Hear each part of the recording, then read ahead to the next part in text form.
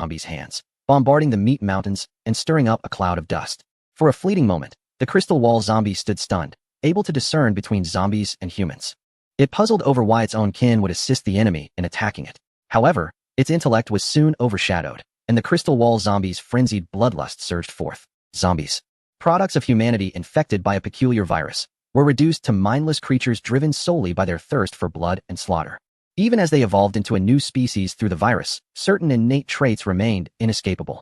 Consequently, they exhibited no hesitation, even when confronted by their own kind. The legion of 10,000 armed zombies swiftly succumbed to the 1,000 meat mountain zombies, suffering losses from their weaponry, albeit not substantial. Conversely, the elite zombies within the horde, endowed with unique abilities, engaged in a fierce back and forth with the second wave of zombies. The battle reached a stalemate. Shadow Form discerned that the disparity between the first and second waves of zombies was negligible, save for the presence of extraordinary zombies, specifically evolved to counter his abilities. Burrowing demon worm, arise. Do not disappoint me. Shadow Form finally issued commands to his minions, marking the inaugural combat of the Cthulhu domain's followers, albeit tainted with internal strife. Yes, great master. The long-anticipated burrowing demon worm surged forward with remarkable swiftness, despite lacking wings. In mere moments, it propelled itself into the fray like a cannonball, wreaking havoc. A meat mountain zombie clashed violently with its fiery counterpart, both obliterated by the force of impact. The other members of the gluttonous clan followed suit, darting through the chaos like arrows released from a bow. After dispatching several zombies, they paused momentarily, particularly the burrowing demon worm, which had been the first to slay 2 zombies. Has my realm of power shifted slightly? However, I had not consumed or absorbed anything. Could it be the result of vanquishing these 2 zombies? At this thought, the burrowing demon worm swiftly lunged toward the other flesh mountain zombie, delivering a single, decisive strike that resulted in its immediate demise. After all, the burrowing demon worm was of the pinnacle of the extraordinary tier, while the flesh mountain zombie had yet to reach such heights. Despite its size advantage, it was utterly incapable of resisting against absolute power. Simultaneously, the burrowing demon worm sensed a slight loosening of its realm, igniting a thrill within it. It was well aware that only a few, including Cthulhu, Nyarlathotep, and the more recent Shaggoth race alongside the Shadow People, had attained the legendary tier. Should it achieve a breakthrough, it would undoubtedly relish the opportunity to flaunt its superiority before the eye of chaos, demonstrating to those who possessed intellect but lacked physical prowess who the true sovereign was. With this in mind, the burrowing demon worm's rampage intensified. Wherever it passed, carnage ensued, with corpses strewn about and severed limbs flying in all directions. Of course, it was not only the burrowing demon worm that noticed this development. Other elites of the Devourer race, after dispatching their zombies, received similar feedback. In fact, 2 members of the Devourer race experienced breakthroughs on the spot, ascending to the initial rank of the extraordinary tier. This situation further elevated the killing frenzy among the Devourers. Meanwhile, the zombies, once notorious for their relentless slaughter, found themselves utterly paralyzed. The question lingered, who among us is truly the zombie? Particularly, the sentient crystal wall zombie, whose strategic acumen on the battlefield became thoroughly disoriented, even contemplating an escape, a first in the projection world of calamity mode. However, such thoughts quickly dissipated as it fell victim to the burrowing demon worm's relentless harvesting. Indeed, it was as if the burrowing demon worm effortlessly pierced through the formation in a singular direction, laying waste to the enemies before it. It must be noted that the burrowing demon worm, leading 1,000 elite members of the Devourer race from the Cthulhu domain, faced no resistance in reaping the second round of projections in calamity mode. In less than 5 minutes, the once bustling battlefield became eerily vacant, leaving the burrowing demon worm somewhat unsatisfied. After a brief exchange of glances with Fong Ying, it charged toward the few remaining zombies imbued with attribute attacks. Meanwhile, the other members of the Devourer race, belatedly realizing the situation, began to claim their share of the zombies. Indeed, they had received Fong Ying's authorization. The zombies under his control were relinquished. Fong Ying understood that the value of the assessment extended beyond mere scores and future academic pursuits. He grasped the principal's mention of interests, realizing that this assessment resembled a game of monster slaying and leveling up, potentially allowing both himself and the denizens of the Cthulhu domain to ascend. What more was there to deliberate? It was time to act. It is uncertain whether the cadavers of these zombies hold any utilitarian value. One can only speculate that the Zagai insectoid race, Jeremy, might possess a different perspective. However, before Fong Ying could take any action, certain members of the Devourer tribe took matters into their own hands. With 1,000 individuals at their disposal, it was only natural that some would contemplate the potential of the zombies. They began to consume the remains of the zombies, and it appeared that the results were promising. The Devourers reported that they too had reaped benefits from their endeavor. The effects, albeit subtle, suggested that devouring 10 zombie corpses yielded results equivalent to vanquishing a single zombie.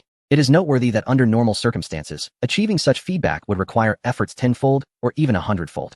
This explains why, despite Fang Ying's numerous iterations through the simulation system, he had only acquired a handful of extraordinary and legendary subordinates. A contributing factor to this was the nature of Fang Ying's Cthulhu-like beings, which could rapidly ascend with the right knowledge and energy. In contrast, other deities often had to invest years to cultivate their subordinates. Just look at Su Xiuxiu. Despite her substantial background, it was only before the examination that she engaged in amicable exchanges with Fang Ying in the domain of the divine. Ultimately, her most formidable warrior was merely Hong Yi, while the duo of black and white impermanents were still at the threshold of the extraordinary realm. Even so, this was a testament to the considerable effort expended by her side in nurturing their strengths. Thus, it is evident how challenging it is for ordinary deities to cultivate their divine realms, especially their subordinates. At this moment, Fang Ying felt a compelling urge to remain in the projection world, relishing the thought of continuing this relentless pursuit. Others, however, were oblivious to Fang Ying's internal musings, yet they keenly observed his actions. Initially, Fang Ying effortlessly controlled the first wave of zombies, a spectacle that was utterly unexpected. Now, in the second round, the performance of Fang Ying's subordinates left the audience in awe. Observing the subordinates of other divine rulers, one could see them fighting valiantly, crafting tales of heroism and lamentation. In stark contrast, Fang Ying cut through the opposition with unmatched ferocity, even the mightiest foes barely lasting a heartbeat against him. This left many in a state of disbelief, as if they were dreaming. Slap. Wait, are you really hitting me? Chapter 157. The most dazzling presence in the arena. Wow, you actually did it. Ignoring the exuberant reactions of some spectators, the others had the privilege of witnessing Fang Ying's rise as a dark horse. If the first round was a result of the divine ruler's cunning, the second round was a genuine test of strength. Does anyone know what that enormous, spiny worm-like creature truly is? What is its intelligence, its level, its attack potency, and its potential for cultivation? Compensation awaits. They belong to the Macrophage clan, with their leader being the one who just vanquished the crystal wall zombie, known as the burrowing demon worm. As for their strength, it is undoubtedly beyond the elementary level of the extraordinary. However, specific details remain elusive. Yet, my dear friend, if you wish to procure one, it seems rather improbable. I have already inquired within the Divine Alliance, and it appears that they are exclusive subordinates of Fang Ying, a unique species characteristic of the Cthulhu domain, unmatched and unparalleled. The name burrowing demon worm and the Macrophage clan exudes an aura of dominance. Fierce and formidable, they even slay their own in battle, which I find intriguing. Is it not true that this Macrophage clan acted under Fang Ying's influence? I surmise that the control exerted by the other party has a temporal limitation, which ultimately led to the subordinates eliminating them to preempt future threats. Pardon my interruption, but such thoughts are not to be entertained, not even for a moment. Before I could finish speaking, a voice from below interjected. I suspect that your seriousness is lacking. During high school assessments, please maintain civility in your language. Are you not concerned that this burrowing demon worm and its Macrophage clan have devoured all the zombies infected with the virus, leaving no trace? Even consuming the blood-soaked soil above? Do you not fear the risk of contagion from the zombie virus? I kill with my eyes wide open. Do you inquire if my eyes tire? Ding, mission reward. Congratulations to candidate number 252, Fang Ying, for successfully passing the Cataclysm mode, first projection world, first round of combat. You will receive the following resources. 1 golden grade regenerative resource, 1000-mile rainbow light 1. Description: this can evolve into a rainbow light extending 3,000 miles in a given location. This rainbow light is a special item, from which rainbow light can be extracted for the enchantment of special weapons, and under the cover of the 1000-mile rainbow light. Rainbow stones will be derived, useful for crafting special equipment.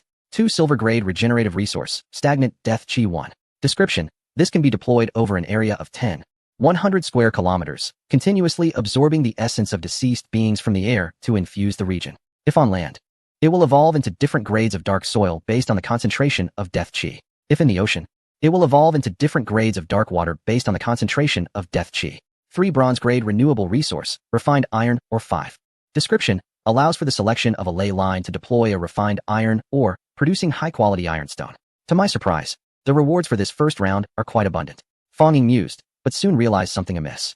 No, wait. I have already completed the second round. Why is the reward for the first round being issued now? Could it be due to my lack of slaughtering zombies in the first round? As Fang Ying pondered, a second voice emerged.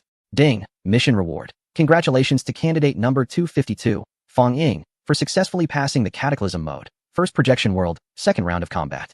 You shall receive the following resources: a gold-level auxiliary skill, the Spirit Barrier. Explanation: it can withstand mental attacks not exceeding 3 minor tiers below its own power limit. Note: the attacking entity's level must not surpass the mythical grade. Upon receiving yet another influx of resources, Fang Ying discerned that the provision of these resources was likely connected to the essence of this projection world and not merely confined to these few battles. Meanwhile, news of Fang Ying's score once again flooded the screens. Candidate number 252, Fang Ying, has successfully passed the second round of combat, annihilating all zombies with a total time of 3 minutes and 21 seconds, achieving a resounding victory and earning 333 points, bringing his total score to 666, currently ranking first in Chin City. As the information proliferated, many hands trembled in disbelief. 60,000 points, how utterly outrageous.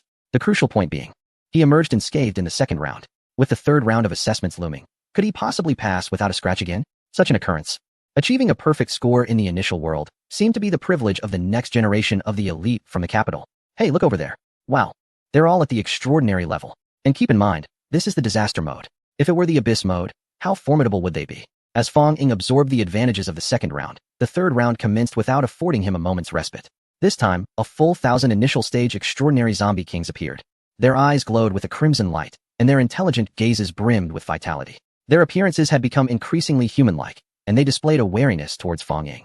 Just as Fong Ying thought this was the outcome of the current round, 10 medium-stage extraordinary zombies emerged. Compared to the 1,000, they were slightly shorter and bore a striking resemblance to humans.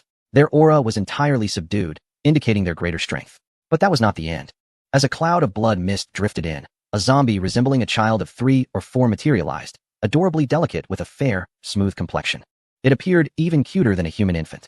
Hey, are you the one I am to slay? The little boy spoke in a bright, clear voice, devoid of the raspy sounds typical of zombies. Can we communicate? This unexpected turn left Fong Ying momentarily stunned, and he turned his gaze toward the boy with newfound curiosity before exclaiming, "Kneel and surrender, and I shall spare your life." Are you serious? Fong Ying was taken aback when the young boy earnestly responded to what he thought was a mere jest. "Indeed, if you surrender, I will not kill you." Fong Ying nodded. Thud. Subsequently, to Fong Ying's astonishment, the little boy knelt directly before him. "Daddy, please take me in." "What?"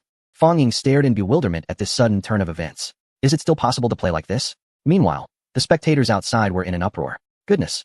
Strange occurrences abound every year, but this year seems especially rife with them. I have witnessed zombies surrender before, but never during the rigorous high school assessments. This is a first for me. Chapter 158. As your leader, don't claim you've never seen this. I've lived for 2 millennia, and this is the first time I've encountered such a scenario. One would think that the combat creatures in the projection world are relentless warriors who fight to the bitter end. Why then would there be any talk of surrender? It must be a conspiracy, undoubtedly a conspiracy. I shall report this, Fong Ying. Hey, come down up there. This is the college entrance examination. What family could possibly orchestrate a conspiracy under the watchful eyes of the public? Moreover, let us consider the background of this child before making any statements. It's not just the online crowd creating a stir. The individuals present, despite their esteemed positions, teachers, principals, and other influential figures from business and politics, appear equally bewildered. These individuals possess considerable social experience and would never entertain such absurd notions as cheating. Yet, paradoxically, this only deepens their intrigue regarding the young man named Fong Ying. Initially, this student, Fong Ying, showcased his extraordinary control skills by turning the tide against his adversaries. While impressive, such feats are not without precedent. In the second round of combat, Fong Ying's minions, the burrowing demon worms leading the voracious clan, displayed remarkable strength, earning them some admiration. However, this was merely the beginning. As compared to the true dragons, ancient phoenixes, or other formidable beings bred from illustrious families, they do not seem particularly powerful. At least, their potential is not yet discernible. However, the final round left them all profoundly astonished. Such a situation had never been witnessed before. They even began to suspect that Fong Ying might have employed some divine skill, orchestrating a theatrical display to elevate his worth in the eyes of the audience, thereby securing greater benefits post-examination. Yet, it must be said that they were overthinking. Even Fong Ying himself was presently engulfed in a state of bewilderment. "Are you certain you wish to engage with me?" Fong Ying inquired once more. This is, after all, the site of the college entrance examination. And based on prior information provided by the teachers, every projection world is fraught with challenges that have led countless students to their demise. Therefore, one must never, ever underestimate their opponent, even if they appear to be but a child. "Dad, you don't believe in me, do you?" The little boy suddenly darted forward with astonishing speed, pointing at the horde of zombies behind Fong Ying. "If I eliminate them all, that should prove my worth, right?" And with that proclamation, the boy surged forward like a streak of crimson light. In the next instant, the head of a zombie king exploded like a watermelon. Then came the second, third, and fourth heads. One must say, this spectacle left Fong Ying utterly dumbfounded. Such ferocity. A mere disagreement leads to decapitation. Moreover, judging by this display of power, Fong Ying was certain that this little boy zombie was exceptionally formidable. Yet, he could not fathom why this creature had chosen to ally with him. Currently, his own minions had only revealed one formidable earth-digging magic worm, which was at the peak of the extraordinary tier. As for the others, most remained in a quasi-extraordinary state. utterly inferior to the horde of zombies before him. Could it be that they possessed the ability to perceive the circumstances of his divine realm? It seemed illogical. The entire scene exuded an air of peculiarity. Indeed, this was the first time he had witnessed such a phenomenon. Had he not seen it with his own eyes, he would have thought it a fabrication, a dark scheme, a conspiracy that warranted reporting. Perhaps it was not only Fong Ying who was astonished. The spectators outside were also stirred by the commotion of this battle. Though ultimately inconsequential, the fervor surrounding Fong Ying, this student, had undeniably surged, drawing attention even from individuals in distant provinces who began to monitor this dark horse that had opted for the catastrophe mode. At that moment, someone could no longer contain their urgency. Master, please command him to cease. I'm coming. The earth-digging magic worm, witnessing the unfolding situation, became increasingly anxious. All of its kin shared in this anxiety. This was a tremendous opportunity for experience, a scenario that could elicit joyous dreams. Yet, it was being squandered as the boy obliterated each of his subordinates one by one. The crucial point was that their experience would not be transferred to this little boy. Thus, it was a complete waste. Fong Ying, having recognized this predicament, promptly called out to the boy, "Hey, wait, do not kill. Father, have you decided to take me in?" The boy's hand hovered over the next zombie king's head as he paused, and turned to face Fong Ying. "Yes, I agree. You may halt, or instruct them not to resist." Fong Ying pondered before responding. "Oh well." The little boy glanced at the trembling zombie king. The latter immediately shouted in fear, I surrender. I am willing." Unfortunately, before the words could fully escape his lips, the little boy crushed his skull with a swift motion, then turned fiercely towards the remaining zombies and declared, "He is unworthy, and so are you. Only I can choose to surrender to Father. If you dare to surrender, you shall perish." The entire scene fell into an enigmatic silence due to the boy's proclamation. This was outrageous. "Though we are zombies, you are truly inhuman." At that moment, a particularly clever zombie suddenly spoke up, asking, what if we do not surrender? I have surrendered, yet you persist in your stubborn resistance, which will only lead to your demise." The young boy then turned to Fong Ying and said, "Father, look, I have attempted to reason with them, but they refuse to yield even in death. Therefore, my clever and adorable little zombie is sufficient. They do not deserve your affection. I cannot shake the feeling of being in a melodramatic idol drama. My heart is utterly softened by this charming little zombie." To those above, do you truly consider this adorable? I am curious about the thoughts occupying the minds of those zombies at this moment. Likewise. The zombie king lamented. The little one suffers in silence, yet dares not voice it. A lively group, amused, commented while watching Fong Ying's battle. They recognized the fervor and passion of his fight, contrasting starkly with the absurdity that often accompanied it. Anticipation for the unfolding narrative grew within them. Fong Ying, true to form, did not disappoint. As he issued a command to the young boy, while forbidding him from directly slaying the zombies, he instructed him to remove their limbs, allowing the Devourer clan to reap the rewards. It is worth noting that many aspiring extraordinary members of the Devourer clan could achieve a breakthrough simply by slaying a few extraordinary zombie kings, thus ascending into the ranks of the extraordinary. Naturally, the young boy was eager to comply with Fong Ying's directive. However, these zombies were not mere lifeless entities. They were formidable opponents, presenting significant obstacles to the boy's endeavor to dismember them. In a fit of rage, he shouted, "You lot! Cannot you simply wait patiently for me to sever your limbs? Do you not recall that I was once your leader? Now, as your former superior prepares to align with the esteemed master, our future promises to be one of soaring heights and remarkable achievements. Can you not fulfill this final duty for me, your erstwhile leader?" Chapter 159, A Twist of Fate. The other zombies, currently being slaughtered and engaged in battle by the Devourers, were taken aback by this proclamation. Indeed, the entire horde of zombies was stunned. Some even shed tears of blood, questioning whether the words spoken were of human origin. "How foolish we were to have chosen you as our leader. Brothers, he is but a traitor. We have already faced death once and fear not facing it again. Let us unite and slay him." A diminutive mid-stage extraordinary zombie suddenly raised its arm and bellowed. It is important to note that up until now, most of those dealt with had been the initial stage extraordinary zombie kings, while the subsequent 100 mid-stage diminutive zombies had suffered no losses. With the shout of this small zombie, the others turned their gazes toward the young boy. Despite the extraordinary prowess of the young boy, facing 100 mid-tier zombies simultaneously would undoubtedly present a formidable challenge. However, the boy exhibited neither anxiety nor hesitation as he spoke, declaring, "If you wish to sow discord among this family of zombies, you still have quite a distance to travel." The diminutive zombie, wide-eyed and on the verge of protest, was abruptly silenced by the boy's audacity. "Father, upon reflection, I believe I require 10 assistants. Therefore, I intend to retain 10 zombies from this group to serve alongside me in honoring you. Is that acceptable?" "Of course it is." The diminutive zombies of this caliber had already proven their worth, and Fong Ying had no reservations about this minor detail, promptly nodding in agreement. Upon witnessing the master of the Cthulhu domain acquiesce to the boy's request, the outspoken dwarf zombie sensed impending doom. It realized that those who had once stood in solidarity with it were now collectively turning their gazes upon it. Hey, you can't be serious. Don't jest. How could? The dwarf zombie attempted one last desperate stand, fully aware that death in battle and being betrayed were two entirely different fates. The latter, it feared, might leave it restless in the afterlife. Nevertheless, the boy dismissed the dwarf zombie's protests. For each of you, if you lose a limb, you will earn a place at my side. Remember, I only have 10 spots. No sooner had he spoken than the dwarf zombie felt a sharp pain in its right arm, followed by an overwhelming chill enveloping its entire being. One arm, encased in ice, was seized by a dwarf zombie as it glanced at the boy. Very well, you count as one. You may serve alongside me in honoring father. With a mere flick of its wrist, the dwarf zombie released the frozen arm, which shattered upon hitting the ground, and it silently trailed behind the boy. Only 9 spots remain. Sometimes, when one seizes the initiative, it naturally incites others to follow suit, especially when their very lives are at stake. Though they understood that betrayal could lead to further treachery, survival was the paramount concern. Soon, a second arm and a first leg were claimed. However, when the fourth leg came into play, the situation became somewhat precarious, taking longer than expected.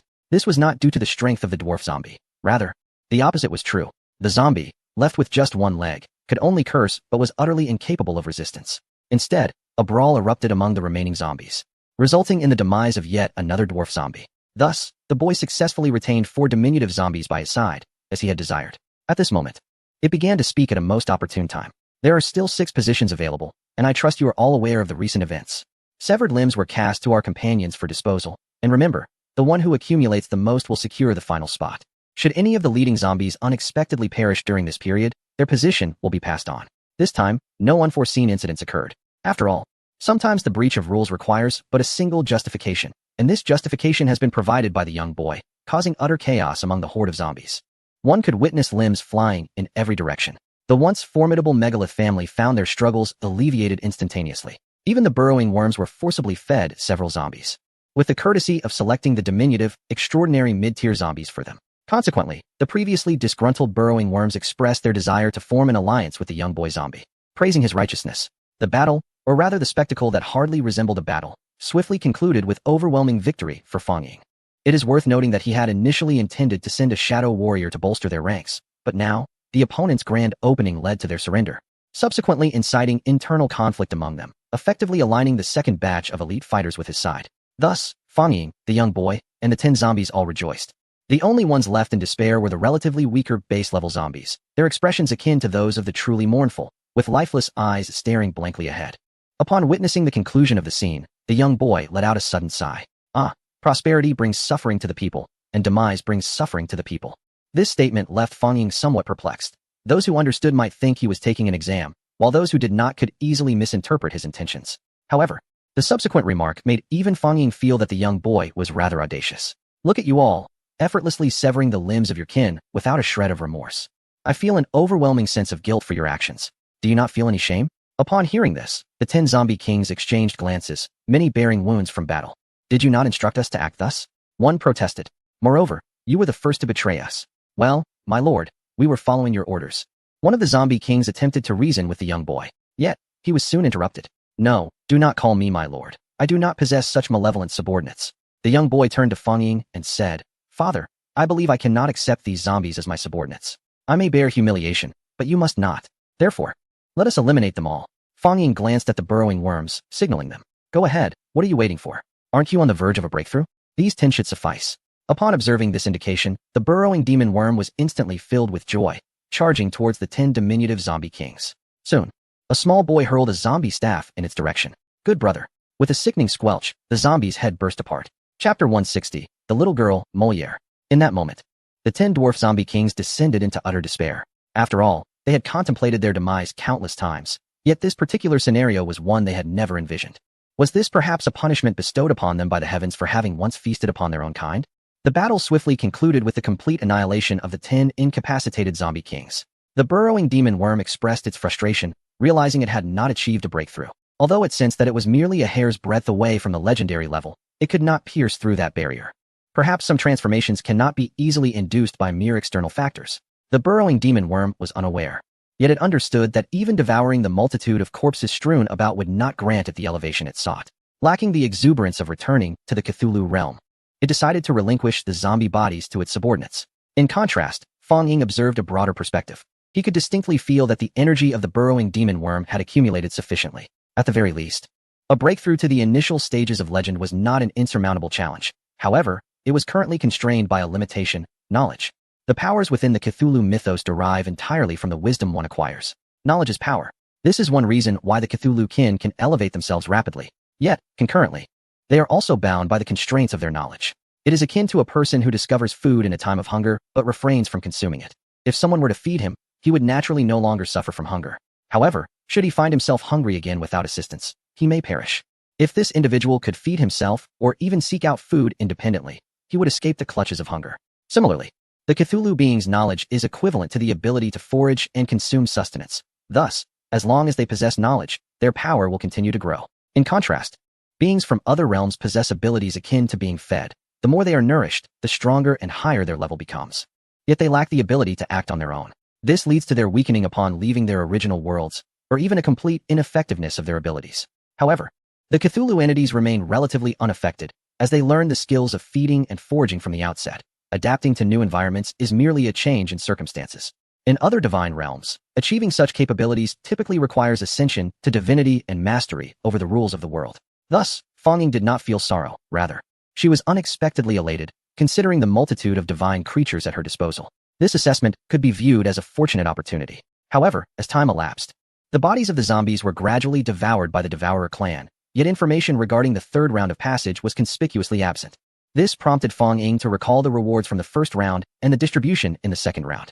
Was it necessary to eliminate all the zombies without leaving a single one behind? Fong's gaze fell upon the young boy zombie. Meanwhile, the burrowing demon worm swayed its body, expressing a sense of regret as it prepared to bid farewell to this dear companion.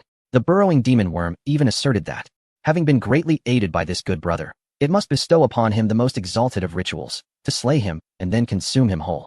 The young boy zombie naturally sensed that something was amiss. It was important to note that although this was a high-stakes examination for humans, and the world was merely a projection, these beings had been summoned from a genuine realm. This was precisely why slaying them would yield rewards. Their existence in that world was underpinned by a certain essence. Their demise would consequently weaken that world's foundation, resulting in resources being stripped from it and ultimately transferred to the examinees through a complex process. As for how they were aware of this, it was quite simple. They understood that by eliminating the kin of these examinees and surviving, while driving them away, they could naturally reap some benefits. It is worth noting that forced summoning is not merely a one-sided extraction, but rather a fair exchange between both parties. This is why the types of troops encountered during each assessment vary. The intricacies of this matter had no relation to the new student's examination. Hence no teacher would address it, and some were even oblivious. Students, therefore, naturally assumed that these creatures were akin to adversaries and fought desperately against them. The opposition felt similarly. Having been selected and forcibly removed from their world, they knew that failure to exert their utmost would result in the annihilation of their entire kin. Thus, encounters often led to immediate conflict, with no room for discourse. However, the young boy zombie was different. He had no father. His existence resembled that of an outcast. Unlike ordinary zombies, he faced discrimination and struggled to integrate into the zombie community. Subsequently, after inadvertently consuming a toe bone, he began to grow increasingly powerful. Yet, even with this newfound strength, he observed that the other zombies remained distant, driven by fear and avoidance. Now, suddenly brought into this situation, he had hoped to prove himself. Yet, his keen instincts alerted him to the imminent peril posed by the human deity before him, a danger that could lead to death. Thus, it chose to surrender from the heart, and the very bone of its toe compelled it to yield. Yet, it soon discovered that everything had initially proceeded so smoothly, only to falter at the critical moment. Ah, Father, I truly choose to surrender. As the saying goes, those who recognize the times are the true talents. I have always believed you to be a formidable figure with immense potential, destined to rise above all realms. The young boy exclaimed loudly, summoning his courage to shout into the void. I, from the Akumal world, moral, willingly relinquish all identities, resources, material possessions, and honors of my original world. I voluntarily join this great lord of the divine realm as a servant, and may the void witness my pledge. Upon hearing these words, Fong Ying realized that this young boy, or rather, this child named Moral, was enveloped in a pale, ghostly mist. Subsequently, all of his titles dissipated, such as the zombie sovereign, the butcher, the undead nightmare, and the wailing scream. In their place emerged a singular identity, Moral.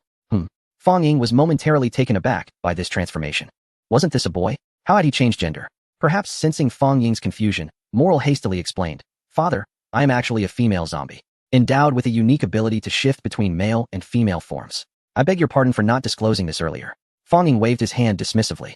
He was keenly aware that they were currently undergoing an assessment, and it was possible that others were observing them through a live broadcast. Thus, certain matters were better left to be discussed in private. After all, within the realm of Cthulhu, he was the ultimate authority. The intentions of others mattered little. Yet sometimes, outcomes diverged sharply from one's expectations. As Moral completed her oath, the assessment seemed to remain unacknowledged, as if it refused to announce a result. Fong Ying furrowed his brow. Could it be that a confrontation was inevitable? After all, Moral had been assisting him from the very beginning and had consistently expressed her loyalty. If he were to act against her, would that not undermine his own character, especially with a live audience watching? Noticing the change in Fong Ying's expression, Moral's face paled. Finally, biting her lip, she spoke in a calm tone. Father, you are an exceptionally distinguished lord of the divine realm. From the moment I laid eyes on you, I was profoundly captivated by your presence. Alas, it seems I will not have the opportunity to remain by your side. However, I understand your mission and know that you cannot afford any hindrances. Though our time together has been brief, I shall never forget these joyous moments. Farewell, Father. Do not hinder me, Jasmine proclaimed, pouring forth a heartfelt declaration. This left Fong Ying utterly bewildered, even causing him to touch his own cheek, pondering. Could it be my divine appearance that has instigated this? Yet, do I truly possess such grandeur? Must the other resort to self-destruction to demonstrate loyalty? Isn't that a tad excessive? My dear friend contemplates suicide? The earthworm, immediately realizing that this transformed friend, a little zombie, was indeed considering such a drastic measure, was struck with shock and dashed towards her. My friend, do not squander your life. No, please do not take your own life. I am here to assist you. With a grim expression, Jasmine cast a glance at the approaching earthworm, then swiftly thrust her right hand into her own heart. Chapter 161. Death and Resurrection. Alas, what a pity. The earthworm displayed a heart-wrenching expression, as if mourning an immense opportunity lost. Fong Ying, equally astonished, had assumed Jasmine's words were mere rhetoric, perhaps intended to elicit his assistance in seeking a chance at life. Alternatively, he might have attempted to use his omniscient eye to control her, thus granting her a semblance of vitality. However, he was unprepared for her decisive and ruthless action. This seemingly adorable little zombie girl had directly plunged her hand into her own chest. Observing her heart being extracted, Fong Ying felt a profound sense of regret. In contrast to Fong Ying's sorrow, the audience was in a frenzy, bordering on madness. Given that Fong Ying was undergoing an assessment, the teachers who nurtured him and the principal of the first school became the focal point of everyone's scrutiny. Even Governor Kong frequently cast knowing glances at Principal Li, his smile laden with significance. Despite the usually shrewd principal appearing puzzled, he was clearly overwhelmed by the pressure of the constant attention. His old friend, the principal of the 10th school, spoke with less restraint, patting him on the shoulder. Oldly, this young lad of yours is remarkable, truly remarkable. By the way, does he have a girlfriend? Principal Li furrowed his brow. I knew it. Such an outstanding student would surely not engage in those affairs. Indeed, as the saying goes, strike down the one you cherish, and draw your sword with certainty. Principal of the 10th school chuckled. Yet, this only deepened the frown on Principal Li's face. However, the next statement from his companion prompted him to hastily retreat. By the way, does this little one have any sisters or older siblings? I feel none. Principal Li's lips twitched, and he turned away, leaving the principal of the 10th school gazing at Fong Ying in the projected world, sighing. What a pity. What a shame. Such a wonderful girl. Hey, is someone up there a weirdo? That's a zombie, you know? Greetings. It appears you are unaware of the charm of the undead maiden, thriving in reproductive isolation, thus incapable of conception. How amusing. A collection of individuals, blinded by their fervor, can become overly excited by the mere sight of an examination. This character, Moriel, is evidently a scheming vixen, having sacrificed her own legion of zombies, proving herself to be utterly inept. Indeed, it is fortunate that Father Fong Ying discerned the machinations of the adversary with remarkable clarity. They are wholly deserving of their fate. Pray tell, what manner of anomaly is Fong Ying? This phenomenon transcends the definition of a dark horse. It should be referred to as a black dragon, eagerly pursuing and ending its own existence. Were it not for my lingering sense of reason, I would be inclined to shout of conspiracies. This is indeed a conspiracy, and I must report it. Fong Ying undoubtedly possesses extraordinary abilities, akin to a divine illegitimate child of a prestigious family. The onlookers above seem quite cooperative. However, let me offer a friendly reminder. If there is no conspiracy, then Fong Ying is genuinely formidable. If there is a conspiracy, then the opposing faction's background is truly powerful. Thus, one might contemplate the ramifications of their words being observed by the adversary. Hence, it is clear that adulation for Father Fong Ying is the rightful path. Do you believe that Moriel has truly met her demise?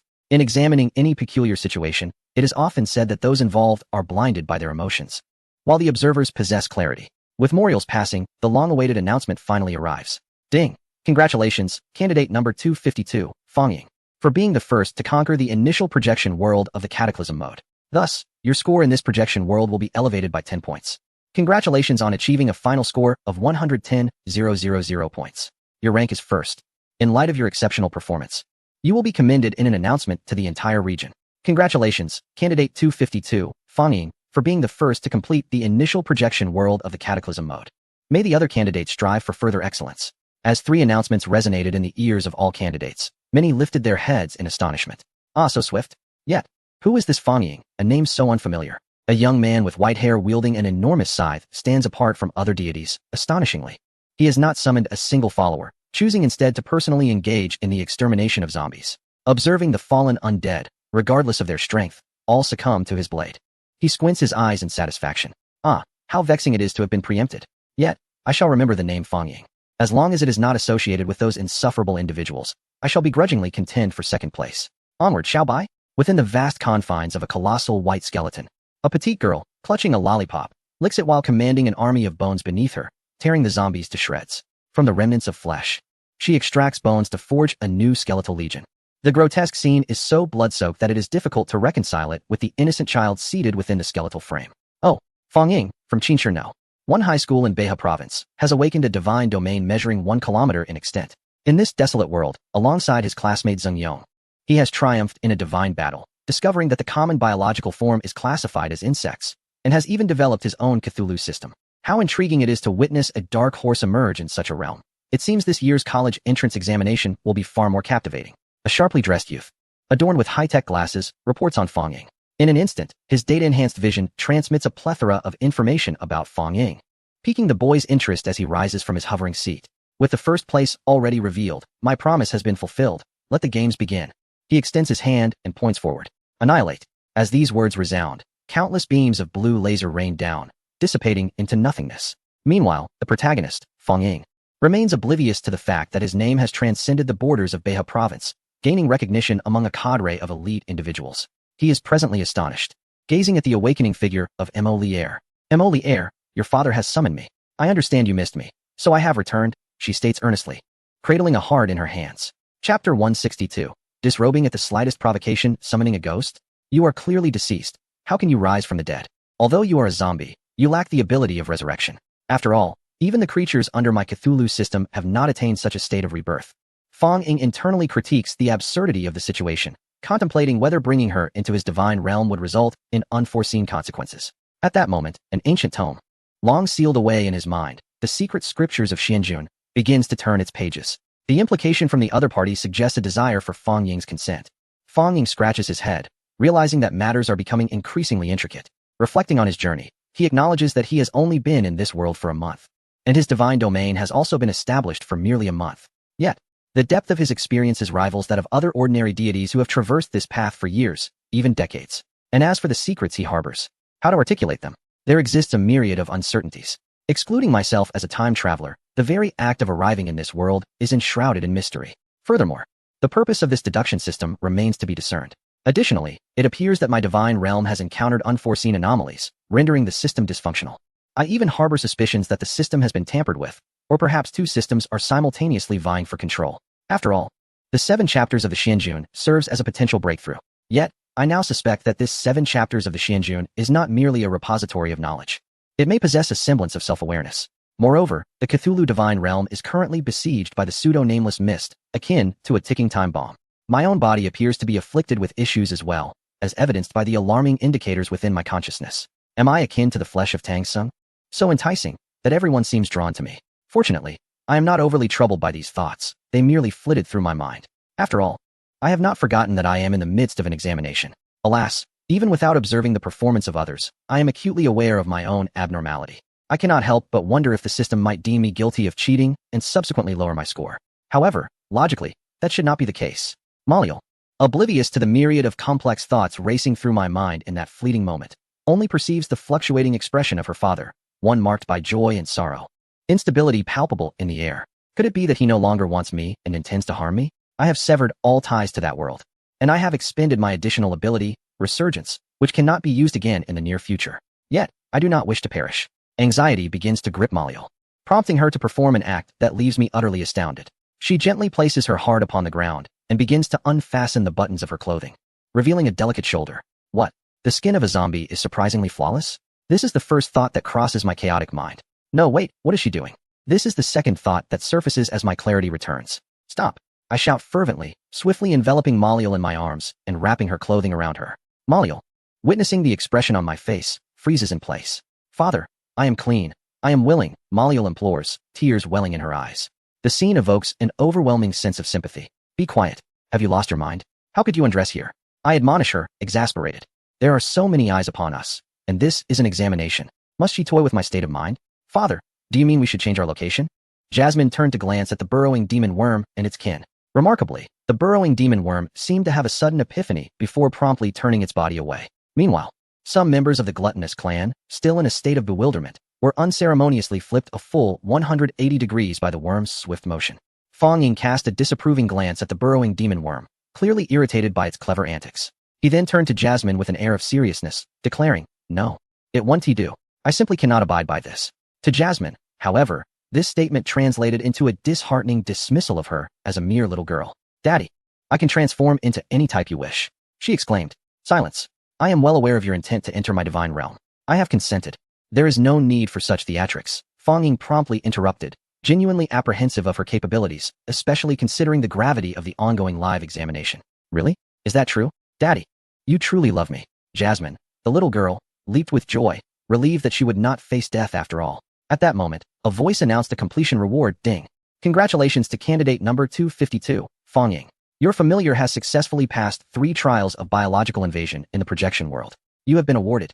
This announcement alleviated Fong Ying's embarrassment. Without hesitation, he recalled his familiar, including the exuberant little girl, Jasmine.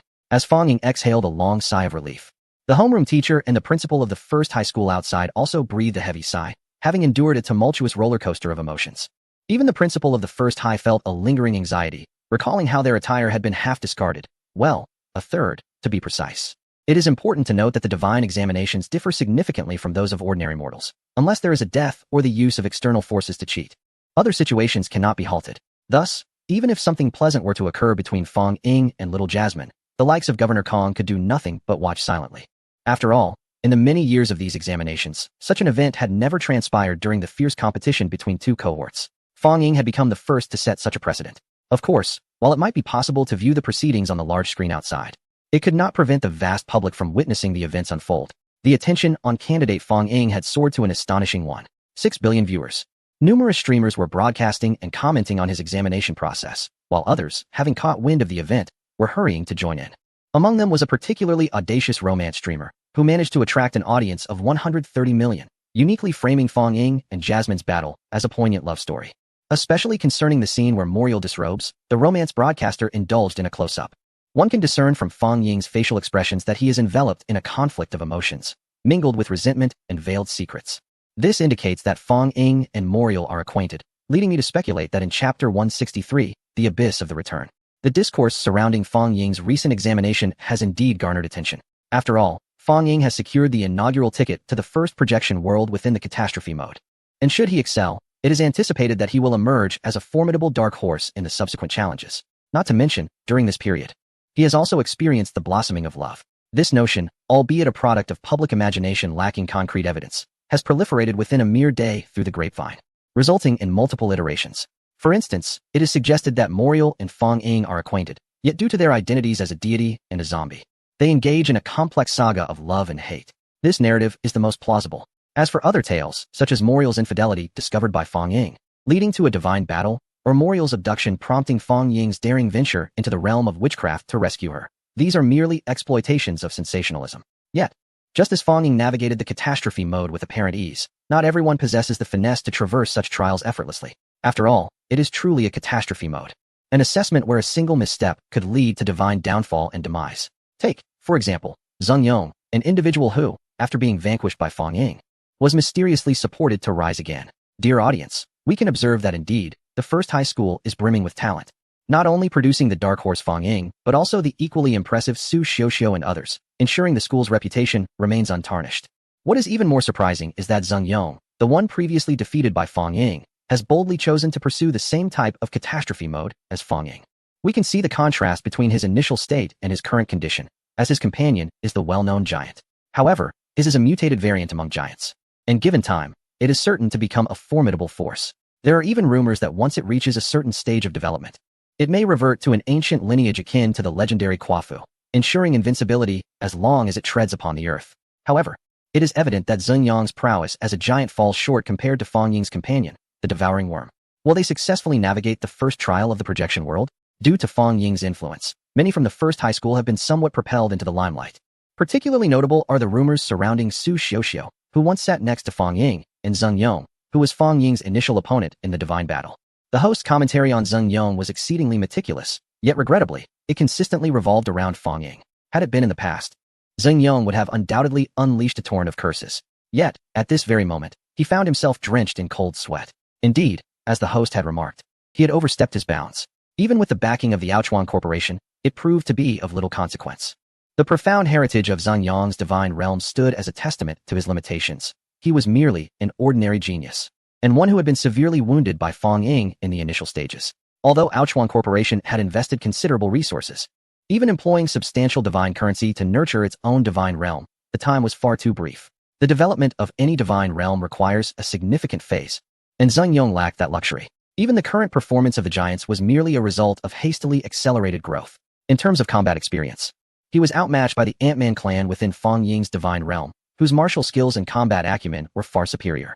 Therefore, despite Zeng Yong possessing a slight advantage in the initial round of combat within the projection world, his inadequate command skills, coupled with the subpar battle awareness of the hastily cultivated giants, led to their swift demise at the hands of the psychic zombies. Remarkably, even the elite zombies did not need to engage. The ordinary ones sufficed to annihilate them one by one. Damn, how could they be so formidable? Zeng Yong cursed inwardly, and then a certain individual crossed his mind. It's all your fault, Fang Ying. If it weren't for you, if you weren't so powerful, I would not have been driven to this extent. All I wanted was to flaunt a bit, to seek a sense of superiority, and to bully the weak. What wrongs have I committed? I am a rare divine being, a prodigy of the school. As these thoughts clouded his mind, a veil of murky despair enveloped him. Zeng Yong's situation appeared to be somewhat amiss. Could it be that the battlefield had rattled him? At that moment, his homeroom teacher, Mr. Zhao, was keenly observing his student. To be candid, he had not anticipated this turn of events. After all, Zeng Yong had once been considered nearly a failure. As a homeroom teacher, he was reluctant to engage in the cruel act of abandoning a struggling student. Thus he had offered comfort for a time. However, that was the extent of his efforts, as he subsequently began to nurture other students. After all, the academic performance of his pupils was closely linked to the resources he would receive at the year's end. Yet, what ultimately surprised Mr. Zhao was that in the fleeting days leading up to the college entrance examination, Zeng Yong seemed to transform entirely, with his strength continually surging. The rate of his ascension even instilled a sense of dread within him. It was not merely that Zeng Yong's power had increased significantly. Rather, it was the abnormality of his advancement that raised concerns.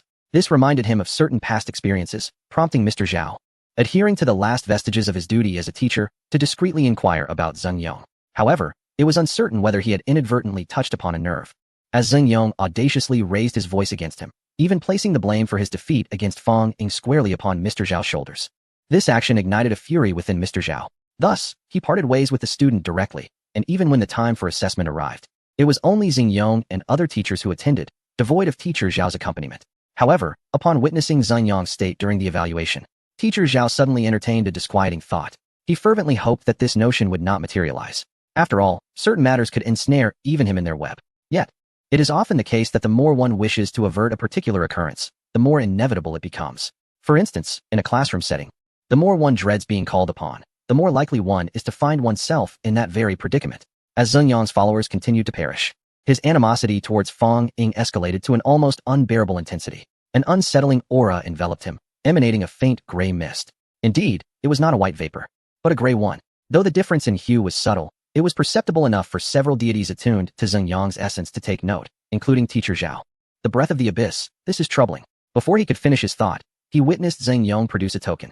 It was a medallion entwined with a dense black-gray hue, and even a mere glance at it caused several physically frail individuals to experience waves of nausea, as though they had been infected or triggered into a peculiar state by its aura.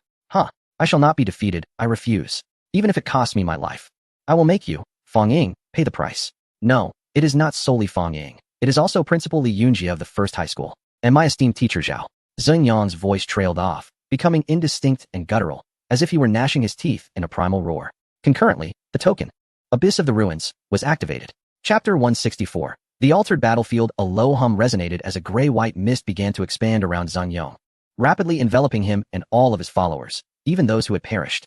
This gray-white fog transitioned swiftly from thin to dense, as if in an instant.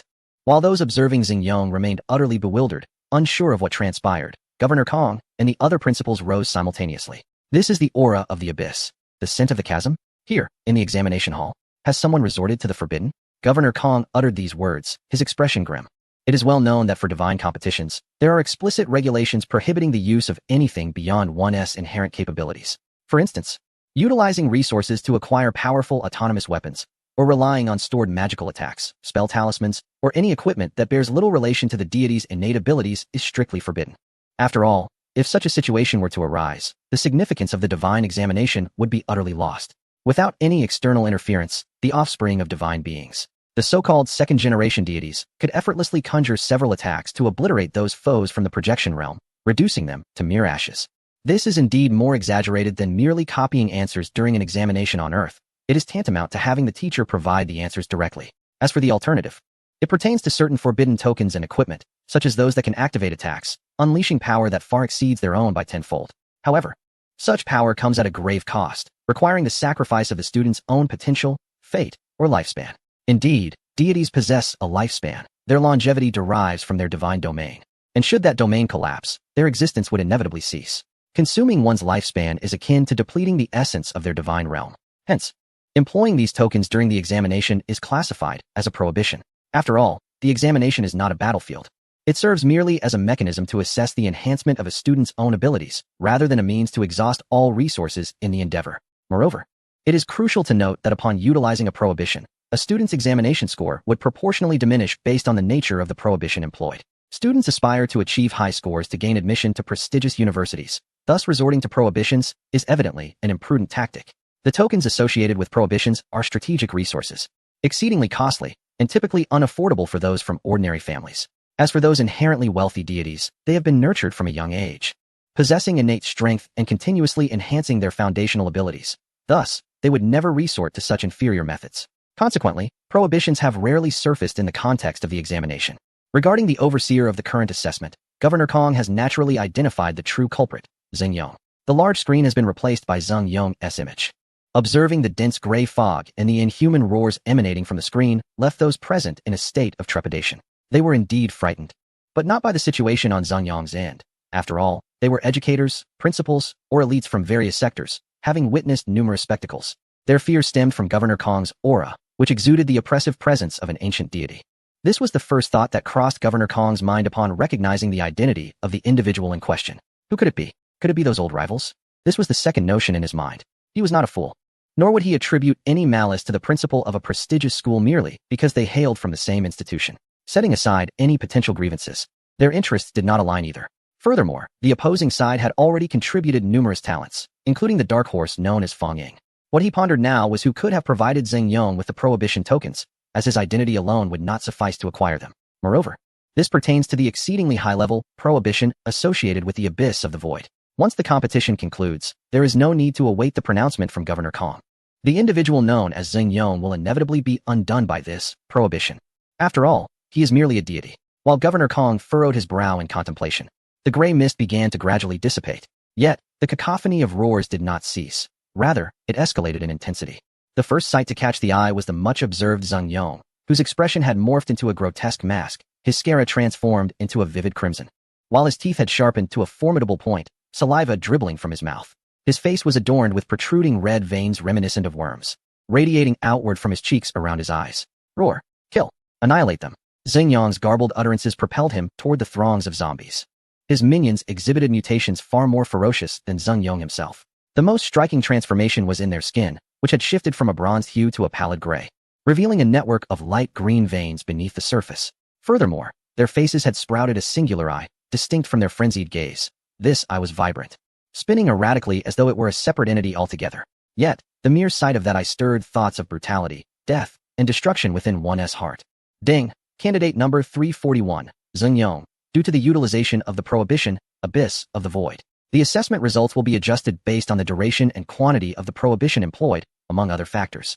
Although this announcement echoed throughout Xingyong's examination venue, the now mad Xingyong paid it no heed. At this moment, this divine being resembled a ferocious beast, abandoning all defense as he led his minions in a fierce onslaught. Meanwhile, the ordinary zombies continued to systematically besiege Zhang Yong's colossal minions. Yet the most formidable of the psychic zombies found themselves bewildered. What was happening? This had been a nearly guaranteed victory, yet suddenly, the adversaries had undergone a transformation, each one mutated, more frenzied than the zombies themselves. Not only had their strength surged, but the corpses had risen, and now they were even capable of biting. Particularly notable was the leading deity, whose newfound strength was astonishing. He effortlessly tore apart a quasi-supernatural zombie, then bent down to devour its entrails. The putrid black blood splattered across him, yet he showed no inclination to evade it, instead eagerly licking it away with his tongue. Moreover, the expression on his face seemed to carry an air of provocation. My goodness. It seems that the little knife has indeed opened my eyes. My true profession is to devour others, yet you dare to compare with me? The psychic zombie immediately became furious. Brothers, pay no heed to the others. Focus your wrath on that one who devoured our comrade's entrails. Give him no mercy. Chapter 165. The complete collapse of the divine realm. With a thunderous roar, the psychic zombie charged forth. Though he appeared to shout with fervor, deep down he felt uncertain. He realized that if he continued to command the battle with an air of indifference, he would merely become a figurehead, destined to be obliterated in this world. Moreover, there was a grave possibility that he might not even remain whole. After all, he was witnessing firsthand as his horde of zombies was being devoured one by these colossal giants. What a disgrace.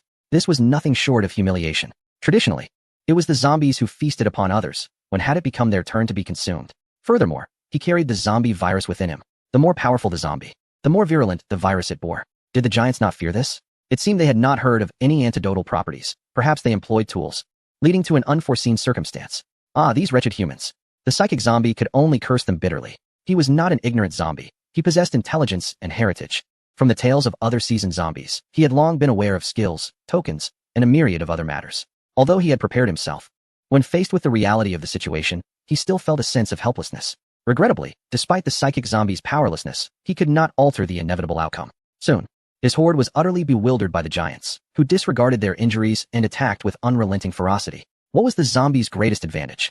Their fearlessness in death and the presence of the virus. Yet, at this moment, their adversaries possessed the same advantages, coupled with superior strength. The outcome was all too predictable.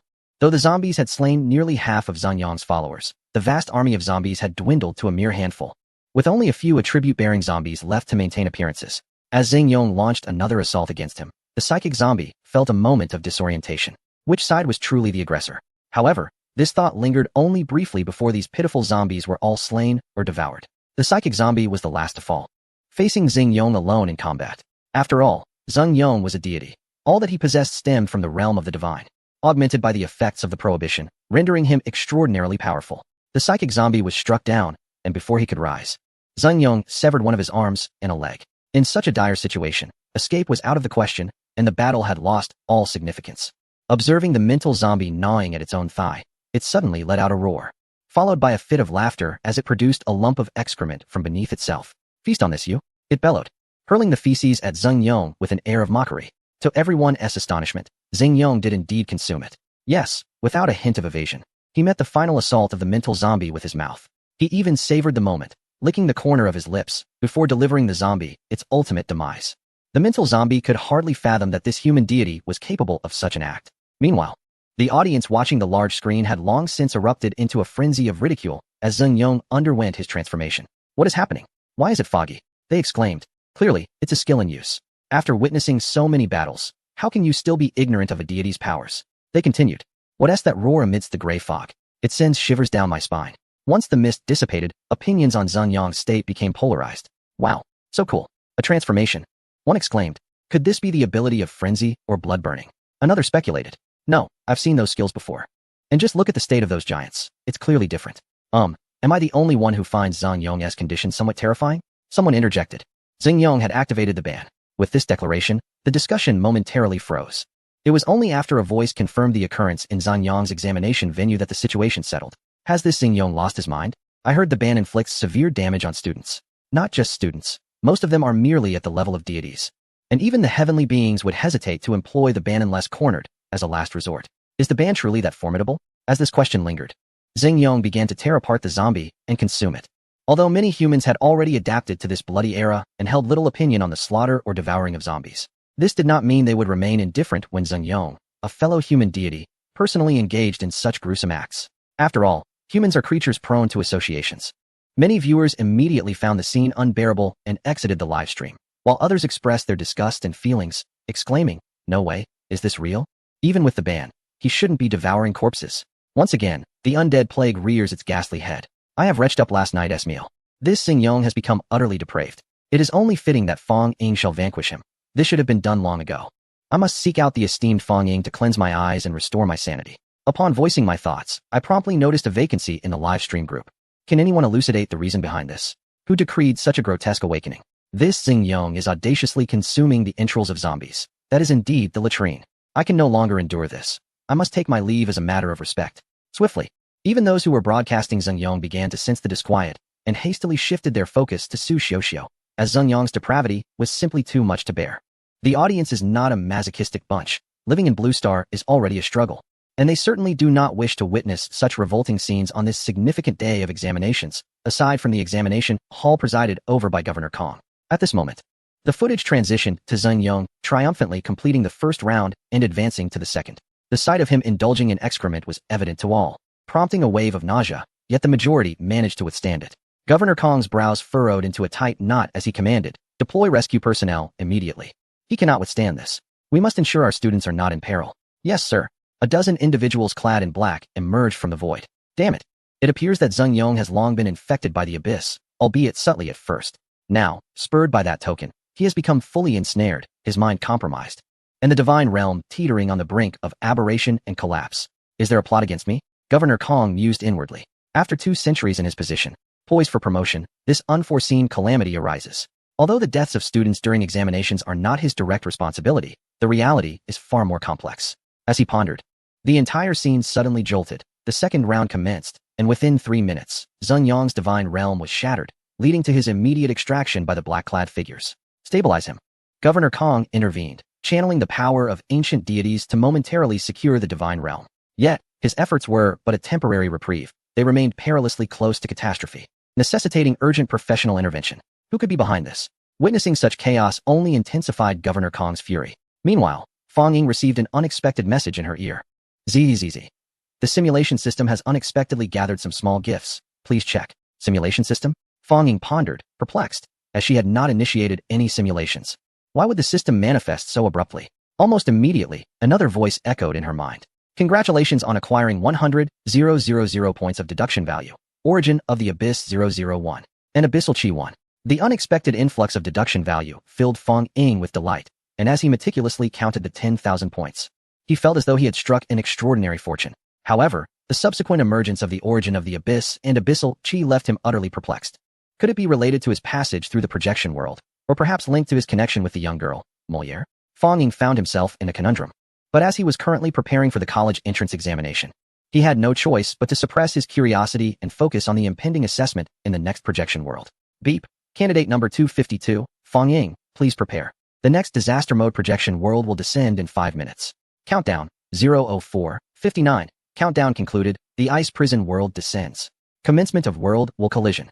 In an instant, Fong Ying felt a blur before his eyes, and he found himself above the Cthulhu domain, where another world of similar size came into view. Unlike his own spherical realm, this was a world resembling a celestial sphere, radiating a deep azure hue, adorned with wisps of white mist. Upon closer inspection, one could discern a frost-covered world, teeming with beings that resembled ice crystals. Among them, the most striking were a colossal dragon forged of ice and a creature resembling a great whale, both exuding a soft blue luminescence as they soared through the skies. It was evident that these two beings were the dominators of this realm, or perhaps its most formidable entities. They had already received information regarding Fong Ying's presence, and now roared towards the Cthulhu domain. To his astonishment, both were at the pinnacle of the extraordinary realm. He had not anticipated such formidable adversaries from the outset. However, they did not appear to be biological entities. Could they be akin to ice spirits? The moment they emerged, Fong Ying employed his all-knowing eye, but the information gleaned was scant, constrained by distance and his own power level. Nevertheless, he managed to ascertain their general strength and physical condition. He discovered that these two beings were entirely composed of ice and snow, devoid of any organs or similar structures. This peculiar characteristic intrigued him, prompting him to observe them more intently. Subsequently, he noticed that the consciousness of this ice prison world had coalesced into a large, round blue snowball, hurtling towards the divine consciousness of the Cthulhu domain. Such a potent autonomous consciousness. Fong Ying swiftly utilized the divine staff to manipulate the world consciousness of the Cthulhu domain to intercept the attack. To his surprise, he found it somewhat arduous. Was this second projection world truly so formidable? Fong Ying murmured to himself, then began orchestrating a counteroffensive with the consciousness of the Cthulhu domain. Countless wisps of gray mist converged, transforming into innumerable tentacles that surged towards the opposing world. However, it was discovered that the results were rather minimal. With a domain spanning over 10,000 square kilometers, one would expect that under the guidance of my divine authority, I could effortlessly overcome it. Yet, astonishingly, the adversary was able to withstand my assault without any conscious manipulation. It seems this world holds some intrigue. In light of this, let me observe just how far you can endure. Fong Ying, wielding this staff of the divine, relentlessly struck the colossal snowball materialized by the consciousness of this world. After approximately a quarter of an hour, the immense snowball could no longer sustain itself and shattered. Ding! The confrontation with the world consciousness has concluded. Congratulations. Your Cthulhu domain has gained the upper hand and achieved victory. Your vassals will receive a 50 combat enhancement, while the adversary will be weakened by 30. Fong Ying wiped the non-existent sweat from his forehead, and the scene before him returned to its original state. A voice resonated throughout the world. The ice prison world is a realm that confines sin and punishment. Here, everything will be frozen, eternally exiled until the end of time. Your current objective is to delve into the ice cavern, journey to the ocean depths, and eliminate those vile fish tainted by corrupt blood. Ultimate goal, annihilation. Vile fish. Fong Ying cautiously probed with his divine consciousness, only to discover that in this world, its penetrating ability faced significant obstacles. Even though his divine consciousness far surpassed that of an ordinary deity, the outcome remained discouraging. He could only vaguely perceive the overall situation of the vile fish, unless he focused on them individually. Thus, it appeared the vile fish served as a ruse, specifically testing the divine consciousness and the deity's adaptability under unique circumstances. After a moment's reflection, Fong Ying understood the purpose of this assessment. It was evident that this round aimed to eliminate the vile fish more swiftly and effectively in order to achieve a high score. Given this, deploying the burrowing demon worms would certainly be inappropriate for this scenario. Not only was their massive size a hindrance, but the current oceanic conditions were also unsuitable for their combat. Therefore, should the deep divers be dispatched? Just as Fong Ying contemplated his arrangements, the summer beetle tribe's Jerome suddenly emerged. Master, O Great One, my nano troops are most suitable for this task. Please allow me to engage in battle. Upon commencing the assessment, a passage existed between the Cthulhu domain and the outside world. Fong Ying and the vassals within the passage shared a connection, facilitating communication and combat between the deity and the vassals. Typically, ordinary deities would summon their vassals, as it was only through such means that they could successfully navigate these rigorous trials. Moreover, the examinations faced by ordinary deities generally pertain to common levels. It is not a confrontation with other deities, requiring cunning and scheming. Even revealing one's trump cards is inconsequential. The objective is simply to achieve a high score, which is entirely reasonable. However, Fong Ying does not share this mindset. He is acutely aware that if he were to summon his legendary followers directly, he could effortlessly conquer not only the Calamity mode, but even the subsequent Abyss mode. Yet, it is evident that the current trials do not necessitate Fong Ying to reveal all his hidden strengths. Moreover, there is a pertinent issue regarding the comprehensive scoring and evaluation utilization. For ordinary students, it is undoubtedly a strategy of revealing all cards and swiftly concluding battles to attain full marks. Yet, Fong Ying understands that the Abyss mode operates differently. In this mode, one must also consider the external factors utilized by the deity, as well as the strength of their followers in response. For instance, if a battle concludes with the defeat of a transcendent creature, and the deity employed a legendary creature as their follower, while another deity, under similar conditions, utilized a transcendent follower, it is apparent that the latter would score higher. This is akin to two students tackling the same problem, one using 10 formulas in 5 minutes, while the other employs a single formula in 1 minute. Naturally, although both arrive at the correct answer, the latter is deemed superior. Although it is not yet Abyss mode, but rather the Calamity mode within the same sequence. Fong Ying is mindful of the ongoing live broadcast, and knows that prematurely revealing his trump cards is not prudent. Most critically, your nano troops are not biological entities. Are they? Can they absorb experience? Fong Ying inquired. The Zerg leader, Jelromi, was momentarily taken aback. It seemed so, observing the drilling worm reaping significant benefits. It felt an overwhelming itch for similar gains and eagerly made a request to Fong Ying. Yet, it overlooked a crucial point. Its troops were robotic. Chapter 167. The Divine Realm Shattered. The Divine Healer descends Master. I believe the Zerg still wishes to vie for a chance, but Fong Ying quickly reassured them. Rest assured, in Abyss mode, there will surely be a place for your skills. Yes, I am willing to serve you unto death, the Zerg leader Jelromi declared, ceasing further words. As for whether Fong Ying could succeed in Calamity mode, what of it? Was Jelromi, a distinguished legend, merely a decorative figure? Subsequently, Fong Ying summoned tens of thousands from the Deep Diver clan. Go forth, Dagon, do not disappoint me. I shall not betray your trust. Tens of thousands of harpoons surged into the depths of the ocean. In contrast to Fang Ying's ease, the situation for Zeng Yong was considerably dire. Upon regaining his consciousness, he became aware of his recent actions, yet he did not focus on his physical form, but rather on his score. Zeng Yong, a student, was marked down to a score of 30,000 due to his violation of regulations during the divine battle, a decision stemming from an evaluation of his overall performance. Cursed be this fate. A mere 30,000 points. It is all your fault, Fang Ying. I shall ensure that you pay dearly, even if it costs me my life. Zeng Yong gritted his teeth with fury, lying on the stark, white hospital bed. In the next moment, he was startled by a faint sound near his ear. Crack. What was that noise? Crack, crack. The sounds grew increasingly frequent and louder, and Zeng Yong sensed an ominous foreboding enveloping his entire being. Could it be? A terrifying possibility struck him. He was aware that during the college entrance examination, unless a student voluntarily withdrew due to insurmountable circumstances or was forcibly ejected in a life-threatening situation, the examination order could not be interrupted by anyone. Not even the parents of those privileged offspring of the divine. But how had he returned? As he pondered this, the door swung open abruptly. Several men clad in military uniforms entered, followed closely by two individuals in white coats, a red star emblazoned on the right chest of their garments. You. Stay away. Zeng Yong might not recognize the soldiers, but he certainly knew those in white coats. They were known as divine physicians. While this title might be esteemed elsewhere, here on Blue Star, it bore a derogatory connotation. Divine physicians, as their name implies, are the doctors of deities. However, do deities require physicians?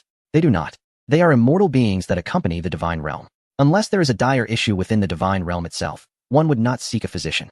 In most circumstances, if a problem arises that even the deities cannot resolve, death is the inevitable outcome unless one possesses connections to particularly powerful figures. Thus, the divine physicians, supported by corporate interests as well as the nation and the divine alliance, were established. They possessed the ability to extract the remnants of shattered divine realms, enabling deities to revert to their mortal forms. Yet, it is a sad truth that those who have tasted divine power are rarely willing to accept a return to ordinary existence. Hence, their fear of encountering divine physicians is palpable. Beep. Name, Zeng Yong.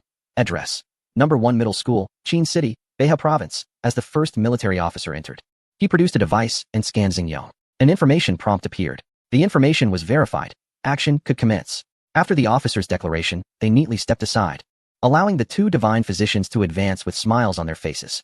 Zeng Yong, however, recoiled in sheer terror, his voice rising in a frantic plea. Get away from me. You all need to leave. One of the divine healers, unfazed by his outburst, responded with a gentle smile. Do not be alarmed, Zeng Yong. We have come to ensure your survival. Your divine realm lies in ruins, teetering on the brink of collapse. Surely, you have come to realize that you can no longer access your divine realm. The healer brushed off Zeng Yong's insults, confident in their expertise. After all, when it came to enduring slander, they would be second to none. You dare lay a finger on me, and I shall end you, every last one of you. Zeng Yong's threat was abruptly cut short as an electric shock coursed through his body, rendering his voice stiff and strained. Act now. I've assessed that his divine realm is crumbling. We have merely 3 minutes and 17 seconds left, the healer who had just spoken remarked with a knowing grin. Without hesitation, another healer summoned a blade of energy and plunged it toward Zeng Yong's head. There was no gory spectacle. Yet Zeng Yong could feel something within him being gradually stripped away. Helpless, he trembled, a single tear escaping the corner of his eye. The healer remained indifferent, his gaze fixated on the shattered divine realm above, in stark contrast to the soon-to-be incapacitated Zeng Yong. Meanwhile, the other students found themselves facing the trials of their second projection world. The ordinary-level projection world presented a paltry challenge in the form of blackfish, their numbers lamentably scarce at fewer than 1,000. Both their hiding spots and power levels had been significantly diminished. However, as this test aimed to evaluate the abilities of the divine realm masters, it maintained its integrity. Thus, the blackfish retained their skills, including ink spouting, invisibility, and mental assault. Though these abilities were not particularly formidable, they were sufficient to leave the group of ordinary students in disarray. Some, especially those affiliated with terrestrial creatures, fared particularly poorly. Among them was an unexpected contender, a deity whose realm belonged to the elven system. He had nurtured numerous terrestrial beasts and even possessed a capable druid, a being who had transcended the ordinary. Yet, upon entering this projection world, he found himself utterly bewildered. The druid was indeed equipped with 7 transformation abilities: traveler form, bear form, cat form, owl form, crow form, tree form, and hydra form. However, while these abilities offered flexibility and agility, they lacked specialization. Consequently, this promising deity faced an unexpected defeat in what was meant to be a standard assessment. It must be said, fate can be a cruel twist of irony. In the realm of the ghostly world, Su Xiuxiu reaped considerable benefits in the second round, as spirits are inherently beings capable of seamlessly transitioning between the ethereal and the corporeal. Thus, even while engaged in the nightmare mode, she remained the formidable contender. However, she was not the second to emerge, for another individual, who opted for the calamity mode, captured the attention of the onlookers. Chapter 168, The Puppet Master Behind the Scenes. Unexpected discovery. That individual was Cthulhu. The world he awakened to was the elemental realm, and it was a realm rich in advanced energies. Consequently, his followers hailed from the elemental spirits, a species equally unperturbed by physical assaults, which afforded him the confidence to confront the calamity mode. When faced with the zombies of the first projection world, aside from a few possessing attribute-based attack capabilities that posed minor challenges for Cthulhu, the ordinary zombies, particularly those of strength and speed, were merely fodder. Thus, Cthulhu emerged as the second divine student capable of navigating the first projection world, following Fong Ying. This sequence of events inadvertently diverted everyone's emotions and focus onto them, overshadowing the brilliance of the second place, Cthulhu. Much like how the world remembers Mount Everest as the highest peak on Earth, few can recall the name of the second tallest mountain. And the same applies to the third and fourth. Such entities are often relegated to obscurity. At this moment, Cthulhu was acutely aware of Fong Ying's circumstances, especially since the latter had secured the first breakthrough in the calamity mode, which was communicated across all examination spaces. Fong Ying, let us compare. Which of our formidable creatures shall prove mightier, yours or mine? He declared. Elemental spirits, with unwavering resolve, obliterate these abominable creatures. Cthulhu was resolute in his determination to claim the title of first in this calamity mode's second projection world. He was currently directing a group of 30 small, azure droplet-like spirits, charging directly toward the icy caverns and the deep sea. Despite their palm-sized stature, any divine being possessing the ability to discern would be astonished to discover that these diminutive entities were all extraordinary beings. Indeed, all 30 elemental spirits were of extraordinary rank. While none reached the pinnacle of the extraordinary tier, their collective prowess was nonetheless astonishing. Such formidable strength from Cthulhu even startled the principal of the third school. When Cthulhu initially diverged from his oversight to choose the calamity mode, the principal felt a tightening grip of concern. Cthulhu had been transferred and subsequently cultivated under the principal's guidance after his potential was recognized, at a great cost not merely to ensure his contentment, but also to provide him with numerous naive young maidens for his amusement. All resources of 10 individuals were concentrated entirely on the opponent, driven by the sole ambition of enabling Cthulhu to secure the top position in the nightmarish mode with excellence. However, an unexpected turn of events occurred. Cthulhu opted for the calamity mode instead, and astonishingly, he merely fell short by a single step behind Fong Ying. Yet he successfully navigated through the first projection world. Observing the 30 formidable supernatural fire elemental spirits, the principal of the third middle school admitted he was utterly flabbergasted. After all, just 3 days prior, he had personally guided Cthulhu in nurturing the 5 elemental spirits to an intermediate level of the supernatural. The others were merely small spirits still in the slow developmental stage. Nothing seemed so extraordinary. Now, witnessing 30 water elemental spirits, he acknowledged being taken aback, particularly as these elemental spirits were harvesting the group of black fish with a truly terrifying speed. The principal realized that these 30 spirits had somehow acquired skills. Otherwise, no matter how skilled Cthulhu was, it would be impossible for the spirits to develop abilities on their own. It is worth noting that while the elemental world possesses great potential, each realm has its own strengths and weaknesses. One of the shortcomings of this world is its low intelligence. The spirit's intellect must enhance with time. Thus, learning skills within 3 days would only be feasible through purchase.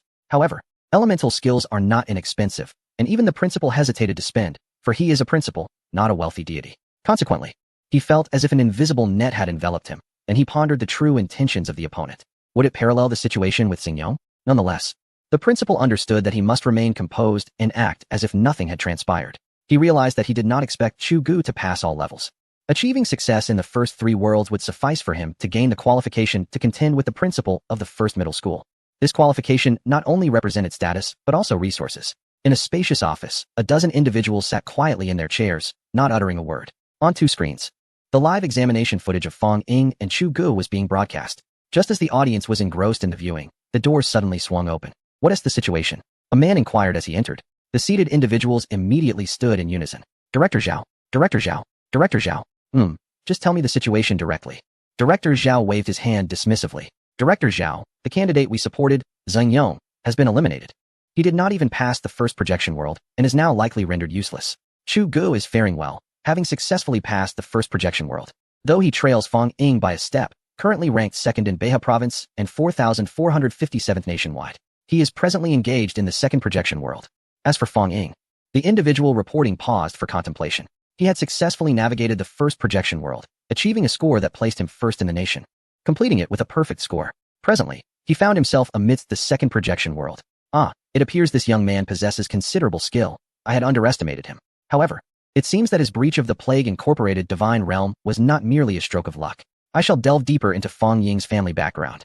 I refuse to believe that this young man truly hails from humble beginnings. Indeed. Oh, as for Zheng Yong, he is of no consequence. My initial outreach to him was merely a strategic move, and it now appears he is utterly inept, unable to surmount even the first projection world, rendering the returning abyss a futile endeavor. Chu Gu still holds some value. Even if he cannot contend with Fang Ying this time, he can still be cultivated. As for the next course of action, we shall bide our time. Our company may have discussions to engage in with the forces behind the scenes. Yes, furthermore, we must constantly analyze the state of Fang Ying's divine realm. Any whispers related to the abyss must be reported immediately. Understood. With that, Supervisor Zhao departed without a backward glance. It is worth noting that although he is merely a supervisor at our company, even a typical large enterprise would bow before him. His schedule is exceedingly busy. Were it not for encountering Fang Ying, who lacks discernment, he would hardly have found the time to attend to this matter. What a disgrace. His ire reignited. Fang Ying, I shall await your college entrance examination results. Achu. At that moment, Fang Ying, still present at the examination site, unexpectedly sneezed. Yet, he paid it no mind, instead fixating his gaze upon the army of deep divers that had already entered the sea. It was uncertain if it was merely an illusion, but it seemed he had stumbled upon something monumental. Chapter 169. An eager bargain initially, Fang Ying had arranged for Dagon to undertake this assessment task. Furthermore, due to certain considerations, he had prepared himself for the sacrifice of some subordinates. After all, in a college entrance examination, fatalities are unavoidable. The injuries to subordinates are a commonplace occurrence. However, at times, one's aspirations are grand, yet reality proves even more extravagant. Once the deep divers entered the water, they were primed for action. After all, Fang Ying had informed them of the circumstances concerning the blackfish through his omniscient gaze. These somewhat unusual blackfish may not possess formidable strength, yet their abilities to evade, conceal, and survive bordered on the absurd. Moreover, Dagon discovered that half of his elite deep divers today were slower than the blackfish. Fortunately, Fang Ying had already advised them to take their time and not to rush. The 5-word directive was implemented appropriately. However, once this group of deep divers truly descended into the sea, the group of eels, which should have fled and concealed themselves, unexpectedly returned, rushing towards the deep divers. Their frenzied demeanor resembled that of a brash man encountering a beautiful maiden, filled with impatience. This unusual behavior momentarily stunned the divers, who quickly abandoned their scatter tactics and adopted a strategy of waiting for the prey. The closest eels were the first to reach the divers, and before they could open their gaping maws, they were overwhelmed by the divers, torn to shreds, and devoured. Indeed, the divers experienced a notable enhancement, as consuming the flesh of these eels yielded a subtle, yet beneficial effect. Elated, they licked their lips and prepared to confront the oncoming eels. Soon, a fierce battle erupted. With Dagon standing guard nearby and not participating, the divers, in their near-supernatural state, found themselves evenly matched against the eels that had already attained extraordinary prowess. However, it should be noted that the divers were not without their injuries. While death was not a concern, they bore numerous wounds. A trickle of crimson blood began to disperse in the depths of the ocean, drawing the distant eels closer. This scene left Fang Ying perplexed. So, the flesh and blood of the divers appealed to this group of eels. Truth be told, Fang Ying had initially anticipated a prolonged game of hide-and-seek. He never expected that the moment the divers entered the sea, it would transform into a brutal battle. Crucially, the state of these eels suggested they were products formed from a combination of seawater, a certain crystal, and special activated substances. Although referred to as eels, aside from swimming in the ocean, they bore no resemblance to fish whatsoever. Hence, the notion of leaping over the dragon gate or consuming dragon flesh to transform into dragons was utterly unfounded. Most importantly, the beings from the Cthulhu domain were not akin to the flesh of the Tang monk. To put it bluntly, not only would they not grant longevity, but the ancient essence within them, along with the toxic knowledge of Cthulhu, would likely infect these eels instead. So what was their true intention? Regrettably, no matter how perplexed Fang Ying was, he could not halt the advance of these frenzied eels. This led to the eels, despite their advantageous strength, being ultimately slain by the well-coordinated deep diver legion, which was not particularly adept at offense. One could argue that while these eels did not achieve complete failure, they at least managed to taste the blood of the deep divers associated with the Cthulhu domain. However, this did not confer any martial enhancement or evolutionary mutation upon them. Instead, this group of already frenzied catfish became even more chaotic, especially those that had ingested a substantial amount of blood, who began to writhe on their backs, seemingly in a state of euphoric intoxication. Witnessing this spectacle, Fang Ying found himself at a loss for words. In no time, the once visible catfish were completely devoured. And it goes without saying that Fang Ying's score surged dramatically. However, this did not bring him joy. Rather, it filled him with concern. If the first projection world had been navigated with a stroke of luck and completed satisfactorily, Then the trials of the second projection world appeared to be a farce for him. Would anyone suggest that he had cheated? While such a notion seemed far-fetched, the reality was stark. The first projection world had seen the zombies surrender in the first round and stage a rebellion in the third, yet in this second projection world, the catfish were fleeing while he was practically offering himself up. The absurdity of it all was maddening. The act of fishing, even with bait, was never this extreme. Surely, Fong Ying was a fraud. Those watching urged calm, reminding themselves that this was, after all, a high-stakes examination, and such impropriety should not be possible. Indeed, though somewhat unconventional.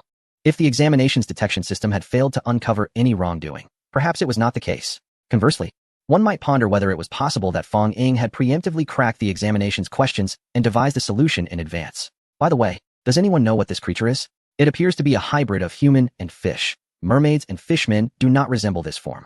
If one could comprehend this, perhaps the reason for their adoration by the catfish would become clear. Adoration? They are flipping over. Could there be some foul play involved?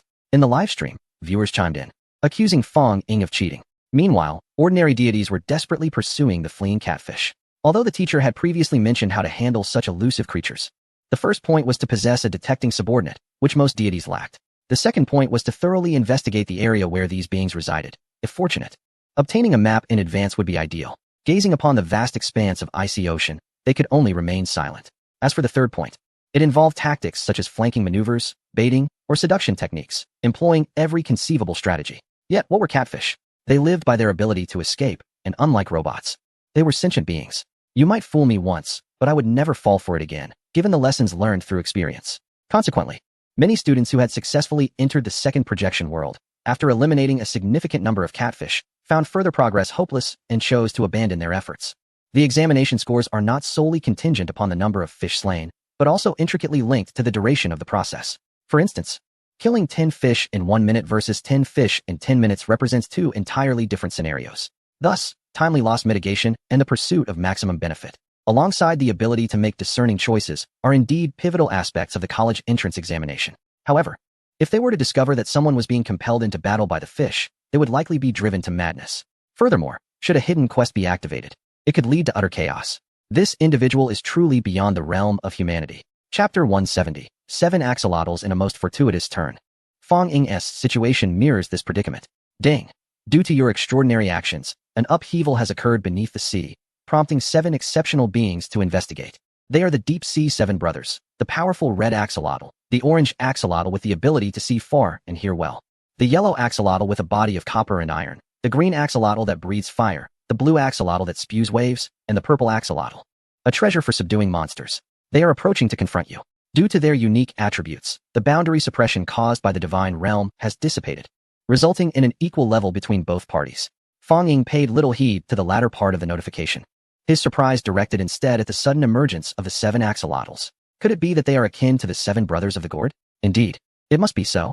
Almost immediately, the ocean began to churn as the 7 axolotls, or rather 6, appeared before Fong Ying, articulating human speech with fervor. Hey, monster! Release our kin. What?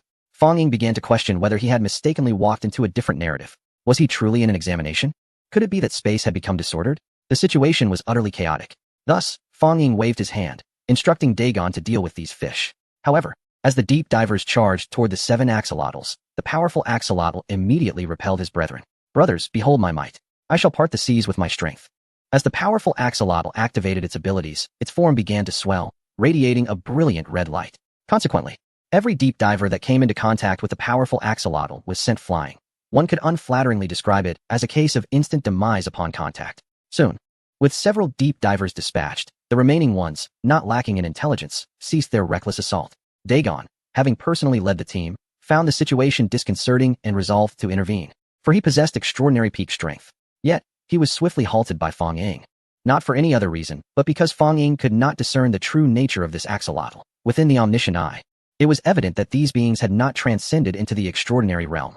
However, the displayed abilities appeared to be no less than those of a transcendent being at its pinnacle. The key point was that Fong Ying remarkably discerned the presence of the 6th giant salamander concealed nearby. This was simply astonishing. Observing Fong Ying's hesitation, the 7 giant salamanders joyfully began to exclaim, "Ha, brother! Look, they are afraid of you. Indeed, brother, show them some of your might and drive them away. Yes, yes. Send them packing. Let them vacate our homeland. Humph. Rest assured, my dear brothers, I shall ensure they understand the extent of my formidable strength." This group of giant salamanders exhibited no semblance of caution, openly and audibly discussing their plans before Fong Ying. Such audacity incensed the deep divers, who immediately declared their intention to eliminate the 7 of them. After all, in their eyes, this was nothing short of mockery, as if they were being treated as mere air. Yet, a sudden thought struck Fong Ying. He recalled a childhood tale about the Calabash brothers rescuing their grandfather. The abilities of the 7 Calabash brothers bore striking resemblance to those of the 7 giant salamanders before him. One was in the river, while the other was on the mountain. Thus, was he to assume the roles of the snake spirit and scorpion spirit? Let him reflect for a moment. He remembered that the mighty Calabash brother was ensnared in a muddy pit, which curtailed his strength. Meanwhile, the eyes of the 1,000 miles and ears of the wind appeared to be hindered by the prickly sandstorm that disrupted their sight and hearing. The indestructible one encountered the yin-yang sword of softness and hardness. As for the water brother, he had overindulged in drink, while the fire brother had exhausted himself from spewing flames. The 6th salamander was ensnared by leaves, and the 7th, wielding a gourd, was easily bribed. With such thoughts in mind, Fong Ying felt a vague plan forming within him. Hey, you, the one with great strength, Fong Ying began, but was immediately met with a loud rebuttal from the 7 salamanders. We are not giant salamanders. We are mudfish. You may also refer to us as hybrids, for our father is a mudfish and our mother a giant salamander. Therefore, you may call us mudfish or hybrids, but not giant salamanders, for that is an insult. Upon hearing their synchronized voices, Fong Ying felt a moment of bewilderment. Ultimately, however, he acquiesced, as it was not a matter of great significance. Very well, then.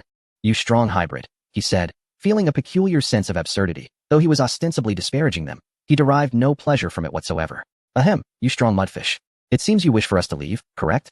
Indeed, you detestable invader. We implore you to vacate our territory post-haste. Your actions are disgraceful.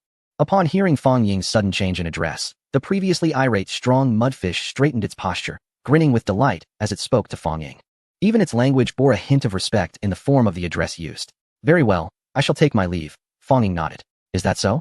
Safe travels. The powerful axolotl and its companions immediately began to wave their hands, and Fong Ying even glimpsed a series of bubbles emerging from an invisible spot. Presumably the stealthy number 6 axolotl bidding farewell. Fong Ying increasingly sensed a certain innocence in the intellect of this group of axolotls. I have not yet finished speaking. I can depart, but I have one request. I have heard them say that you possess great strength. Need it even be mentioned? The powerful axolotl replied, casually waving its hand, effortlessly sending a massive iceberg, spanning 100 square meters, soaring into the heavens until it vanished from sight. It must be said, this display left Fong Ying utterly astonished. Such a feat could only be attributed to legendary prowess. He began to wonder if he had underestimated the situation and considered summoning others from his divine realm for assistance. Quickly, he discreetly contacted Cthulhu, Nyarlathotep, and the beings of light and shadow, individuals of legendary might. He absolutely could not afford to falter here. Meanwhile, Fong Ying wore a smiling expression as he praised, truly, you are the mightiest among the Eel clan. Yet, I find myself somewhat perplexed regarding your strength. I wish to verify it. If you prevail, we shall depart immediately. Very well, feel free to test me. The powerful axolotl declared with a hint of pride. Excellent. Fong Ying promptly pointed towards the marshland that Dagon had just conjured. Even employing the help of the burrowing demon worms and utilizing a secret elixir from the Evil Eye clan, a unique substance that could enhance viscosity. What say you? Dare to enter? Chapter 171. The 7 Calabash babies and their grandfather. What's so difficult about it? I often relish wallowing in the mud. The powerful axolotl boldly dashed into the mire. And if not for the immediate sinking into the swamp, Fong Ying might have been genuinely impressed. Despite not understanding why such immense strength would be ensnared by a mere puddle, perhaps it was simply the laws of nature at play. Regardless, Fong Ying could not ponder too deeply. If it worked, then let the challenges commence, one after another. Ah, brother, this is bad. Our brother has been captured. Let us avenge him. I shall go. The second axolotl, known for its keen sight and hearing, sprang forth, only to be elegantly ignored by Fong Ying. After all, in both memory and reality, this ability seemed merely auxiliary. Fong Ying discerned that the opponent's capabilities were formidable, indeed, immensely powerful, and yet, like the powerful axolotl, they were ensnared within the mud. Whether this was due to a narrative necessity or an inherent fatal flaw, perhaps rooted in the principle of mutual restraint, remained to be explored further. You are indeed the second mudfish, are you not? I concede your reputation for keen sight and acute hearing. You are truly remarkable. The one among all mudfish who can see the farthest and hear the faintest. Therefore, I wish to witness whether your brothers possess equally formidable abilities. If that would be permissible, Fong Ying generously offered compliments and requests, causing the mudfish with keen sight and hearing to blush deeply, as it shyly touched its head and slowly withdrew. Ah, truthfully, it is not as splendid as it seems. Hence, let my brother engage in battle with you. Indeed, the second mudfish completely forgot that its elder brother was still struggling in the mire. Fong Ying, perceptive as ever, realized that this group was not merely innocent but perhaps somewhat lacking in intellect. Nevertheless, if they could be less troublesome, that would be splendid. And his gaze turned toward the third mudfish, encased in impenetrable skin and invulnerable to blades and bullets. I am impervious, with skin of bronze and bones of iron. Nothing can harm me, declared the third mudfish, puffing out its chest, eager to receive Fang Ying's praise. However, what awaited it was Fang Ying's incredulous response. I do not believe it. Why do you not believe it? You may test it for yourself. The third mudfish, taken aback, exclaimed in frustration. Very well, I shall indeed test it. Fang Ying promptly summoned 2 deep divers, instructing them to restrain the third mudfish with ropes and not allow it to move. Witnessing their brother's ineptitude, the 4th and 5th mudfish rose in unison, declaring, My flames are unstoppable, capable of extinguishing all waters in existence. My waters are unyielding, able to douse all flames. Upon finishing their statements, the 2 brothers exchanged glances. The fire-breathing mudfish then proclaimed, As your elder brother, my flames are unrivaled. Your waters must rank second. Brother, that is not the case. Our elder has stated that each field has its own mastery, and my waters can indeed extinguish your flames. It seems you are intent on opposing me, dear brother. It is you who lacks wisdom. Very well, let us compete. Agreed. Let us have this witness preside over our contest. The victor shall be crowned the mightiest of the mudfish kin. No problem. Thank you for your assistance. Seeing that Fang Ying had yet to engage, the others began to clash. Fang Ying mused that intelligence is a valuable asset, yet unfortunately, the adversaries seemed devoid of it. Paradoxically, this delighted him even more. After all, foolish allies are a bane only within one's own ranks. But among foes, they become allies of fortune. As expected, the fiery mudfish and the water-spouting mudfish unleashed their abilities, and the moment their forces collided, a vast plume of mist ascended, resulting in both mudfish collapsing simultaneously. Without any surprise, they were swiftly captured by Fang Ying. All right, invisible axolotl. I can see you now. There is no need for you to conceal yourself, Fang Ying declared. Impossible. My invisible brethren cannot even fathom your sight. How is it that you can perceive me? A voice emanated from the northeast corner, positioned at a 45-degree angle. Northeast corner at 45 degrees, you stand right here. Do I need to elucidate further? Fang Ying turned, exuding an air of inscrutability. Very well, you have triumphed. The form of an axolotl materialized before her. Only you remain. Number 7 axolotl. How do you feel? Fang Ying disregarded the keen-eyed and keen-eared presence, directing her conversation towards the number 7 axolotl, who clutched a peculiar artifact. What do you mean by that? Number 7 axolotl responded warily, grasping a demon-quelling gourd. Fang Ying was aware of the gourd's capabilities, namely, to capture and refine beings. You may be ranked 7th, yet your strength surpasses even the 1st. However, you receive no accolades from the others. If you are willing, I can guide you to become formidable. What say you? Thud. Father, if you can grant me a splendid reputation within the axolotl clan, I shall gladly submit to you. Number 7 axolotl knelt with such earnestness that it startled Fang Ying. What is this? Learning from Moriel, and immediately recognizing a foster father? Notably, you are an axolotl. If I were to truly raise you, wouldn't I be doomed? Do not be like this. You can be the pride of the axolotl clan. How can you kneel so easily? Rise. I will assist you. Bring forth your gourd, and I shall help enhance its quality. Fang Ying spoke with casual assurance. Very well. Subsequently, number 7 axolotl handed over the treasured gourd to Fang Ying. Upon receiving it, Fang Ying realized she was currently unable to wield its powers and had to set it aside for the moment. Glancing at the lone remaining keen-eyed and keen-eared second, Fang Ying waved her hand. Eliminate them all. Ding. Due to your excessively ruthless methods, having captured 7 axolotls with the intention to execute them, you have triggered a hidden mode within the catastrophe mode. Defeat the terrifying elder. As the system's voice concluded, Fang Ying heard a frantic shout from the distance. Stop. Release my grandson. Upon focusing, she beheld an elderly man with a white beard and hair, dressed in ancient peasant attire, crawling towards her. Indeed, he bore a turtle shell upon his back. Fang Ying scrutinized the figure, furrowing her brow. What is this? The turtle prime minister, or perhaps the grandfather from the tale of the gourd boy saving his grandfather? Chapter 172. A secret from a month ago. You vile invader. To encroach upon our homeland is one thing, but to spare not even the young is utterly abhorrent. I shall cleanse you. The elderly man crawled along, muttering curses under his breath. To be honest, Fang Ying observed his actions with a sense of concern, fearing that the man might inadvertently suffer a fatal shock from his own agitation. Was this assessment system truly not jesting with me? Hidden mode, this is it? Hidden mode, this is all there is? Could it be that Fang Ying was once again exploiting a cheat, rather than attributing it to cheating? One might argue that he had received the favor of the goddess of fortune, while other deities were tirelessly searching for elusive fish. Here, the fish were practically offering themselves up, not to mention that hidden tasks had emerged, and the challenge was absurdly trivial. Where could one even voice a complaint? It's called a turtle. The shell of a soft-shelled turtle is smooth, while only true turtles exhibit such patterns. Moreover, based on my analysis, If one wishes to learn more, please visit the Azixian fish store in the southern district of Qin City. As for the esteemed Fang Ying, all I can say is, I relish the challenge. Many onlookers witnessed this scene and began to flood the screen with comments, utterly unhinged. After all, strange occurrences abound each year. But this year seems particularly rife with them, especially concerning the National College entrance examination that had captured the public's attention. It was simply outrageous, the buzz surrounding this student. Fang Ying had reached fever pitch. As the principal of number 1 high school, Li Yunjie felt an immense weight of pressure. Hey, I must say, this boy Fang Ying from your school seems rather uncanny. Surely, he hasn't truly taken any shortcuts? The principal of number 10 high school leaned in, lightly nudging Li Yunjie's arm. What do you think?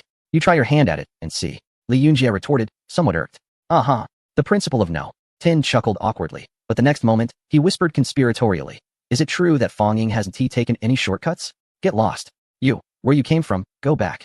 Li Yunjie promptly dismissed him, for he detested the insinuation that his students engaged in underhanded practices. Otherwise, why would he consistently guide them toward the right path and have expelled so many troublesome students? Come on, Laoli. You might just be on the brink of a breakthrough. Not to mention, I reckon Fang Ying will have little trouble with the second projection world. As long as he successfully navigates the third projection world, your number 1 high school in Qin City will be flourishing. I just hope he doesn't stir up any more chaos. This national examination is becoming his personal performance showcase. Li Yunjie sighed, feeling a mix of helplessness and satisfaction regarding Fang Ying's accomplishments. After all, he had secured the top rank in the first projection world of the disaster mode, a feat unprecedented for number 1 high school in Qin City. Yet, he also felt a sense of conflict, as it was evident that Fang Ying harbored immense secrets. As the principal, he ought to have a firm grasp on such an outstanding student. Yet he realized that all he knew was merely the tip of the iceberg that Fang Ying had chosen to reveal to him. The principal of School 1 did not express dissatisfaction, but rather concern. Although the nation aims to cultivate exceptional talents as a reserve for future deities, it is imperative that no harm befall these newly emerged divine beings. However, every situation is contingent upon a critical premise, that these outstanding individuals possess an adequate level of secrecy. Much like the Commoners Protection Act enacted by a sovereign, which safeguards the rights of all, when the interests of a commoner clash with those of the ruler, or if the commoner were to possess an elixir of immortality. Even the king who instituted the act would unhesitatingly seize it and eliminate the commoner. Oh, are you worried about that matter? The principal of School 10 asked with a smile. You need not be concerned, for the circumstances have changed. Changed circumstances? The principal of School 1 was taken aback, struggling to comprehend the implication. Indeed, I have also received information through special channels indicating that issues have arisen there. The principal of School 10 did not specify the name, instead gesturing upwards. The principal of School 1 furrowed his brow, gazing towards the eastern direction. He saw the principal of School 10 shake his head and utter 2 words, divine domain. Instantly, the principal of School 1 was jolted. He immediately thought of that place. The abyss. How could that be? Isn't that region known for its stability? I am uncertain. The information I received is rather vague. It is said that this sudden change occurred merely about a month ago. At that time, we were preoccupied with organizing the awakening ceremonies for the students. So it is only natural that we overlooked it. Furthermore, news concerning that location does not simply get reported immediately upon discovery. It undergoes a series of screening and verification processes, and a portion is inevitably kept concealed. Thus, the snippets I have heard are rather limited. But at least I can assure you that regarding the child you are concerned about, unless they exhibit extraordinary talent beyond divine comprehension, they are unlikely to face any peril. On the contrary, they may find themselves favored by the government. Indeed, the principal of School 1 nodded, the vast amount of information overwhelming him, leaving him little time to consider the situation with Fang Ying and instead pondering how to proceed next. Meanwhile, Fang Ying remained calm, observing the elderly turtle as it crawled slowly, exercising caution as he was unaware of the elder's true nature. After all, upon gazing through the eye of all-knowing and all-seeing, he encountered a veil of mist that obscured any information about the elder. However, not all was in vain. At least there was a clue regarding the elder's dwelling. Residence, not of this realm. As for other details, they were entirely unknown. Name, unknown. Age, unknown. Personality, unknown. Strength, unknown. Thus, it implied that this elderly turtle was not of this world. A cross-realm presence? A ludicrous thought sprouted in Fang Ying's mind. After all, this was the college entrance examination. A competition between 2 municipalities. Logically speaking, if there were no consent from these 2 realms, a third party attempting to intervene would have to bear the consequences of the merging of 2 divine domains. This was not as simple as a mere 112. Rather, it would manifest as an exponential escalation. If that were indeed the case, the opponent's strength would need to transcend into the realm of myth, which would undoubtedly be disastrous. Was this a ruse to play the fool and deceive the tiger? Fang Ying gazed at the elderly tortoise, approximately 5 meters away, and found it difficult to perceive him as a formidable opponent. No, that couldn't be right. Suddenly, another possibility dawned upon him. Perhaps the adversary had arrived in this world even before his own arrival. If that were the case, then there would be no issue whatsoever. Could it be that this was merely a coincidence? Chapter 173. An unexpected outcome. Contemplating this possibility, Fong Ying dared not act impulsively. Instead, he summoned the shadow being. It was devoid of life, and even if it were to perish, it would merely be a loss. After all, the summer-covering insect tribe, Guhi Lumi, had stated that as long as the conditions were met and the materials were sufficient, the shadow being was a renewable resource. He, Fong Ying, was indifferent to it. Shadow being, I thank you. Meanwhile, the elderly tortoise remained oblivious to Fong Ying's subtle maneuvers and continued its slow ascent, not even casting a glance in his direction. Pray tell, old man, what is your relation to them? Since the opponent did not engage him immediately, Fong Ying felt no hesitation in conversing further, probing for information. I am their grandfather. Nonsense. We are descendants of the eel, not of the tortoise. The strong axolotl, still struggling in the muck, immediately countered the tortoise's claim. Indeed, we are not tortoises, we are noble eels. The rest of the axolotls chimed in, creating a cacophony, showing no respect for the elderly tortoise whatsoever. Well, this old man. As you can see, they do not acknowledge you as their grandfather. Fong Ying was taken aback before he could finish his sentence. The group of axolotls had already become agitated. Humph, it is all you're doing. You have led our grandchildren astray. I shall eliminate you in the name of the moon. What? You old fool, that is quite excessive. At this moment, Fong Ying's patience wore thin, realizing that the tortoise was quite obstinate and unwilling to divulge any useful information. He waved dismissively at the deep diver. The deep diver immediately understood the signal, and 5 harpoons swiftly pierced through the elderly tortoise without any hesitation. The other deep divers, too, acted with alacrity, and within 10 minutes, the tortoise was decapitated, leaving behind nothing but a puddle of mushy remains, save for its rather hard shell. That was surprisingly easy. Fong Ying's initially tentative assault swiftly escalated into a genuine offensive, culminating in a rather simple outcome, the demise of the elderly tortoise. Remarkably, this seemed far too implausible. Referee, I must report that someone is engaging in match fixing, and it appears to be quite serious. In a dazed state, akin to a bewildered fruit hanging from a tree, one might find themselves sharing this confusion with another. Is this truly the catastrophe mode? Or perhaps a variant of a special instance? It seemed less sophisticated than a mere child's play. Something was amiss. It was not as it appeared. Look closely, shouted an observant onlooker. To their astonishment, the tortoise, once reduced to a mere pulp, began to gradually restore itself, then, with astonishing speed, adhered itself to the powerful axolotl. In the ensuing moments, amidst the terror etched on the axolotl's face, the tortoise astonishingly absorbed it into its own being. More accurately, it devoured it. Help me, help me. I am a proud member of the eel clan. As the mighty axolotl vanished, the tortoise licked its lips, seemingly relishing the moment. Strangely, Fong Ying noted that the wrinkles on the tortoise's face appeared to have diminished, and it not only stood straighter but also seemed to have acquired the formidable powers of the axolotl. This cannot be right. We must contain it immediately. Fong Ying's expression darkened. He turned his gaze toward the other axolotls, recalling the formidable transformation of the 7 brothers into the gourd warrior, whose strength was far from trivial. Following Fong Ying's command, several shimmering nets of obsidian hue enveloped the tortoise. However, in the next instant, these exceptionally crafted devices, infused with advanced technology from both the Ant-Man and Evil Eye clans, faltered, allowing the tortoise to escape effortlessly. Eliminate the remaining axolotls, destroy them all. Fong Ying's brow furrowed deeper. This elder not only possessed immortality, but also the ability to teleport and absorb the powers of the axolotls. Given this predicament, it was imperative to eliminate this group of axolotls. Although Fong Ying initially intended to return and conduct experiments, circumstances dictated otherwise. While the motives behind the tortoise's consumption of the powerful axolotl remained unclear, such inquiries had become secondary. The priority was to vanquish this troublesome foe. Before long, the clairvoyant axolotl met a swift end, unable to utter a single coherent word. Speed up. This time, not only Fong Ying but also his companions, Dagon and the Shadow People, joined the fray. With a series of swift strikes, the 3rd, 4th, and 5th axolotls were dispatched in a state of sheer panic. This left the 6th cloaked axolotl and the 7th equipped axolotl utterly flabbergasted. Yet what troubled Fong Ying even more was the tortoise's relentless and indiscriminate consumption of the fallen, seemingly indicating a progressive relationship in its absorption. Originally, a single axolotl required a minute, yet now, 3 corpses can be dispatched in less than 20 seconds. Great Master, what should we do? Dagon, far from being a fool, was acutely aware of the perilous situation at hand. Wait. Fong Ying, after releasing one, fell silent, quietly observing the elderly turtle as it approached the 2 remaining axolotls. Perhaps due to Fong Ying's apparent relinquishment of any attempt to obstruct, the elderly turtle moved surprisingly slowly. The 6th and 7th axolotls, aware of their impending fate, cried out in desperation. You wretched creature, you've killed my brother, and now you seek to end my life. I shall haunt you even in death.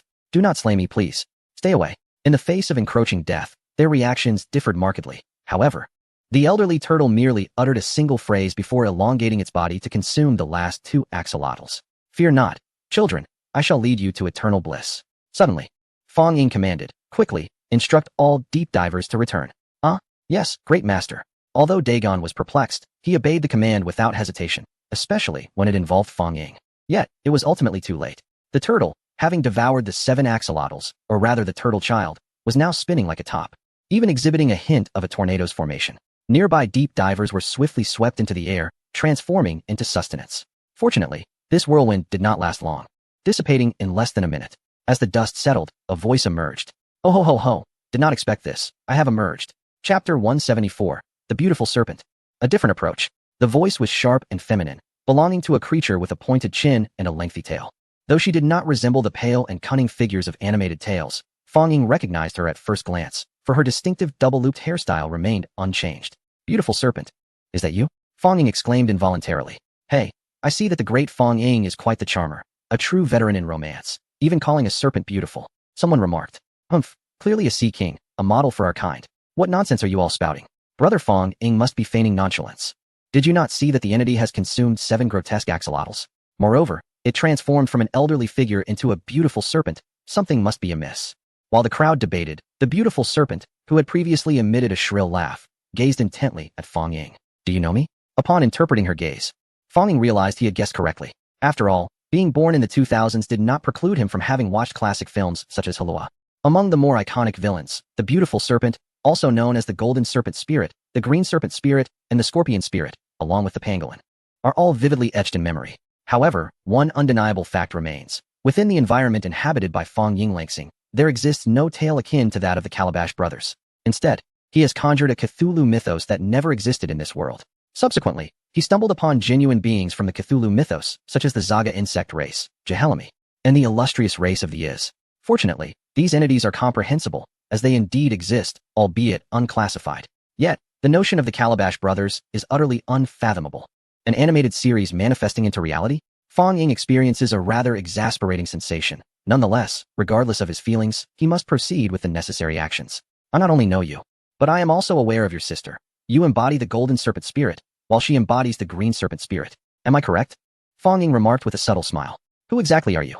The beautiful serpent furrowed her brow. Despite her seemingly cunning and fearsome appearance in the animated series, she surprisingly possesses an appealing demeanor in reality. At least the audience watching the live stream appeared wide-eyed, with many aspiring deities participating in the college entrance examination exclaiming their envy of Fong Ying's fortune. Continuously encountering beautiful women is a stark contrast to their own unfortunate experiences. I know you aspire to attain immortality. Therefore, you currently face 2 options. First, engage me in battle, only to be defeated and have all your dreams dissolve into nothingness. Second, surrender to me, and I shall aid you in ascending to greatness, granting you eternal life. How dare a mere child, still in his teens, demand my surrender? I have cultivated my prowess for millennia. Though unsure of how he acquired information about her, she has long since learned not to be intimidated. Prepare yourself. The golden serpent spirit conjured a long sword in her hand, wielding it with a flourish that radiated golden brilliance. The sword, embodying the duality of hardness and softness, is formidable. However, even the third brother would be unable to inflict harm upon her, let alone Fong Ying. Fong Ying remained motionless, resolutely accepting the strike. After all, he had likely examined the sword's details through the all-seeing eye. Forged by the essence of Sher Shan, it regrettably fell short in its final refinement, thus only achieving the pinnacle of silver quality. Moreover, the serpent spirit herself is merely at the early stages of legendary power, rendering her weapon ineffective against Fong Ying. Of course, this excludes the use of skills. This refers to a standard attack, relying solely on physical strength to wield the sword. The golden serpent spirit could scarcely believe that not only did he recognize her innate treasure, but he also dared to withstand her full-force strike without sustaining any damage. In response, her eyes darted, formulating a plan in her mind. The entire snake gracefully coiled around its axis, summoning swirling clouds and mist that enveloped the surroundings. Amidst the ethereal vapor, an arm resembling a lotus root delicately emerged. This arm, alabaster and tender, resembled that of an infant, evoking an irresistible urge to caress. Following closely was a smooth, enchanting leg, its dainty foot poised on the ground, arching gracefully, as if at that moment. The entire mist was suffused with a blush of pink hue. Each toe, crystalline and radiant, unfolded and closed like the fingers of a hand. This scene captivated numerous foot enthusiasts watching the live broadcast, who exuberantly proclaimed their fervor, vowing to trade a decade of their lives for a mere taste. Many clamored for the legs to be adorned in black or white stockings. Yet, a majority remained composed, particularly the female viewers, who rationally requested to obscure the image. Alas, this was a live stream for the college entrance examination, and their wishes were ultimately in vain. As a heated debate ensued among the crowd, the beautiful snake's head emerged, revealing half of its form. The entire live stream fell into an entranced silence, swiftly followed by a flurry of comments declaring adoration, proclaiming love, and expressing desires to engage in playful intimacy. Indeed, the live room had succumbed entirely to the allure of the enchanting serpent. "Dear sir, do you find me beautiful?" The voice of the beautiful snake was laden with exquisite seduction, causing even the viewers to shiver with a delightful thrill, as if something profound had taken root within their hearts. Truly captivating. Fong Ying nodded in affirmation, offering a thumbs up. However, the beautiful snake furrowed her brow, sensing the crispness in Fong Ying's tone and the hint of playful mockery in his gaze. "Then, dear sir, would you consider becoming my husband? Let us share eternity." Basking in the bloom of day and the glow of the moon, the beautiful snake intensified the sweetness of her voice, exuding irresistible charm. Yet, Fong Ying remained unfazed, shaking his head resolutely. "No, I do not favor snakes, and I am underage," he responded succinctly. "Principally, you have nurtured an exceptional talent," Governor Kong remarked, observing the scene and turning to the principal of the first high school. "Haha, your praise is undeserved. It is the stability and harmony of our province that provides an excellent platform for education," the principal of the first high school promptly replied, displaying a formal smile. Yet, unbeknownst to all, his fists were clenched tightly, not out of anger, but fear. He dreaded the possibility of Fong Ying succumbing to temptation, especially given the impulsive nature of youth, which often led to indiscretions. After all, the incident involving Chu Gu was a typical example.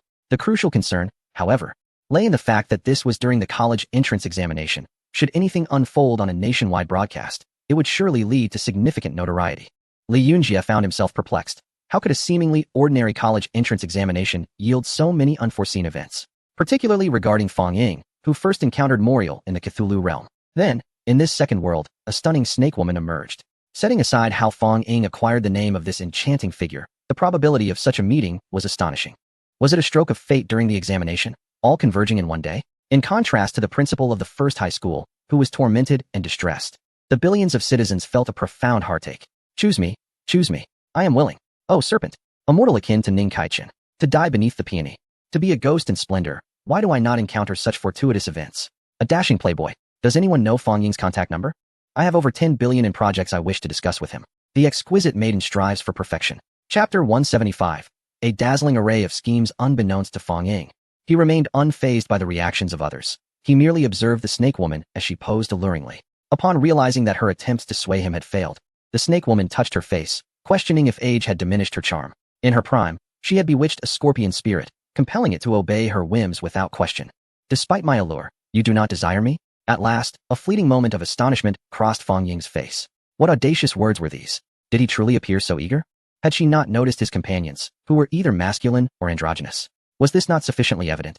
However, Fong Ying's brief change of expression did not escape the keen eyes of the snake woman, who promptly burst into laughter.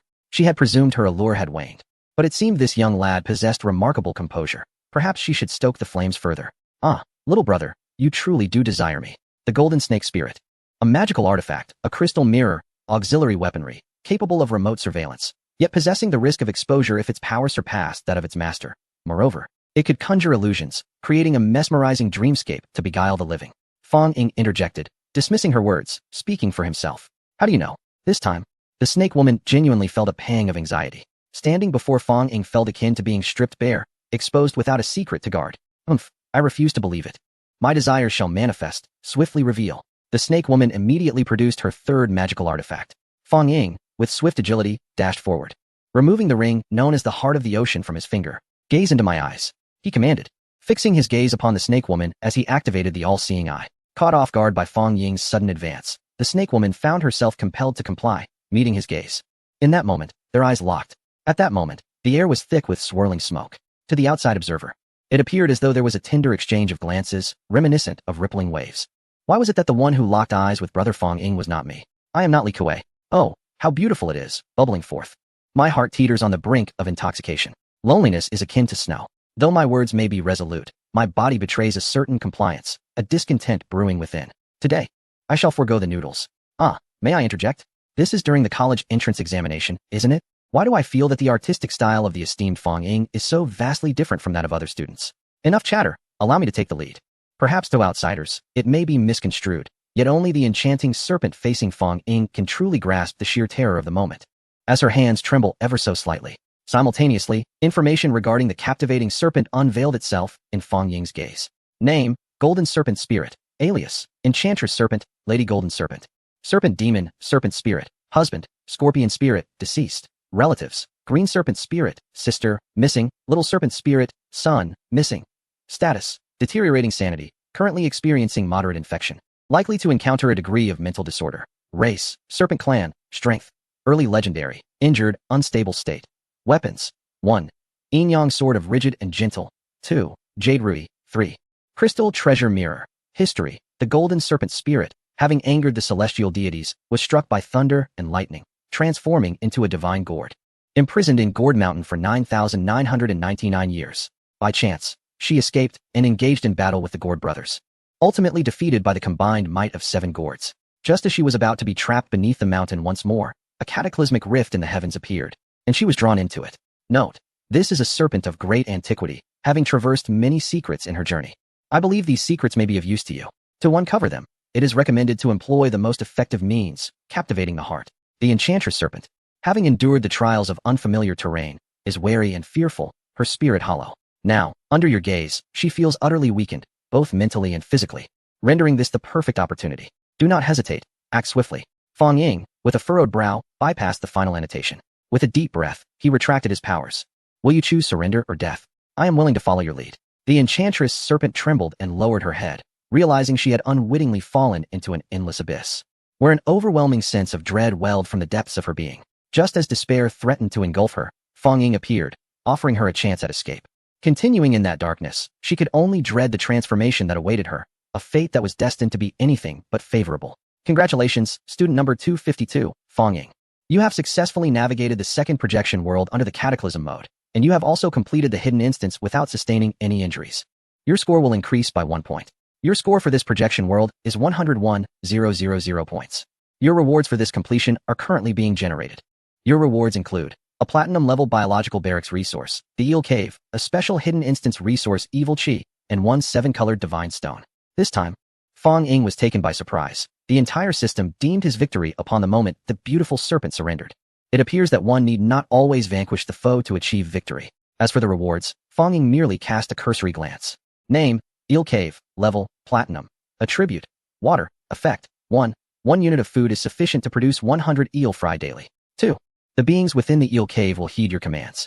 Indeed, the description is rather sparse, yet Fong Ying was acutely aware of the potential it harbored. It was akin to receiving an entire race as a gift. One could say that whether for gifting, selling, or personal use, it is an exceptional asset. Name, Evil Chi. Level, Platinum. Attribute, In effect, 1. Increases the dark energy of the divine realm, polluting the ethereal essence. 2. Enhances the foundation of the divine realm, augmenting a certain degree of spiritual power, rendering beings increasingly malevolent. 3. Filth Transformation. Converts impurities into Evil Chi energy, which can enhance the physical constitution of living beings and be cultivated with boundless applications. However, it may also exacerbate the temper of the affected beings. Fong Ying rested his chin on his hand, gazing thoughtfully at the Evil Chi. On the whole, its merits and demerits are balanced. Yet the presence of a platinum-level resource guarantees a value of at least 10 billion divine coins. The crucial aspect is that within his divine realm, he is entirely untroubled by any side effects. As for the final item, it filled him with delight. Item, 7-colored divine stone. Level, diamond. Attribute, none. Effect, when invested within a divine realm or world, it will integrate into the core of the divine realm's essence, enhancing its foundation, and there exists a certain probability of evolving attributes such as immense strength, clairvoyance, enhanced hearing, invulnerability, immunity to fire and water, the ability to breathe fire and water, invisibility, and innate magical artifacts. Fong Ying caressed the 7-colored stone token and shared the information with the beautiful serpent, smiling as he inquired, "Are you familiar with this?" Chapter 176, Infecting All Beings. Overcoming everything, the beautiful serpent opened her mouth in astonishment. How did you achieve this? You will come to know in due time. Sometimes, the things you admire from afar are, in certain respects, merely within the easy reach of others. So rest assured, following me will certainly not lead to any disadvantage. Fong Ying retracted the 7-colored divine stone and called to his other followers. Although it is evident that this projection world harbors numerous splendid treasures, he is acutely aware that the significance of the college entrance examination scores far outweighs all else. Despite currently holding the first position in Qin City, he does not lead the overall rankings by a considerable margin. It is essential to recognize that the elite contenders are relentlessly pursuing him from behind. Fang Ying estimates that his rivals are likely already advancing towards the third realm of divinity. Nonetheless, having activated a special instance does not render him entirely behind, as each projection world does not continuously follow one after another, allowing students a brief respite, albeit short, sufficient for them to recalibrate their state of being. Isolated from the outside world, he enters his own Cthulhu domain, where he finds a group of beings uniformly fixated upon him, adopting a prostrated posture. Among them are the recently acquired Moliere and the beautiful serpent. In this domain, Fang Ying's abilities are magnified without bounds. Theoretically, there are no limitations. The sole constraint arises from the inherent limitations of his divine essence. Thus, upon entering the divine realm, they become an integral part of it, rendering even legendary beings incapable of gazing upon the splendor of Fang Ying. What they perceive is merely a swirling mass of black and gray luminescence. Yet, despite their master's formidable strength, their fervor remains unquenched. For the divine entities of other candidates, the college entrance examination signifies a life and death decision, a crucial indicator of future development. For the denizens of their divine realm, it is equally a trial of existence. In contrast, for Fang Ying, the examination is akin to a procurement process, necessitating careful selection of which subordinate to utilize, ensuring equitable distribution of benefits, and avoiding discord. It is noteworthy that while Fang Ying's Cthulhu domain spans over 10,000 square kilometers, it harbors 5 legendary beings, an uncommon occurrence even for true deities. The crux of this lies in the nature of the Cthulhu domain. As previously mentioned, the elevation of subordinates within the Cthulhu realm is predicated on knowledge. Akin to realms and magical power, knowledge equates to the realm, while magical power reflects the true strength of the essence. Given the aridity of the Cthulhu domain's breath of the ancients, the ascension of its inhabitants is solely reliant on knowledge and the primordial essence of the beings within the mythology of Cthulhu. However, others do not enjoy such privileges. Despite the presence of many extraordinary talents, their realms remain but preternatural thresholds. Now, faced with a prime opportunity for self-enhancement through slaughter or consumption, each individual is eagerly sharpening their blades, ready to seize the moment. Great Master, we implore your mercy. It is our turn now, O clan of the evil eye, spoke the Void Touch first. Witnessing the gains of the devouring clan and the deep divers, Void Touch expressed his envy. My lord, I am in agony. I beseech you to bestow your grace upon us. Furthermore, the Eye of Dread is far too fragile to fully manifest your will, should they venture forth. It would be a blemish upon your honor. They should instead devote themselves to their research, providing you with the latest innovations, for that is the rightful path. The usually reticent king in yellow, Hastur, suddenly spoke up. Hey, old yellow, you've gone too far. My lord, you are wise. You must not make us bleed and weep. I am the one who suffers the most. My lord. The insectoid race, Garomi, joined in the lamentation. Fang Ying remained silent, listening quietly to the grievances of his followers. As a deity, it is impossible to govern solely with an iron fist. One must also soothe their subordinates from time to time, especially a cohort of Cthulhu's lineage, who might incite great chaos if left unchecked. After about 10 minutes, seeing that everyone had fallen silent, Fang Ying's benevolent voice resonated. You are all my beloved children, whom I cherish. I shall not withhold my bounties from you. As he spoke, the ethereal figure of Fang Ying was enveloped in shades of black and gray, surrounded by colorless bubbles that ebbed and flowed, as if countless worlds were dissolving within. This spectacle held a certain persuasive power. You shall soon face a world of no less than 10 realms. Thus there is no need for undue worry. Opportunities and blessings shall surely come your way. However, heed this. It shall be a true battle, unlike those of the past, where life and death cannot be reversed. As he uttered these words, his gaze naturally fell upon the deep ones, for thus far, they had suffered the most losses. We understand. We shall heed your teachings. Praise you, great primordial lord. A chorus of praises erupted from the mouths of the Cthulhu followers. Yet, Fang Ying waved his hand dismissively. In this moment, you are fortunate. I declare that the 7-colored divine light shall illuminate the earth, and all beings shall flourish in love and freedom. As Fang Ying activated this 7-colored divine stone, the very consciousness of the Cthulhu divine realm trembled. The concentration of the breath of the old ones surged to a new level, exemplifying the power of a diamond-grade resource. Simultaneously, every creature, particularly the higher beings among them, felt fragments of knowledge slowly coalescing within the Cthulhu divine realm. The Cthulhu followers immediately began to absorb this knowledge in their own ways. As for the others, though their strength may be lacking, their perception remained keen. Being the indigenous species of the Cthulhu divine realm, they inherently adapted to such manifestations of rules. In contrast, the insectoid race, Garomi, along with the Siren and Moriel, were somewhat slower to grasp the situation. Garomi, having a foundational understanding, and being the embodiment of a Cthulhu mythos creature, gradually began to assimilate the knowledge fragments. The enchanting Serpent Maiden and the bewildered Mo Liar found themselves in a state of utter confusion.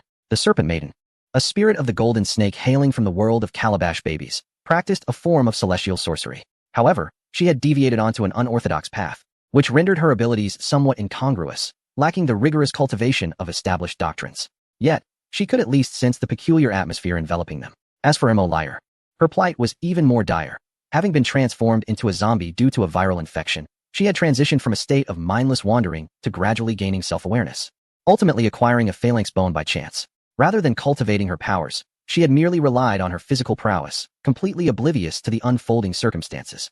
Fong Ying was well aware of the backgrounds of these two subordinates. Truth be told, their situations deviated slightly from his own Cthulhu paradigm, as they were self-taught practitioners. In other divine realms, one might only be able to nurture them by delving into celestial techniques and the study of zombie viruses. However, Fong Ying had no such necessity. The defining characteristic of the Cthulhu domain is infection. Regardless of one's level or system, upon encountering him, one would inevitably succumb and be assimilated into his ranks. After all, the strange paths of future otherworldly immortals, apocalyptic anomalies, urban regulations, and ancient malevolence were all intertwined with the shadows of Cthulhu. Thus, the experimentation would commence with them. With a snap of his fingers, Fong Ying pointed toward their foreheads. Chapter 177. The wise subordinate and the approaching third world. Both the Serpent Maiden and Mo Liar sensed the blessing bestowed upon them by Fong Ying, and they simultaneously raised their heads. Although still tinged with fear, there was no inclination to resist. After all, they were both astute individuals, one capable of capturing 7 calabash babies, and the other adept at outsmarting all zombies, disrupting examination systems, and faking death to survive. They instinctively understood that Fong Ying would not harm them. In an instant, they felt a chill at their foreheads, an indescribable aura beginning to unfurl deep within their souls. Feel it with your hearts and respond to my call. Yes, yes. They nodded in agreement. Do you wish to join the Cthulhu domain, becoming a part of its essence, sharing in life and death, and enjoying eternity in the slumber of the ancients? Fong Ying's voice transcended mere sound, embodying a force, a penetrating power that reached the very core of their beings. They both recognized that to answer insincerely would lead to dire consequences. Their intelligence shone through, though they might have contemplated other notions. They harbored no ill will towards joining the Cthulhu domain and becoming Fong Ying's subordinates. Thus, they responded in unison with eager resolve. I am willing. Mo Liar was the first to declare. Inner voice. I yearn to warm my master's bed, to become my master's cherished toy, to remain by my master's side forever, and to devour all the lascivious beings that linger around my master. I am willing. The beautiful serpent nodded in agreement. Inner voice. I aspire to be my master's lady, to possess boundless power, and to make those who have forsaken me regret their past actions. I, Jin Yao, am not dead, just wait and see. Indeed, Fong Ying's ability to discern intentions not only reveals loyalty, but also unveils fleeting thoughts. Faced with Mo Liar's musings, Fong Ying could only helplessly rub his forehead. However, the beautiful serpent's thoughts left him momentarily stunned. This was intriguing. Jin Yao? Is that the name of the beautiful serpent? After all, he only knew her as the beautiful serpent or the golden serpent spirit. He recalled that although this was the world of the Calabash brothers, it involved some formidable figures, such as the Antarctic immortal and mountain deities. It seems this serpent spirit has quite a story. Perhaps he should inquire further when time permits. Nevertheless, for now, he must continue with his grand endeavor. Very well. Your desires are known to me. In the name of my primordial master, I grant you the opportunity for rebirth, severing past ties, and obliterating future incarnations. Transform. Fong Ying's voice resonated with an enchanting power, causing the entire Cthulhu realm to tremble ever so slightly. The beautiful serpent and Mo Liar began to quiver as well. In the next moment, slender crimson threads, finer than a strand of hair, emerged from the depths of the earth, gradually enveloping the beautiful serpent into a blood-red cocoon. Mo Liar's condition was even more peculiar. Her body trembled as if caught in a stutter, her form teleporting erratically, initially every few minutes, then every few seconds, ultimately culminating in multiple instances within a single second. Until finally, Mo Liar vanished entirely into the ghostly forest, shrouded by dense malevolent energy, leaving no trace behind. It seems that the process of infection requires some time. Fong Ying pondered, stroking his chin. As this was his first attempt, he remained uncertain of the outcome. However, should it succeed, another avenue would open for his path of devotion. It is essential to understand that the rarity and difficulty of acquiring divine followers stem from two primary factors: the need for time to accumulate, and the inherent limitations of the divine realm itself. Although second-generation deities may exchange substantial divine currency and resources for powerful tokens of other divine realms, those followers carry the imprint of their original domains. To speak frankly, Even if one has acquired a follower from another deity's realm, granting you dominion over their life and death, should you become adversaries with that deity, they could wield the powers of their realm to turn the souled follower against you. This is not a trivial matter. Thus, even the second-generation deities, barring exceptional circumstances, generally opt to purchase basic biological entities. These are the subordinary affiliated beings, as their time spent being nurtured within the divine realm is relatively brief, allowing for a more effective eradication of the divine marks. Conversely, for those affiliated beings of extraordinary caliber, attempting to erase their imprints would likely necessitate an exponentially greater amount of time.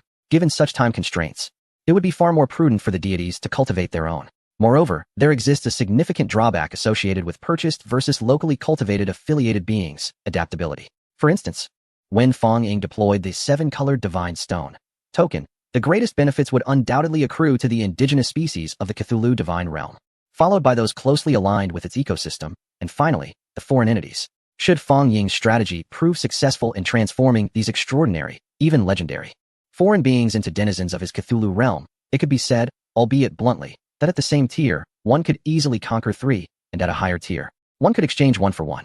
At that moment, the insectoid entity from the Xiaji tribe, Gririmi, approached with a sheepish demeanor. Kneeling, it repeatedly bowed its head.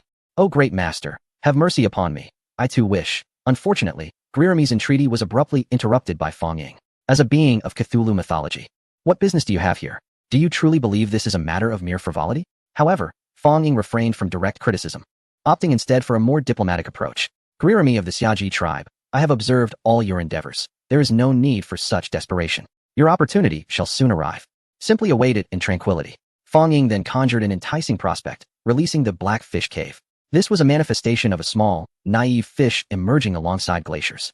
Lacking any semblance of intelligence, their mere presence signified that this was their sole home. "Cthulhu, I am present, O great master," responded Cthulhu, shrouded in a gray mist. "These fish are entrusted to your stewardship. I require proficient scouts. After all, in the vast ocean, Cthulhu reigns supreme. This is universally acknowledged. Rest assured, I shall not disappoint your expectations." Upon uttering these words, Cthulhu enveloped the fish cave in a shroud of gray mist. This action momentarily astonished Fong Ying. He had not anticipated that the benefits derived from this pseudo-nameless mist would enable Cthulhu to partially manipulate its own gray mist. This revelation further underscored the boundless potential inherent in the Cthulhu mythos, a potential that transcended mere terror and demanded reverence. "Given this, I shall bestow this upon you as well." With a flourish, Fong Ying released the evil energy token. Ding. Rest period concluded.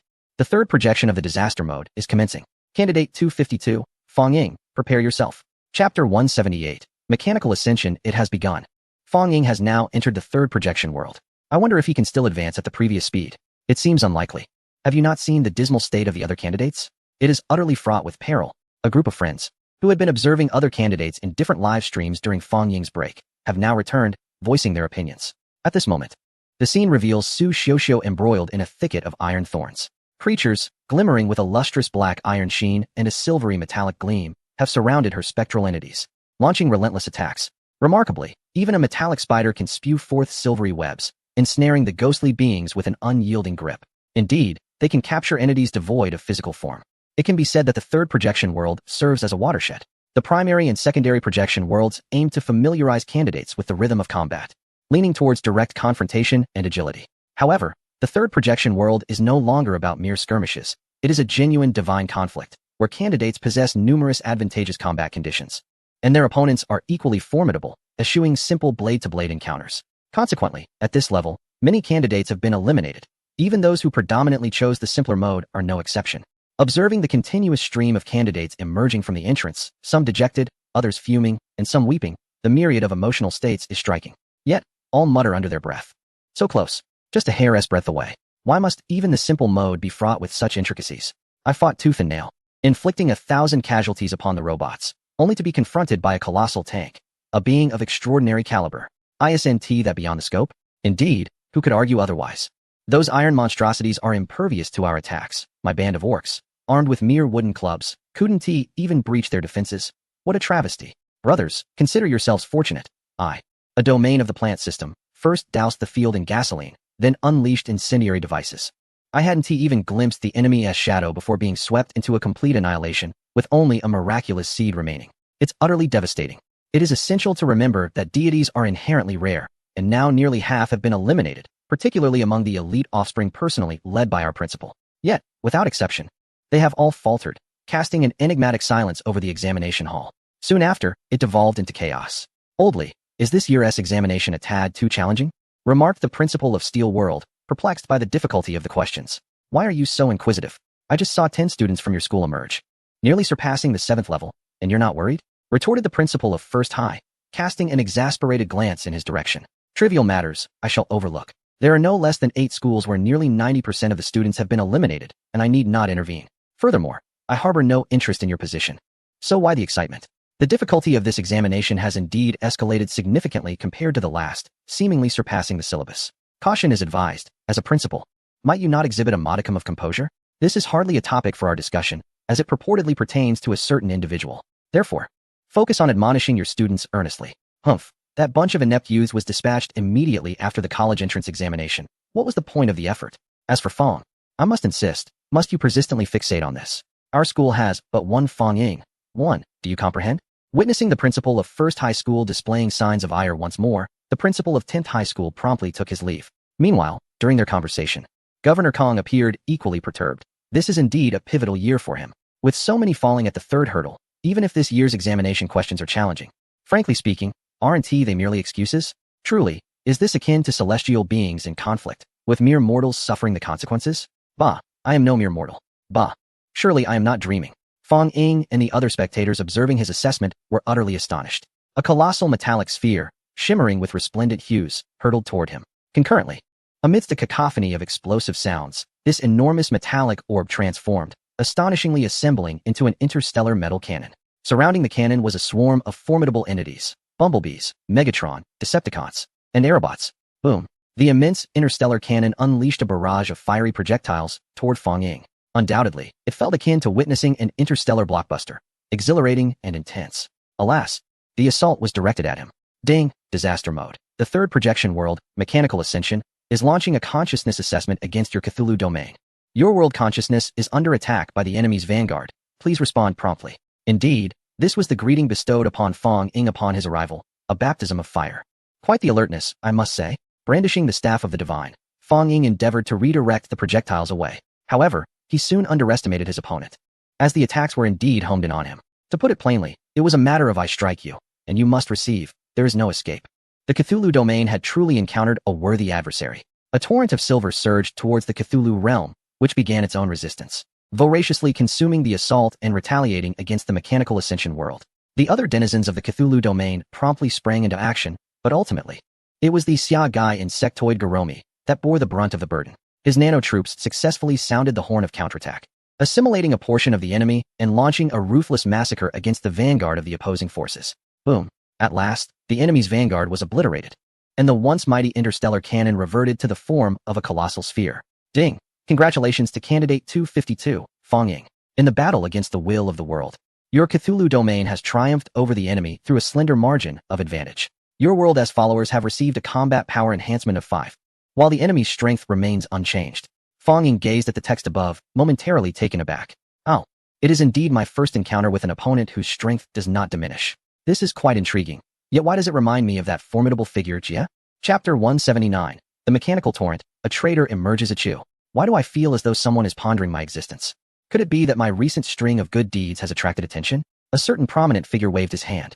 Before him, thousands of planets suddenly began to disintegrate, continuously evolving and giving rise to various forms of life and elements. Alas, the physical body is indeed frail. Ding, please be advised. The strength of enemies in this projection world will exhibit a degree of mutation due to the cataclysmic mode. Therefore, you must be mindful of the rhythm. If you find yourself unable to contend, please withdraw in a timely manner to avoid unnecessary harm to your divine self. Note, the enemies in this projection world are not only those visible to the eye, but also include the unseen. Please be vigilant. Current mission context. The Mechanical Ascension world was originally a decaying realm of ancient martial arts, but on a certain day, an individual devoted to science shattered the existing laws of this world. On that day, he created enormous mechanical weaponry and, utilizing it, successfully instigated a mechanical wave that transformed the world through the allure of machinery. New types of machinery began to emerge incessantly in this realm. Subsequently, this individual felt constrained in his development, experiencing the frailty of the corporeal form, which led to the notion of mechanical ascension. This thought burgeoned uncontrollably until it reached an irreversible state. Ultimately, he succeeded in transcending his original flesh and became a mechanical immortal, resulting in a profound transformation of the world. The mechanical weapons acquired independent consciousness, their objective being the eradication of all living beings, including animals and plants. In the end, all life was extinguished, leaving only mechanical forces to incessantly conquer the world and seize its resources. Your primary goal: annihilate the main forces of this world. Ultimate goal: eliminate this world entirely. Hidden objective: uncover the truth of this realm. This seems rather challenging. Fong Ying stroked his chin. It is not that the task itself is particularly daunting, but rather that it encompasses multiple objectives, and time will undoubtedly be of the essence. To comprehend the mechanics of this world, one must acknowledge that there exist not merely 8 million, but indeed 10 million, as this realm is equivalent to a vast expanse of 10,000 square kilometers. Given this reality, it is imperative that we do not rely solely on a single battalion for assistance. Myrmidons of the Macrophage clan, advance eastward with your troops and eradicate all mechanical entities with haste. Understood. The Eye of Malice clan and the Antfolk clan, you shall march westward, ensuring not a single one remains. Very well. Acknowledged, Great Lord. Dwellers of the Abyss, you are tasked with overseeing all maritime territories. Engage and eliminate any adversaries you encounter. Affirmative. The Divine Ones, you shall bear the greater burden, led by Nyarlathotep and the King in Yellow, Hastur, to command the skies and the northern front. We shall dutifully comply with your edicts. Garomi of the Shoggoth clan, the southern front is entrusted to you. You may personally lead your squad to let the ghouls engage. But be cautious and refrain from recklessness. I sense that this venture is far from simple. Yes, I shall proceed at once. Garomi of the Shoggoth clan was indeed exhilarated, as at last there was an opportunity to prove his mettle. By the way, my lord, Garomi has a request, he suddenly interjected. What is it? Fong Ying, aware that the Shoggoth clan has previously governed a divine domain, was inclined to lend an ear. In response to your greatness, I have discovered through a clash of divine consciousness that the opposing force possesses formidable firepower, subtly imbued with elements of regeneration and immortality. Thus, I request to be accompanied by the Nanite troops. Very well. Thank you, my lord. As the grand forces of the Cthulhu divine realm unfolded, an astonishing spectacle ensued. Good heavens! What is this Fong Ying's origin? My word, is this the fourth wave already? What is Fong Ying up to, distributing minions like wares? The sheer number of his followers is staggering. Nearly 40,000. I am left pondering what further secrets Fong Ying may conceal. He is akin to an uncut gem, awaiting discovery. The audience in the live stream, witnessing Fong Ying with such a multitude of followers, expressed their disbelief. After all, it is a rare feat for an ordinary deity to amass even half of his number of followers in a month. Cultivating followers resembles the growing of corn. It requires a maturation process, and one cannot hasten it without dire consequences. To do so would only hasten the demise of the remaining followers. However, the state of Fong Ying before us clearly indicates he has eschewed such foolish tactics, igniting a burgeoning interest among many. Additionally, a portion of the viewers became fixated on the Cthulhu divine realm that Fong Ying had established. Naturally, Fong Ying himself had no need for concern, as his minions had already begun to confront their respective combat targets. As the swarm of Zeramites made their appearance, the once tranquil city, lush grasslands, forests, and even the flat plains erupted with battalions of mechanical armies. These mechanical beings varied in size, with the larger ones towering at 3 to 4 meters, while the smaller ones were as slender as a hair. Naturally, the aerial forces were not to be overlooked. This was the pressure of the third projection world. With land, sea, and air all accounted for, it demanded that the deities possess a profound understanding of their own states. Commence a probe, commanded Zeramites, instructing his ghouls to launch an assault on the torrent of steel. The outcome was, in truth, quite predictable. After all, these entities were mere metal constructs. Employing conventional attacks would merely result in the destruction of some metal sheets and components. However, to damage the core components of these mechanical beings under the disaster mode was an overly simplistic notion, akin to humanity's instinct to shield their heads and hearts when faced with peril. Similarly, the vital points of these mechanical beings were embedded within their programming. It was reasonable to ponder whether this referred to their cranial region. It is crucial to recognize that they were not merely rudimentary constructs. They were sentient beings, akin to humans and other life forms, whose foremost priority was the protection of their core. Thus, targeting the brain was seldom their primary option. Consequently, even though the ghouls possessed considerable strength, when confronted with an equally powerful and agile torrent of machinery, their initial encounter resulted in noticeable damage. Indeed, the ascension of machines seemed utterly unscrupulous.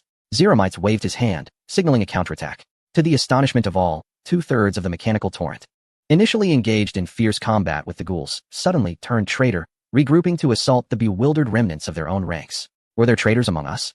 Chapter 180. The appearance of the kin these mechanical beings were far from mere iron constructs. If we were to measure their intellect, it could easily surpass that of ordinary biological entities.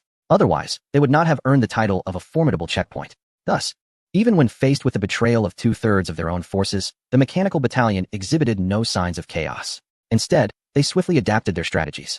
Despite suffering varying degrees of damage, they were more than capable of withstanding the incursion of Fang Ying's forces for a sufficient duration, allowing reinforcements from other mechanical entities to arrive. As for the conditions on other fronts, they were equally dire.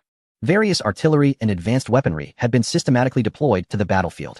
Moreover, as the battle intensified, towering steel fortresses, rising hundreds of meters high, began to emerge one by one, joining the fray. This would undoubtedly evolve into a true confrontation. Eliminate them all without hesitation. The burrowing demon worms, leading the Devourer clan, commenced a frenzied massacre the moment they encountered the mechanical forces. Being creatures that consume both minerals and flesh, they harbored no fear of the metallic beings. Instead, they reveled in delight. What are these? They are mere sustenance for their growth. Why wait? Let us act decisively. The worst that may happen is a slight discomfort. Thus, the battle between the Devourers and the mechanical entities resembled a clash between technology and savagery, offering an absolutely vivid visual experience. Conversely, the battlefield on the other side appeared particularly eerie. The once azure surface of the sea began to take on a blood-red hue, while swirling gray mists continuously emerged from the water. The mechanical beings of the ocean, caught in a state of bewilderment, vanished upon entering the fog. The entire process was imbued with an unsettling tranquility. Coordinates for the tribe leader 2, 5, 11, and 17 have been compromised. The remaining coordinates are all set. Please advise. A deep diver reported. Excellent. Remember the great Cthulhu's command to us. Sacrifice these feeble ants to that entity, and we shall receive rewards tenfold, 100-fold. In 5 minutes, we shall commence the hunt. Dagon held a gray, tetrahedral crystal, glanced at his surroundings, and gently placed the crystal within a core marked by strange arcane symbols. Instantly, the array began to flicker with intermittent dark light, as if the items were short-circuiting. Yet Dagon grinned, murmuring, "It is complete." He then produced a necklace and draped it around his neck, a gray pendant shaped like an eye. Simultaneously, the other deep divers adorned themselves with identical necklaces. All hail our master. Praise Lord Cthulhu. Praise the unknown. Let us commence our actions. On the other side, the clan of the gods displayed a more composed demeanor. They governed the skies and the northern front, led by the king in yellow and the Bayaki, resembling a disciplined unit that adhered to commands. The Thunder God faction was tasked with clearing the frontline rabble, while the Fire God faction aimed to neutralize any artillery threats. Commander, our Wind God faction is advancing into the city to eliminate those command ships. Good, you are agile and swift. Destroy their command center. But ensure coordination with the air forces. Do not charge too hastily. Maintain your rhythm. Leader, should we capture some specimens? The movements of the Eye of the Abyss clan and the Ant-Man clan appeared somewhat sluggish, while other factions began to engage in combat. These two strategic teams opted for a more covert approach, employing ambush tactics rather than outright confrontation. They meticulously devised plans to capture various types of mechanical organisms, subsequently disassembling them for research. Have you observed? This metallic canine astonishingly possesses a complete biological circulatory system, albeit entirely constructed of metal. What intrigues me further is the ocular apparatus of this mechanical raven. It remarkably features capabilities for detection and recording, in addition to emitting biological waves that can influence the electrical currents within the cerebral tissue of living beings. This seems to be a promising avenue for exploration. Is your curiosity limited to this? The concept of reproduction is undoubtedly more extravagant. These metallic entities are merely composed of ordinary metallic substances, at most infused with activated elements. Yet they astonishingly engage in mating and reproduction. It is truly remarkable. Should we fully comprehend this phenomenon, we could transform the Cthulhu domain into a formidable war machine. Indeed, while others engage in life and death struggles, they are conducting research on the battlefield, adopting a top-down approach to their inquiries. I wonder how Fang Ying will perceive this situation. The audience, however, is in an uproar. Truly, there are peculiarities each year, but this year seems particularly abundant. In terms of combat prowess, I cannot guarantee that Fang Ying is the strongest, but when it comes to cunning, my Fang Ying undoubtedly reigns supreme. It is amusing. I initially thought Fang Ying himself was already quite peculiar, yet now, upon witnessing all his acolytes, I realize it is indeed true that a capable leader breeds capable followers. It is evident that the nature of a deity reflects in their entourage.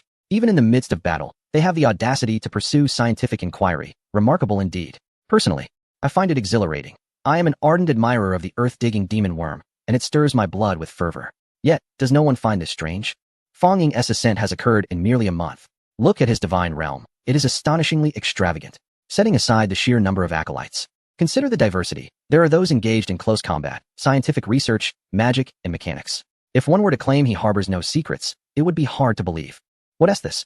Are you feeling envious, my friend upstairs? What jest is this? Every deity present possesses secrets. It is merely a matter of their magnitude. Should you desire to uncover the secrets of others, be prepared to withstand the wrath of the Great Xia and the Divine Alliance. Indeed, since Great Xia and the entire world have dared to host this college entrance examination in a live format, they have undoubtedly made provisions for the protection of these students. Upon reflection, it seems entirely reasonable. Presently, the greatest challenge facing the blue planet stems from the realm of the void, with humanity still positioned in the second tier. Without achieving peak accomplishments, the internal strife and penalties are severe, unless one is a madman, entirely unencumbered by weaknesses. Otherwise, for a powerful deity to seek benefits from others at the cost of far greater repercussions is undoubtedly foolish. Instead, it is more common for those deities who utilize their power and wealth to procure secrets, as exemplified by this year's college entrance examination. Even the mightiest deities have their successors, bound by the immutable laws. Otherwise, the continuity of generations would be jeopardized. Although deities may attain immortality, the human propensity for procreation remains deeply rooted in those who ascend to divinity. Chapter 181. Targeting you at this juncture, as time progresses, an increasing number of candidates begin to conclude their examinations, emerging from the third projection world. Among them are those who opted for the challenging mode. Logically, their abilities should be commendable, otherwise, they would not have chosen the arduous path. Yet, the outcomes are ultimately disheartening. Presently, the number of eliminations has surpassed 85. There is no alternative. The third projection world resembles a meat grinder, utterly annihilating the candidates' companions. Many candidates have even reported damage to their divine realms, prompting several waves of rescue teams. The mechanical world this time poses an excessively high level of difficulty. Had I been in their shoes, I too would have found it impossible to emerge unscathed. Thus, there is no need for despair. A teacher gently patted his student's head, offering solace. Unless one encounters a technological world with mechanical entities of equivalent caliber or possesses a counteracting attribute like lightning, the only recourse is a direct confrontation, enduring the onslaught to overpower the adversary. After all, in this task, as long as the core is eliminated, everything else becomes manageable, remarked another teacher, expressing his exasperation. Mechanical ascension is inherently challenging. Even in the void, the adversary ranks among the intermediate tier of existence. It is hardly a simple matter to engage with them. They are notorious for their penchant for overwhelming firepower and explosive tactics. Upon hearing these words, the other teachers nodded in agreement, their minds conjuring the image of a legendary figure. That individual's divine realm was none other than the mechanical world, a pinnacle of existence. Unlike the teachers, the principals remained visibly anxious. After all, for ordinary students, elimination is one thing, but complete failure is unacceptable. The embarrassment is trivial, but the lack of resources is a grave concern. Each principal anxiously observed their students' examination scenes, silently praying for their success against adversity. Let it be clear, the principals are not superstitious. They are deities, and the visions of deities can alter the very fabric of reality, let alone a mere competition. You must make us proud. Principal Li Yunjie of No. 1 High School also found himself fervently praying. His students included 2 girls and 1 boy, Zhang Yao from the spirit realm, Su Xiuxiu from the ghost realm, and Fang Ying from the wasteland realm. Although Fang Ying, a latecomer, had developed her own Cthulhu divine realm, Principal Li's focus remained steadfastly on Su Xiuxiu and Zhang Yao. In a word, stability. The emergence of Fang Ying is nothing short of a disruptive dark horse, imbued with an overwhelming sense of uncertainty. Even after traversing the first and second projection worlds, Principal Li Yunjie felt no profound stirrings within his heart. It was not until Fang Ying conjured such a multitude of diverse subordinate beings in the third projection world that Principal Li experienced a moment of clarity. Combat, particularly direct confrontation, undoubtedly serves as a testament to a deity's prowess. As for the previous 2 encounters, Fang Ying had relied too heavily on cunning tactics. Had he opted for the nightmare mode, the old principal would have bet his life on Fang Ying's assured success. Unfortunately, Fang Ying chose the calamity mode, leaving even the seasoned principal uncertain about the unfolding events. As for Zhang Yao and Su Xiuxiu, Zhang Yao, who was once destined to be the brightest star, has now fallen to the 5th position. In contrast, Su Xiuxiu has performed admirably, rising to 3rd place. From the outset, Su Xiuxiu summoned the ghostly apparitions, instantly altering the physical laws of the realm. In mere moments, she incapacitated no fewer than 50,000 mechanical troops. Although this tactic prematurely expended one of her trump cards, it granted her ample time to strategize. In the next instance, the duo of the black and white impermanents made their appearance once more. It must be noted that while the mechanical troops possess the capability to capture and eliminate spirits, the distinction between ability and ease is significant when they exist within the material realm. Thus, Su Xiuxiu's world retained a distinct advantage. At the very least, the ordinary troops lacking spirit-capturing nets could be entrusted to her spectral minions, while the black and white impermanents focused on the specialized mechanical units equipped with such nets. The coordination among the mechanical troops was seamless, and their timing impeccable. Despite the advantages held by the black and white impermanents, they soon found themselves outmatched, sustaining considerable injuries. Su Xiuxiu, fully aware that she could no longer conceal her true strength, promptly deployed her ultimate force, the red attire. The moment red attire manifested, the entire scene momentarily froze, igniting excitement amongst the spirits and the black and white impermanents, erasing their previously disheartened demeanor. Red attire did not disappoint Su Xiuxiu's legion of subordinates. With a mere wave of her hand, she obliterated nearly tens of thousands of artillery units. This spectacle prompted Principal Li to rise once more, not out of astonishment, but rather in awe of the unrelenting succession of dark horses emerging from his institution. Although Fang Ying's assessment was yet to conclude, Su Xiuxiu's legendary creatures had already made their debut. Ah, how old he feels. These youngsters seem to harbor numerous secrets. Nevertheless, this is a fortuitous circumstance. May they navigate their challenges successfully, transforming peril into safety, and maintaining their poise and well-being. The old principal began to squint his eyes, mumbling to himself. In stark contrast to Principal Li's ramblings, Governor Kong was brimming with joy. It is astonishing that, aside from Fang Ying, there exists a dark horse like Su Xiuxiu. Legendary creatures are not mere servants that any deity can conjure, especially one that has only recently awakened for a month. However, this is indeed a fortuitous circumstance. The stronger Su Xiuxiu and Fang Ying become, the more joy it brings him. Not only do they bring glory to their institution, but they also elevate the prestige of the entire province. At this moment, the leaderboard in the void is continuously updating. Fang Ying's score is undoubtedly at the forefront, firmly in first place. In contrast, Su Xiuxiu's score has begun to trend towards surpassing the second place, which is none other than Chu Gu. Caution! Dodge! Boom! Boom! Boom! Crack! Crack! Just as Fang Ying was dominating the mechanized ascension realm, the adversary also initiated some ultimate moves. Launch! Countless aerial fortresses ascended, resembling colossal ground-to-air combat apparatuses. Missiles of various colors were unleashed, signaling that the enemy was now earnest in their efforts. Patriarch, the enemy's elite have arrived. With the report from his kin, the burrowing demon worm, while gnawing on a mechanical creature resembling a desert worm, proclaimed loudly, "Ha! Elite? I thrive on taking down the elite." Chapter 182. Shock. More shock. Yet, before the burrowing demon worm could unleash havoc, it was sent skyward by a missile strike, akin to a streak of light, traveling at least several kilometers. This unforeseen turn of events abruptly halted the advance of the voracious worms. They exchanged glances, pondering, should we rescue the leader first, or continue the assault? Of course, we press on to avenge our leader. Revenge. Kill. Charge. Boom. Boom. Boom. Another barrage of missiles, ignited in flames, sent the group of voracious worms flying. Nevertheless, they quickly regrouped and charged forward again. Despite the relentless barrage and intensified firepower from the enemy's mechanical army, the voracious clan, known for their resilience and brute strength, did not suffer significant damage. Most were merely lightly injured, with only a few severely wounded and taken away, while the rest pressed on tirelessly, driven by a singular purpose, to feed. Meanwhile, the summer-covering insect clan, Guhelomi, with a significantly optimized legion of ghouls as their vanguard, in conjunction with their own nano-units' control and harassment, were the first to breach the outer defenses of the mechanical creatures and infiltrate the inner sanctum of the metallic city. Display evasion. From high above, directing the entire army's offensive, Guhelomi swiftly dispatched a secret order. One after another, missiles shimmering with dark, ominous light rapidly struck toward the center of the ghouls' formation. It is evident that this time, their bomb is not of the ordinary kind, but rather enhanced with additional elements. Consequently, even the mechanical organisms controlled by the nano-units of Guhelomi could not withstand its force, being directly penetrated. Astonishingly, it resulted in the demise of hundreds of ghouls. Has the situation finally escalated to this extent? Guhelomi murmured, as numerous virtual grids materialized before him. With each click of his hand, these virtual squares transformed in an ever-changing pattern. Stay alert, advance left, then right. Boom, boom, boom.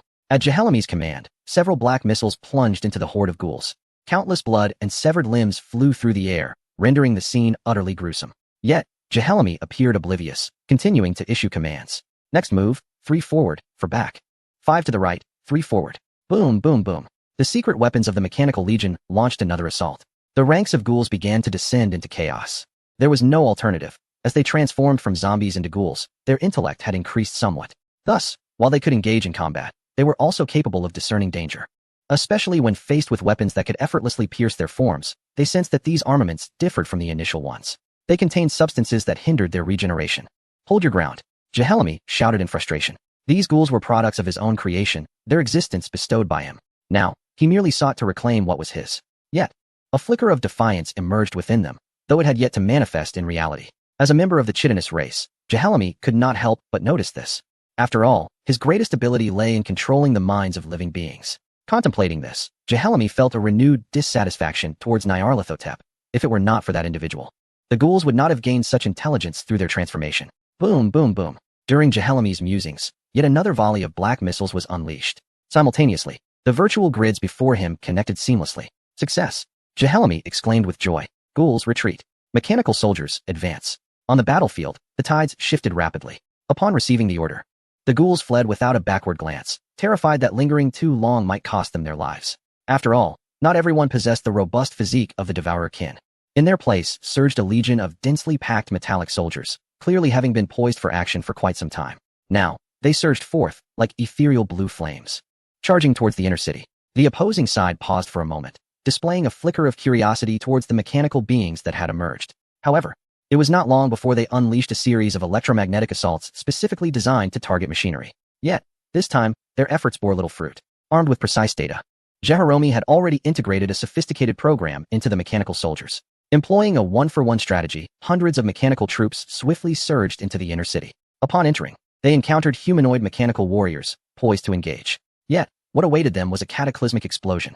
Indeed, the mechanical soldiers detonated, triggering an immense blast that ignited the inner city's dark bombs, creating a magnificent display of fireworks in the sky.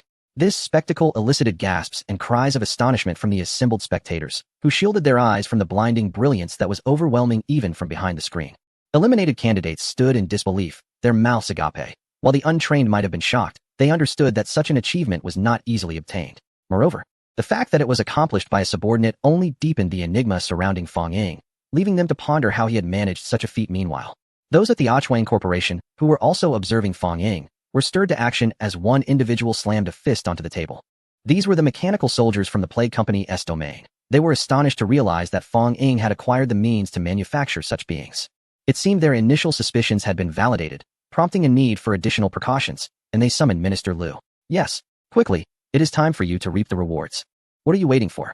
Jehelemi charged ahead, directly obliterating two extraordinarily powerful mechanical leaders. An influx of energy surged into his body. While it did not significantly alter his legendary prowess, the sensation of effortlessly augmenting his strength was delightful. Kill, charge, annihilate them. All of it is mine. The ghouls were not foolish. By slaying these mechanical beings, they could secure opportunities for advancement. Only a fool would decline such an offer, especially after having already incurred substantial costs. Consequently, the ghouls surged forward, outpacing the mechanical soldiers that had originally been ahead. These rascals, Jehelemi muttered upon witnessing this, choosing to say no more. Instead, he dispatched a dozen or so exceptionally powerful mechanical soldiers. You go and inform the others to converge here and expand our gains. Yes. As he watched the mechanical soldiers depart, Jehelemi narrowed his eyes, gazing at the figures advancing toward him from the inner city. Rather than feeling fear, a thrill of excitement coursed through him. It seems that the first kill in the shattered city belongs to me. In the heart of my master, I must surely hold a significant place. Before Jehelemi could fully relish the moment, a colossal shadow descended from afar, landing before him. As the smoke began to clear, even Jehelemi, known for his composure, could not help but exclaim, "What on earth are you doing here?" Chapter 183. One wave subsides, another rises. Oh, it's Jehelemi. Long time no see, exclaimed the burrowing demon worm, grinning foolishly. You should be in the east, right? How did you end up in my southern territory? The Summer Bug Clan's Jehelemi glanced at the creature before him, noting its unscathed form, albeit disheveled. Well, can you guess? The burrowing demon worm. Being a leader among its kind, couldn't he admit to being blasted away by a cannonball, especially not across such a distance? I can only guess nonsense. Forget it. Since you're here, lend me a hand. I've already breached the inner city, and what awaits us next is the true mechanical army, Jehelemi stated. Not a problem.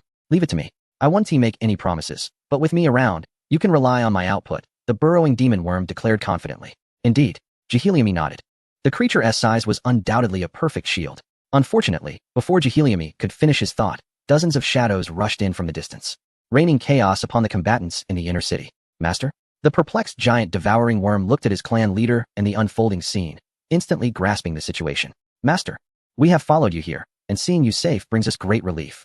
Cough, cough. The burrowing demon worm cleared its throat. No, Master, I misspoke.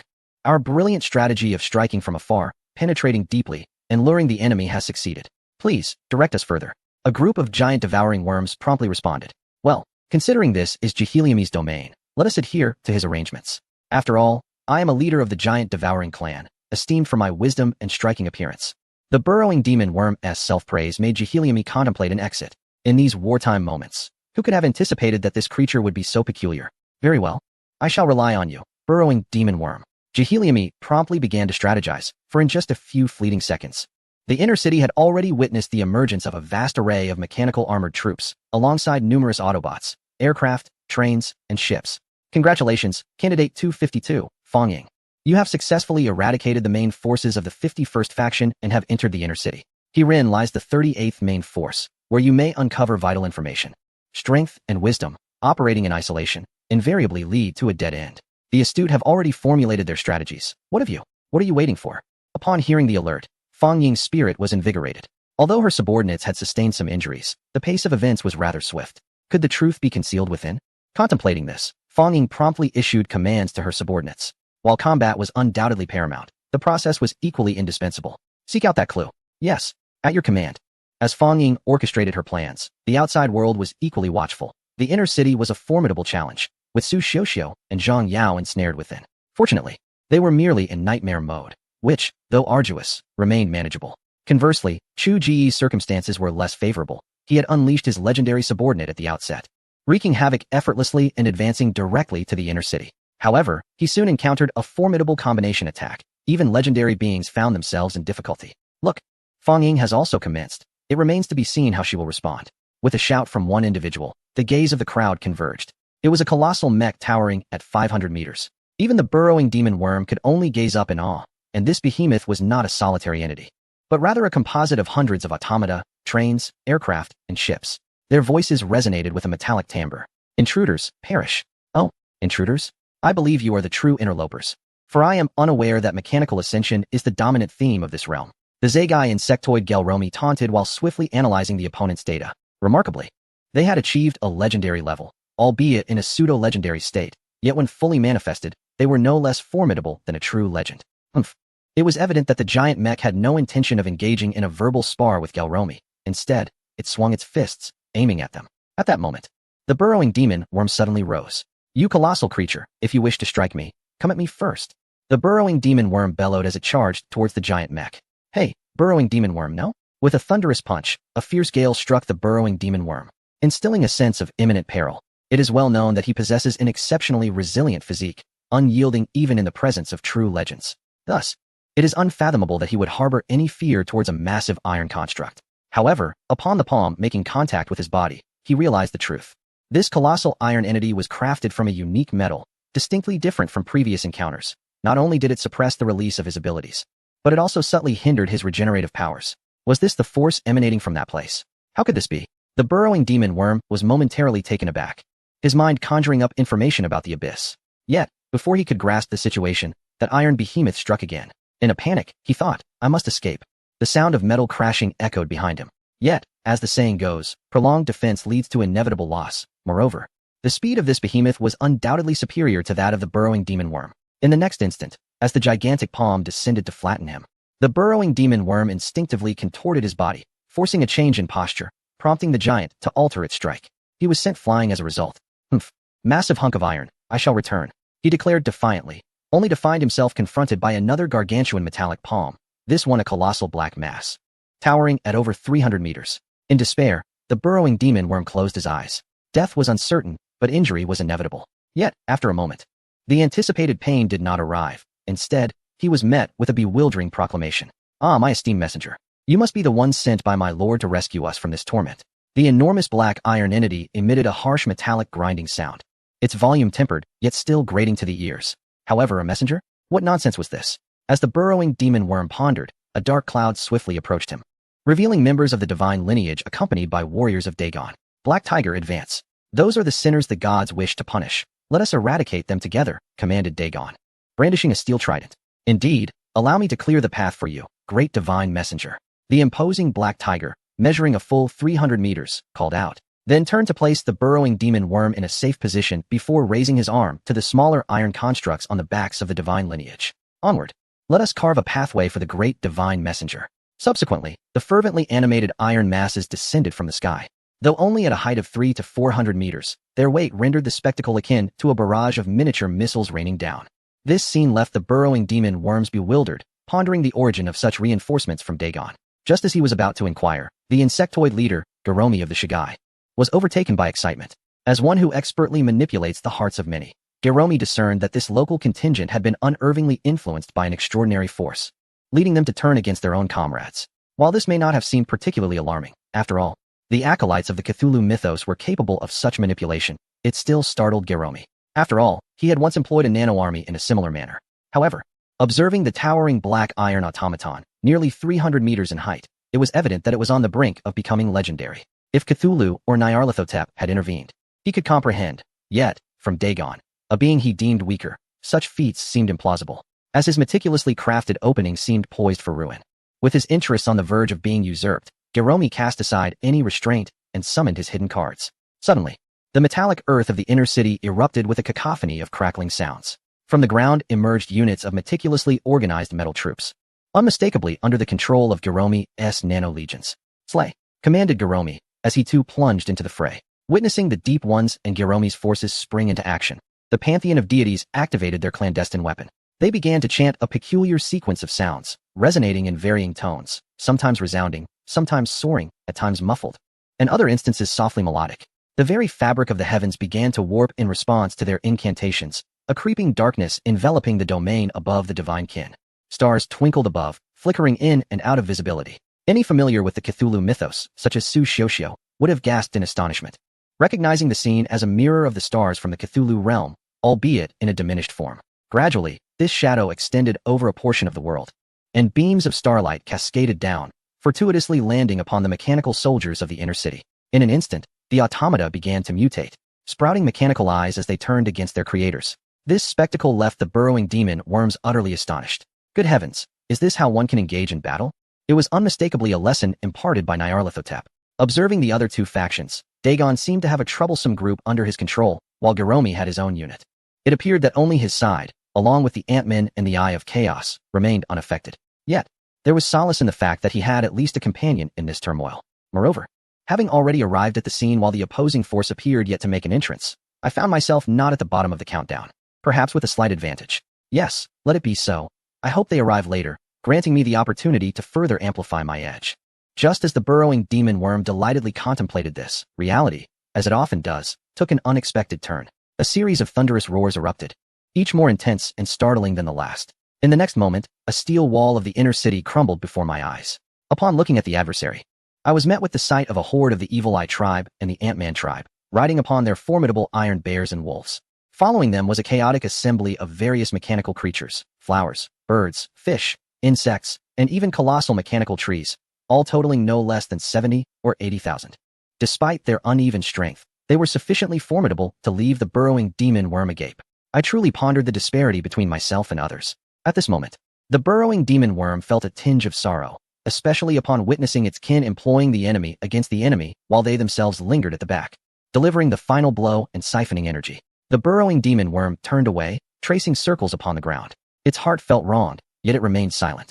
You are all so inconsiderate. At least take me along. However, compared to the burrowing demon worm's grievances, the colossal combination robot of 500 meters was even more bewildered. Who am I? Where am I? What am I doing? What happened to our home field advantage? Why does it feel like my allies are dwindling while the enemies multiply? A closer inspection revealed my brethren amidst this chaos. All of this commenced with the arrival of that 300-meter-tall black iron behemoth. As the 500-meter combination robot engaged in a fervent battle with the towering Black Tiger, it bellowed, "Black Tiger Sovereign, have you lost your mind? Are you aware of your actions? Indeed, I am eradicating you heretics, following the divine messenger to save this world," the Black Tiger replied, sparks flying amidst the clash. What? Heretics? Divine messenger? What nonsense is this? For heaven's sake, if you must lose your wits, at least choose an appropriate moment. The 500-meter combination robot exclaimed. You are the heir of this world. What do you mean by saving it? With a look of utter confusion, the 500-meter combination robot, despite its towering height, found itself no match for the 300-meter Black Tiger. After all, the latter was a cohesive entity, genuinely towering at 300 meters. Black Tiger Sovereign, you are the future king of this world. Please, come to your senses. Have you forgotten our previous agreement? The 500-meter combination robot pleaded, all the while being relentlessly pushed back in battle. Humph, since you acknowledge me as the harbinger of the future, I, as the future king, now command you to follow me and vanquish the current ruler. Let the divine envoy lead us into a new world. As for the initial plan, devised as a contingency to encircle the invaders, it was merely a misguided decision made in a moment of folly. I have since undergone a profound transformation. reborn as the Black Tiger. Chapter 185. The Foot of the Divine, due to the resounding voice of the Black Tiger. Their conversation was not merely audible to the 500-meter-tall combined robot, but also clearly heard by the other machines, which were already facing the enemy from behind. What the hell? This is madness. Enough. I surrender, exclaimed an excavator robot, raising its scoop and remaining motionless. Once one surrendered, others quickly followed suit. The remaining electric vehicle robots, armored vehicles, and tractor robots each expressed their capitulation. After all, their second-in-command had already surrendered, and truth be told, they were intimidated by their own comrades. This was not how things were supposed to unfold. One wave of surrender here, another wave there. It was enough to destabilize anyone's morale. However, distinctions began to emerge with the arrival of the Goromi from the Xiagai insect clan, controlling the robotic forces. It felt as if a multitude of spies had infiltrated the organization. One might unwittingly fall victim to their own spouse, superior, or even child. Though they were indeed machines, their intelligence was not to be underestimated. They possessed the instinctual fear of death. The reason for their reckless abandon lay in their lack of fear regarding death. Their physical forms were not of paramount importance, much like human hair that can be easily discarded. As long as their core data remained intact, they could continue to exist. Yet the current situation was anything but favorable. They found themselves either consumed or collected, their core data systematically destroyed, witnessing their own demise up close. Ultimately, their remains would either be devoured by the local scavenger, the earth-digging demon worm, or sent to the Cthulhu domain, leaving behind nothing but ashes. It must be said that this assembly of mechanical beings had succumbed to fear. This was far more brutal than mere disintegration. As a result, even the towering 500-meter combined robot faltered. In the collapse, it reverted to hundreds of individual robots, akin to the final snowflake before an avalanche. This led to nearly 100,000 robots in the inner city surrendering without hesitation, whereas the enemy comprised a mere 20,000 of their kind, led by their own kin. Upon witnessing this scene, Fang Ying found himself at a loss for words. Should he acknowledge the wisdom of adapting to circumstances? Or had his subordinates outshone him too brilliantly? He had intended to deploy his legendary creatures. After all, one's own kin can take on 4 opponents. Yet in the face of tenfold their number and under unfavorable conditions, achieving such a feat is undeniably remarkable. Simultaneously, even beyond the battlefield, the live broadcast of Fang Ying's divine combat is being disseminated rapidly. Although there is no victory, given the current circumstances, it is undoubtedly a classic moment. Unless a significant change occurs, smoothly clearing this challenge should pose no issue. I believe I have witnessed a miracle. Oh, where is that mathematician to calculate the psychological shadow area of the enemies? To thrive in battle, I assert this is a fitting explanation for the conflict at hand. I have already discerned Fang Ying's weakness. I am unperturbed, for my divine realm is devoid of life, filled only with bacteria. I refuse to believe even bacteria can be controlled. Oh, a bacterial war, how thrilling. I eagerly anticipate your duel with the esteemed Fang Ying. I would confidently wager on your survival for a minute. Ignoring the jeers from the crowd, even the Cthulhu's kin, including the burrowing demon worms, expressed their disdain for the enemy surrender. There are a staggering 70 to 80,000 robots. If all were to be annihilated, think of the energy gained and the ascension of my kin. However, would such direct slaughter not yield adverse consequences? After all, their master has long informed them they are currently undergoing an evaluation. The opportunity they have is solely due to this assessment. If it were to be botched, their master would be removed from the examination site, resulting in an eternal departure from this auspicious terrain.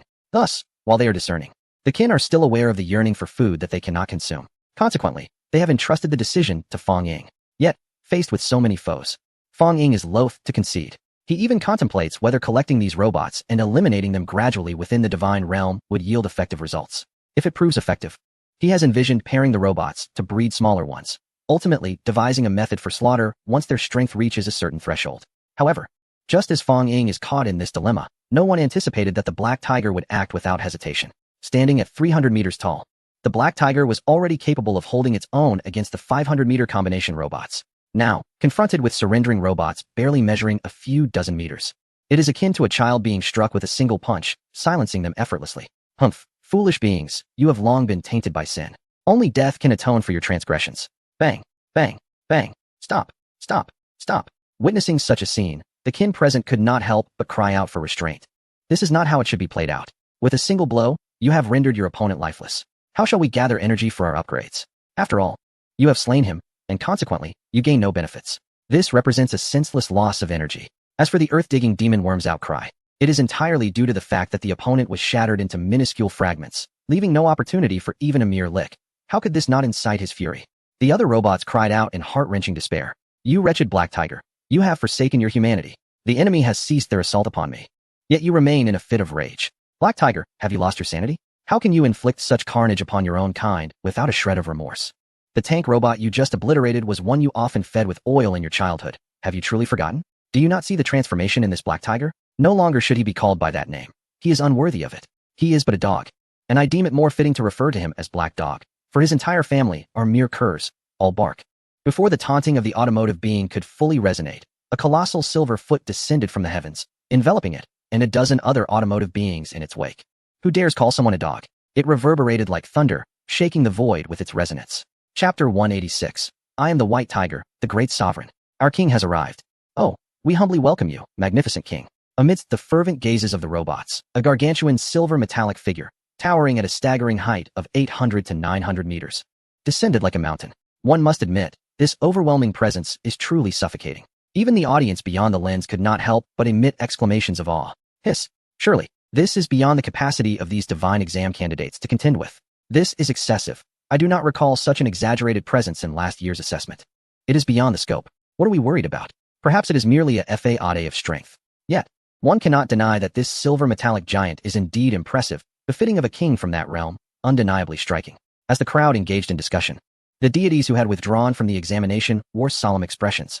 Most of them had been forced to exit early on, never having encountered such astute robots, let alone this exaggerated metallic giant.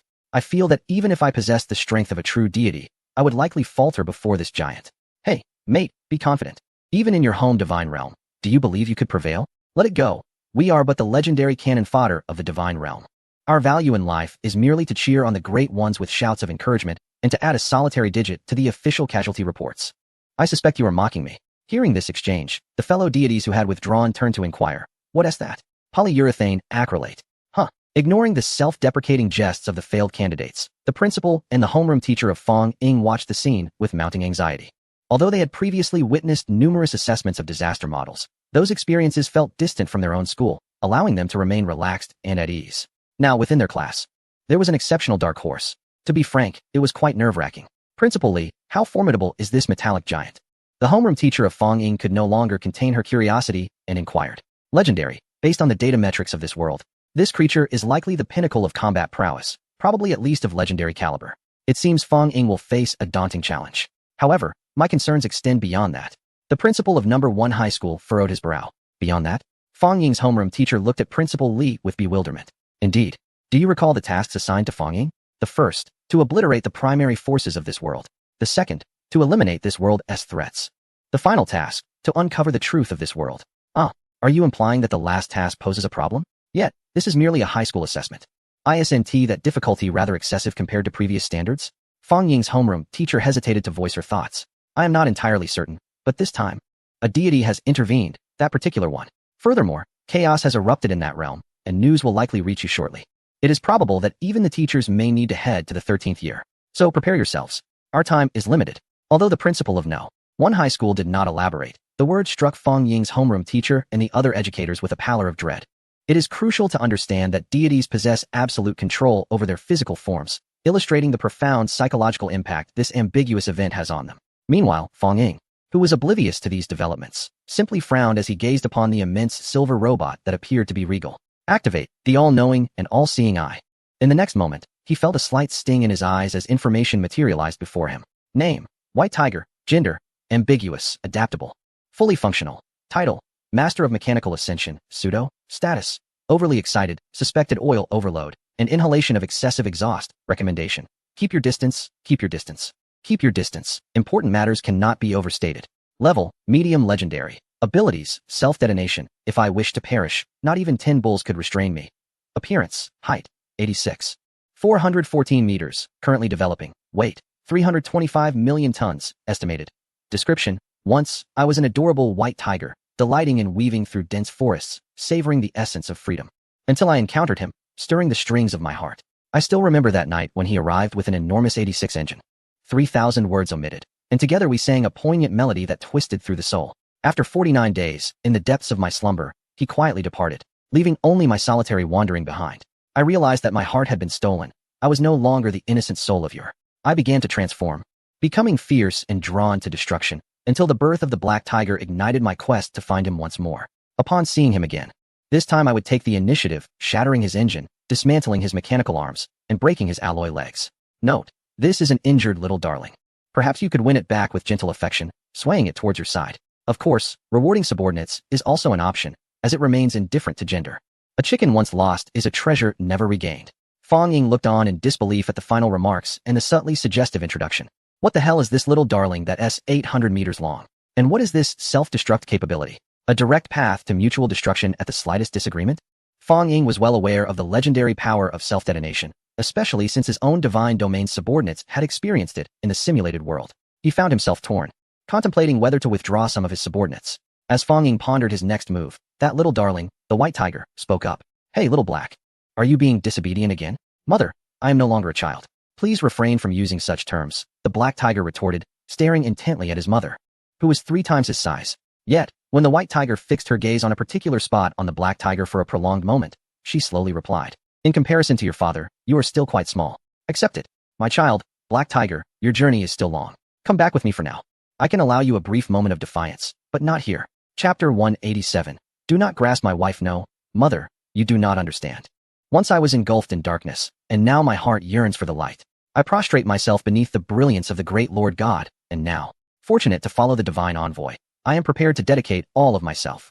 I know that where the leaves dance, flames shall ignite, and when light pierces the darkness, rebirth is assured. Thus, I shall become the spark. The black tiger grew increasingly fervent, his voice resonating louder as he straightened his posture with conviction. A beam of light appeared beside him, illuminating him as if he were a protagonist adorned with a halo. Meanwhile, during their dialogue, the summer insect tribe member, Jelromi, stealthily sidled up to Gong's side. Hey, buddy, how did you manage to brainwash him? The way he speaks is so inspiring, it's making my blood boil. As if he is embarking on something monumental, is it not? Under the esteemed dominion of the revered deity, guided by the magnificent Cthulhu, we are indeed engaged in a grand endeavor. Our mission is to illuminate countless realms, allowing the divine realm of Cthulhu to cast its radiance upon all worlds. All who do not submit shall be reformed. This is the will of Cthulhu. Dagon suddenly spoke with a longing expression. You speak the truth, nodded the insectoid creature, Jelromi, while discreetly distancing itself. It seemed he had discovered the reason. Casting a glance at the drooling, foolishly grinning burrowing demon, he unexpectedly found a certain charm in the creature. At least, within the domain of Cthulhu, it appeared to be a normal member. My child, you have greatly disappointed me. Thus, as your mother, I must impart a lesson upon you. And you lot, you are the ones who have led my child astray. Therefore, you shall all remain. Upon uttering these words, the white tiger's entire form began to emanate a brilliant white light. Good heavens, run. Fong Ying thought, pondering whether this mother and child would engage in a confrontation. But he soon overestimated the erratic state of the white tiger. She was about to self-destruct. Consequently, Fong Ying immediately commanded all his followers to flee as far as possible. Simultaneously, he relayed the information he had gathered. The moment all his followers received the message, even the burrowing demon felt a surge of panic within. Must it be this way? Starting off with self-destruction? Couldn't we at least throw a few punches and negotiate? All the viewers watching the live broadcast were equally perplexed. What is happening? What is going on? Indeed, they had yet to witness any confrontation, yet Fong Ying had gone mad, urging his followers to flee, while he himself was gathering lower-tier followers and casting them into the divine realm. Was it a strategy to feign vulnerability or an attempt to lure the enemy deeper? The audience's astonishment grew. It wasn't until they witnessed a blinding flash of light illuminating the entire sky that they were met with a deafening explosion. After a prolonged moment, the audience regained their senses amidst the ringing in their ears, only to behold a massive crater spanning thousands of meters. It is worth noting that this was the inner city, constructed from a unique, resilient metal. Even the previous fierce skirmishes had merely resulted in some scratches and minor dents. Surveying the surroundings, they found only black-gray dust, with not a single intact fragment of metal remaining, a testament to the catastrophic power of the white tiger's self-detonation. Coughing, Fong Ying floated up, shaking off the metallic dust clinging to him. Through the blood network, he assessed the aftermath. The burrowing demon had merely fainted, suffering minimal harm, while the Hilichurls and Void Touch were gravely injured and would require time to recuperate. Fortunately, the other extraordinary followers, adept at fleeing, had escaped relatively unscathed. Especially with the summer insect tribe, Garanim, Fong Ying was taken aback by the remarkable speed at which this creature fled. And it did so even before he had unleashed his divine domain. Consequently, there was no issue whatsoever. Notably, his nano-army emerged unscathed, while nearly a third of his ghoul contingent suffered casualties. Fong Ying even began to ponder whether there was a connection between this ghoul and Nyarlathotep, possibly orchestrated by Garanim. After all, the tenacity of Garanim was evident from the multitude of simulations Fong Ying had conducted. Nevertheless, these matters were trivial, and he refrained from imposing undue blame. Upon a brief assessment, aside from the portion of his kin he had rescued, approximately 0.000 of his followers had perished, predominantly those beneath the threshold of quasi-superiority. The higher-tiered individuals, even among the quasi-superior, experienced minimal fatalities. Rather, they sustained varying degrees of critical injuries during the recent explosion. However, given the regenerative capabilities of the Cthulhu divine domain, as long as death was not instantaneous, it was not regarded as a significant issue. Presently, Fong Ying had not suffered any substantial losses, which could be seen as a significant weeding out within the Cthulhu divine domain. Observing the heart of the battlefield, 2 square boxes floated in the air, 1 black and 1 white, easily distinguishable. They were continuously absorbing the surrounding metallic dust to repair themselves. It was no wonder they dared to self-destruct. Evidently, they were aware of their invulnerability. Fong Ying murmured to himself, recalling a humorous skit from Earth. No matter how well a house is built, it is merely a temporary abode. These little boxes are your everlasting home. Extending his hand, the 2 boxes naturally and without resistance came to rest in his grasp. At that moment, a voice resonated above him. Ding! Congratulations, Candidate 252 Fong Ying. You have successfully annihilated the main force of this world. Ding! Congratulations, Candidate 252 Fong Ying. You have successfully eradicated the white tiger of this world. Ding! Notice. Candidate 252 Fong Ying. Your actions have provoked the displeasure of a certain entity. A hidden quest will now be initiated. Please pay attention to your notifications. Fong Ying furrowed his brow, initially expecting a reward introduction, only to be confronted with the emergence of a quest. Moreover, displeasure? What could it possibly be displeased about? Suddenly, the earth began to tremble anew, and a metallic structure resembling a volcano gradually ascended from the deep pit created by the white tiger's self-detonation. Subsequently, the volcano split open, revealing a demoness with crimson hair and red eyes, her figure exquisitely alluring, adorned with a heart-shaped tail behind her, who approached Fong Ying with a smile. At a distance of 5 meters from Fong Ying, she slightly bent forward, pressing down her arms to accentuate her ample bosom, beneath which lay a deep ravine that could entice men and leave women breathless. Young man, my master has sent me to inquire whether you could return his wife and child. As long as you agree, you may command me to do anything. Chapter 188. The Succubus by Jia. It must be said, the allure of this succubus could undoubtedly be rated at an astounding 98 stars. Every inch of her skin and her enchanting posture resonated with human aesthetic sensibilities. Unfortunately for her, Fong Ying was a deity, specifically, a Cthulhu-like god. A mere woman, no matter how beguiling, could hardly compare to the intoxicating allure of Cthulhu's kin. Thus, Fong Ying remained entirely unaffected by her charms. Instead, he produced a pair of gloves, disdainfully brushed the succubus aside, and calmly inquired, I have no interest in you. Where is your master? The succubus was clearly taken aback by such a response. After a moment of stunned silence, a hint of indignation crept into her demeanor. My master is omnipresent. If the esteemed deity wishes to meet him, it is unnecessary. My master has delegated authority to me. As long as you can return my master's wife and child and withdraw from this realm, we can negotiate a fair price. Her tone was markedly less pleasant than before, yet even in her anger, there was an undeniable allure in her haughty voice that seemed to awaken something within. It's that simple? I can have whatever I desire? Fong Ying smiled slightly, scrutinizing the succubus from head to toe. Of course. The succubus noticed Fong Ying's unabashed appraisal, and, rather than retreating, she eagerly enhanced her posture, displaying her assets. It is essential to understand that as a succubus, being gazed upon and desired is a form of currency, a testament to her prowess. Surely, this divine young man had initially overlooked her charms or was simply shy, leading him to speak as he did. Otherwise, how could the famed Bai Jia, a renowned figure among her kind, have failed to captivate him? Yet, Fong Ying's subsequent question left her momentarily at a loss for words. I have a question. Are you human? Or should I ask, are you a carbon-based life form or a mechanical one? He gestured to their surroundings, a world enveloped in metal, where even the flora and fauna were mechanical constructs. This realm was known as the Mechanical Ascension world, making the sudden appearance of a succubus feel somewhat incongruous. Is that what you wish to inquire about, rather than my measurements? The succubus suddenly interjected, but soon she perceived the bewildered gaze from Fong Ying, which caused her to feel somewhat disheartened and retract her other thoughts.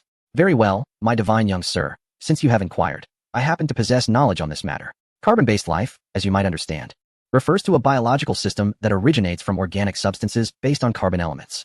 As for the mechanical life you mentioned, I believe it would be more precise to describe it as iron-based life, which is birthed from iron elements. My existence is akin to silicon-based life, formed from a biological framework of silicon elements. Our kind does not require oxygen, sleep, or even sustenance. We thrive on the mental energy generated during copulation, allowing us to exist effortlessly, unfazed by extreme temperatures. What do you think, my divine young sir? Are you satisfied with my explanation? Fong Ying's eyes sparkled with increasing brightness as he nodded in approval. Indeed, I am quite satisfied. I did not anticipate that you possessed such extensive knowledge. I find you exceedingly useful. Perhaps you shall become another guiding star in my forthcoming breakthroughs within the Cthulhu domain. You may continue to exist. Bring her forth. At Fang Ying's calm summons, the leader of the Void Touch clan and the Hilichurl hastened to his side. Particularly, the Hilichurl scooped her up and dashed away, not forgetting to pinch her posterior in the process. The succubus by Jia, an extraordinary being, was utterly taken aback by Fang Ying's lack of chivalry, as he acted with such audacity. Hey, young sir, you cannot do this. Although I am engaged in a transaction, you possess only the right of use, not ownership. Our discussion is not yet concluded. Bai Jia struggled, but unfortunately, she was not a combatant. Her enchanting abilities were utterly ineffective against the Void Touch. It is worth noting that Fang Ying's divine realm was none other than the Cthulhu domain, where merely avoiding counter-infection was already a cause for celebration. Conversely, the Hilichurl appeared exhilarated, prompting the Void Touch to ponder whether this old friend had perhaps lost his senses amid the battle. Friend, you are also a deity of the Blue Star human faction. Do you not find this behavior rather unbecoming? A voice suddenly resonated before Fang Ying. Upon lifting his gaze, Fang Ying was startled to encounter an individual who bore the same appearance as himself: black eyes, black hair, and yellow skin. Ah, master, come quickly to my rescue. They are too large, and I cannot break free. Bai Jia called out loudly. Silence. Bai Jia's master clearly wore an unpleased expression, vexed by her inability to remain quiet, oblivious to the fact that he was gathering his strength. Rest assured, Miss Succubus, my followers are quite friendly, and you shall undoubtedly grow to adore them, Fang Ying remarked, half in jest and half earnestly. Do not refer to me as a succubus. It is akin to you Blue Star humans addressing one another solely as Mr. Human. I have a name, given to me by my master, Bai Jia. I do not harbor any fondness for the demoness Bai Jia, who was abruptly interrupted by her master before she could finish speaking. Silence. Did you not hear me? Or do you wish for me to execute you on the spot? Upon hearing these words, Bai Jia's expression flushed slightly, her legs weakened, leaving her speechless. Bai Jia? Fang Ying regarded this humanoid entity with a peculiar look, sensing that the name was somewhat familiar, yet unable to recall from whence it came. My friend, I believe I have articulated my demands. The price is yours to set. What do you say? Are you serious? Fang Ying gazed intently into the other's eyes. Indeed, I am quite serious. The other nodded with conviction, though their gaze remained fixed on the two metallic boxes in Fang Ying's possession. May I inquire if you are the puppeteer of this world? Have you not already deduced that? Then, I desire your life. My friend, are you truly serious? This time, it was the other who posed the question. Certainly. I have but this one condition, Fang Ying declared. Ah, what a pity. I had no intention of becoming your adversary, as it would yield little benefit for me. The master of the demoness Bai Jia, rather than being incensed, sighed softly and produced a palm-sized green gemstone. What is this? Upon seeing the gemstone, Fang Ying sensed a considerable energy contained within. Just as he intended to employ his all-seeing eye to investigate, the other spoke first. Do you know what it is? It is a creation of mine. You may refer to it as the source of Emberzerv, the heart of steel. Its sole purpose is to bestow life upon metal. And in this world, metal is in no short supply, allowing me to grant life to all things, including the metallic earth beneath our feet. Well then, farewell. As the master of the demoness Bai Jia spoke, their form gradually dissipated into the ethereal. Even Fang Ying, a deity, was taken aback to discover that the being before him was merely a projection. Given the proximity, the fact that he had not detected this was a testament to the staggering level of technology possessed by the other. What a shame, since you must depart. I too have something to share with you. With a wave of his hand, Fang Ying revealed a projection. It was a super-nuclear bomb towering over 10,000 meters in height, enhanced with advanced materials. The bomb has an attack range of 50,000 square kilometers. And thanks to the continued efforts of my scientists, it now reaches an astonishing 640,000 square kilometers. Chapter 189. The Hidden Plot You. The master of the demoness Bai Jia, who was about to vanish, suddenly turned, their ethereal projection flickering erratically like an unstable signal, reminiscent of a snowy screen. Farewell. Fang Ying smiled and waved his hand. No, you mustn't. Regrettably, this time it was Fang Ying who, without waiting for a response, shattered the projection. Suddenly, countless metallic arms emerged from the ground, attempting to ensnare Fang Ying. This was undoubtedly the opponent's tactic. However, Fang Ying leaped into the air, one hand grasping the staff of the divine, the other arm raised high. I, the primordial master of the Cthulhu divine realm, bestow upon you eternal slumber. A vibrant, multicolored gray bubble appeared behind Fang Ying. Through the bubble, bright eyes could be seen, continuously overlapping, endlessly reproducing, and infinitely repeating. Within it lay worlds of uncertain reality. One could say that such grandeur had reached its zenith. A silent annihilation resonated. It is said that only when sound surpasses certain constraints, exceeding the hertz that humanity can endure, will all sound become inaudible. What is perceived is merely a silent film. At that moment, the audience before the live stream was experiencing just that. Moments ago, they had mocked Fang Ying, questioning his capabilities and even speculating about his emotional scars or sexual orientation. Yet, they were soon astonished by the object held by the pale, alluring demon's master. They marveled at the sheer magnitude of the fire seed, which could endow metal with life. What a farce. After all, The opponent's world was entirely metallic. They would likely perish before obtaining any proof of passage. A misstep could even lead to divine consequences. Then the tide turned. Fong Ying wielded an enormous, unparalleled nuclear bomb. That weapon remains formidable to this day. Especially after being enhanced with energy, its effects growing exponentially. Just that one bomb radiated an infinite brilliance, enveloping the entire world. During this transformation, the world morphed into a colossal metallic giant. Unfortunately, it struggled for merely 0.0001 seconds before dissolving into vapor. Such a spectacular scene resembled a supernova explosion. To be candid, it was my first encounter with the spectacle of world annihilation, and I was truly awestruck. Regrettably, such a beautiful moment was devoid of my beloved. It seems I must settle for my girlfriend's company instead. Hey, you upstairs, something's off. I'm already your wife, so go ahead and be at ease. Can someone clarify whether Fong Ying's weapon violates any rules? After all, the world has been vaporized. This is a complex issue. If the weapon was purchased, it would likely be deemed an illegal item. But if it was developed internally, that would be considered normal, as I recall. Ignoring the other comments. Even Fong Ying felt somewhat uneasy. After all, a nuclear bomb does not distinguish between friend and foe. Although Fong Ying had already gathered her followers and taken safety precautions at the earliest opportunity, she was still stripped of her skin thrice and her flesh twice by this wave of heat. Were it not for the formidable regenerative abilities and the immortal attributes of her Cthulhu domain followers, she would have long since perished, returning to the divine realm to be reborn. Ding! Congratulations, candidate number 252. You have successfully passed the hidden dungeon, unveiling the truth of this world. And your points have increased by 1. Fong Ying was not particularly surprised by this notification, as it was merely a request for her to uncover the truth behind the scenes, rather than to annihilate it. Perhaps clarifying the situation would suffice for a successful breakthrough. Ding ding ding. Urgent reminder. Candidate number 252. A disturbance has occurred in the mechanical ascension world. You may choose to immediately exit this world or investigate the anomaly to resolve it. The time taken to resolve this matter will not count against your total assessment time, and you can earn additional points and rewards. Please choose. Yes or no? A disturbance? Fong Ying was taken aback. The frequency of these occurrences seemed rather excessive. Why did it seem she had a propensity for attracting anomalies? There were only 5 projection worlds, and 3 of them had encountered issues? After pondering for a moment, she decisively chose no. I do not wish to participate. I choose to withdraw. Ding dong. Congratulations, candidate number 252 Fong Ying, by choosing yes. You will continue the examination and explore the unknown truth. This time, it was Fong Ying who was left bewildered. Was this a joke? This was supposed to be an examination, right? How could it be enforced in such a manner? Similarly, the live broadcast room outside erupted in chaos. Wait, did I hear that incorrectly? The esteemed Fong Ying chose to withdraw, yet it was still deemed a yes. Could it be that this was an attempt to lighten the atmosphere of the examination? What atmosphere? Look at the other deities. They are on the verge of losing their minds, and you speak of atmosphere. I suspect it is a conspiracy. Allow me to interject. Is it possible that this is merely a jest? I see you as a joke. Ah, how delightful. Oh, what a charming little one. I did not expect that upon my awakening, I would encounter such a delightful morsel. Such rich energy. It seems the world is indeed kind to me. Little one, do not move, for I shall devour you. Fong Ying furrowed her brow, gazing at the blue gem floating in the void. So what exactly are you? Chapter 190. Conclusion of the third projection world. You actually do not recognize me.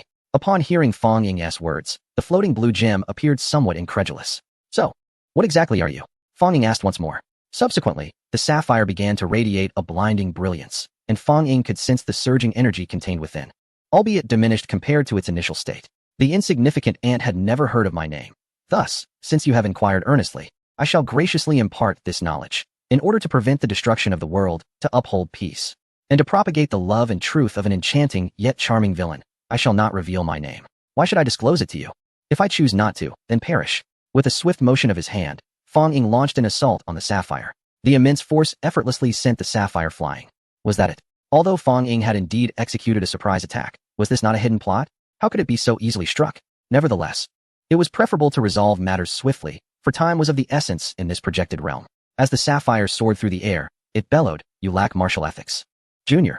In that case, do not blame me for being ungracious. 3 parts return to the essence, transformed for me."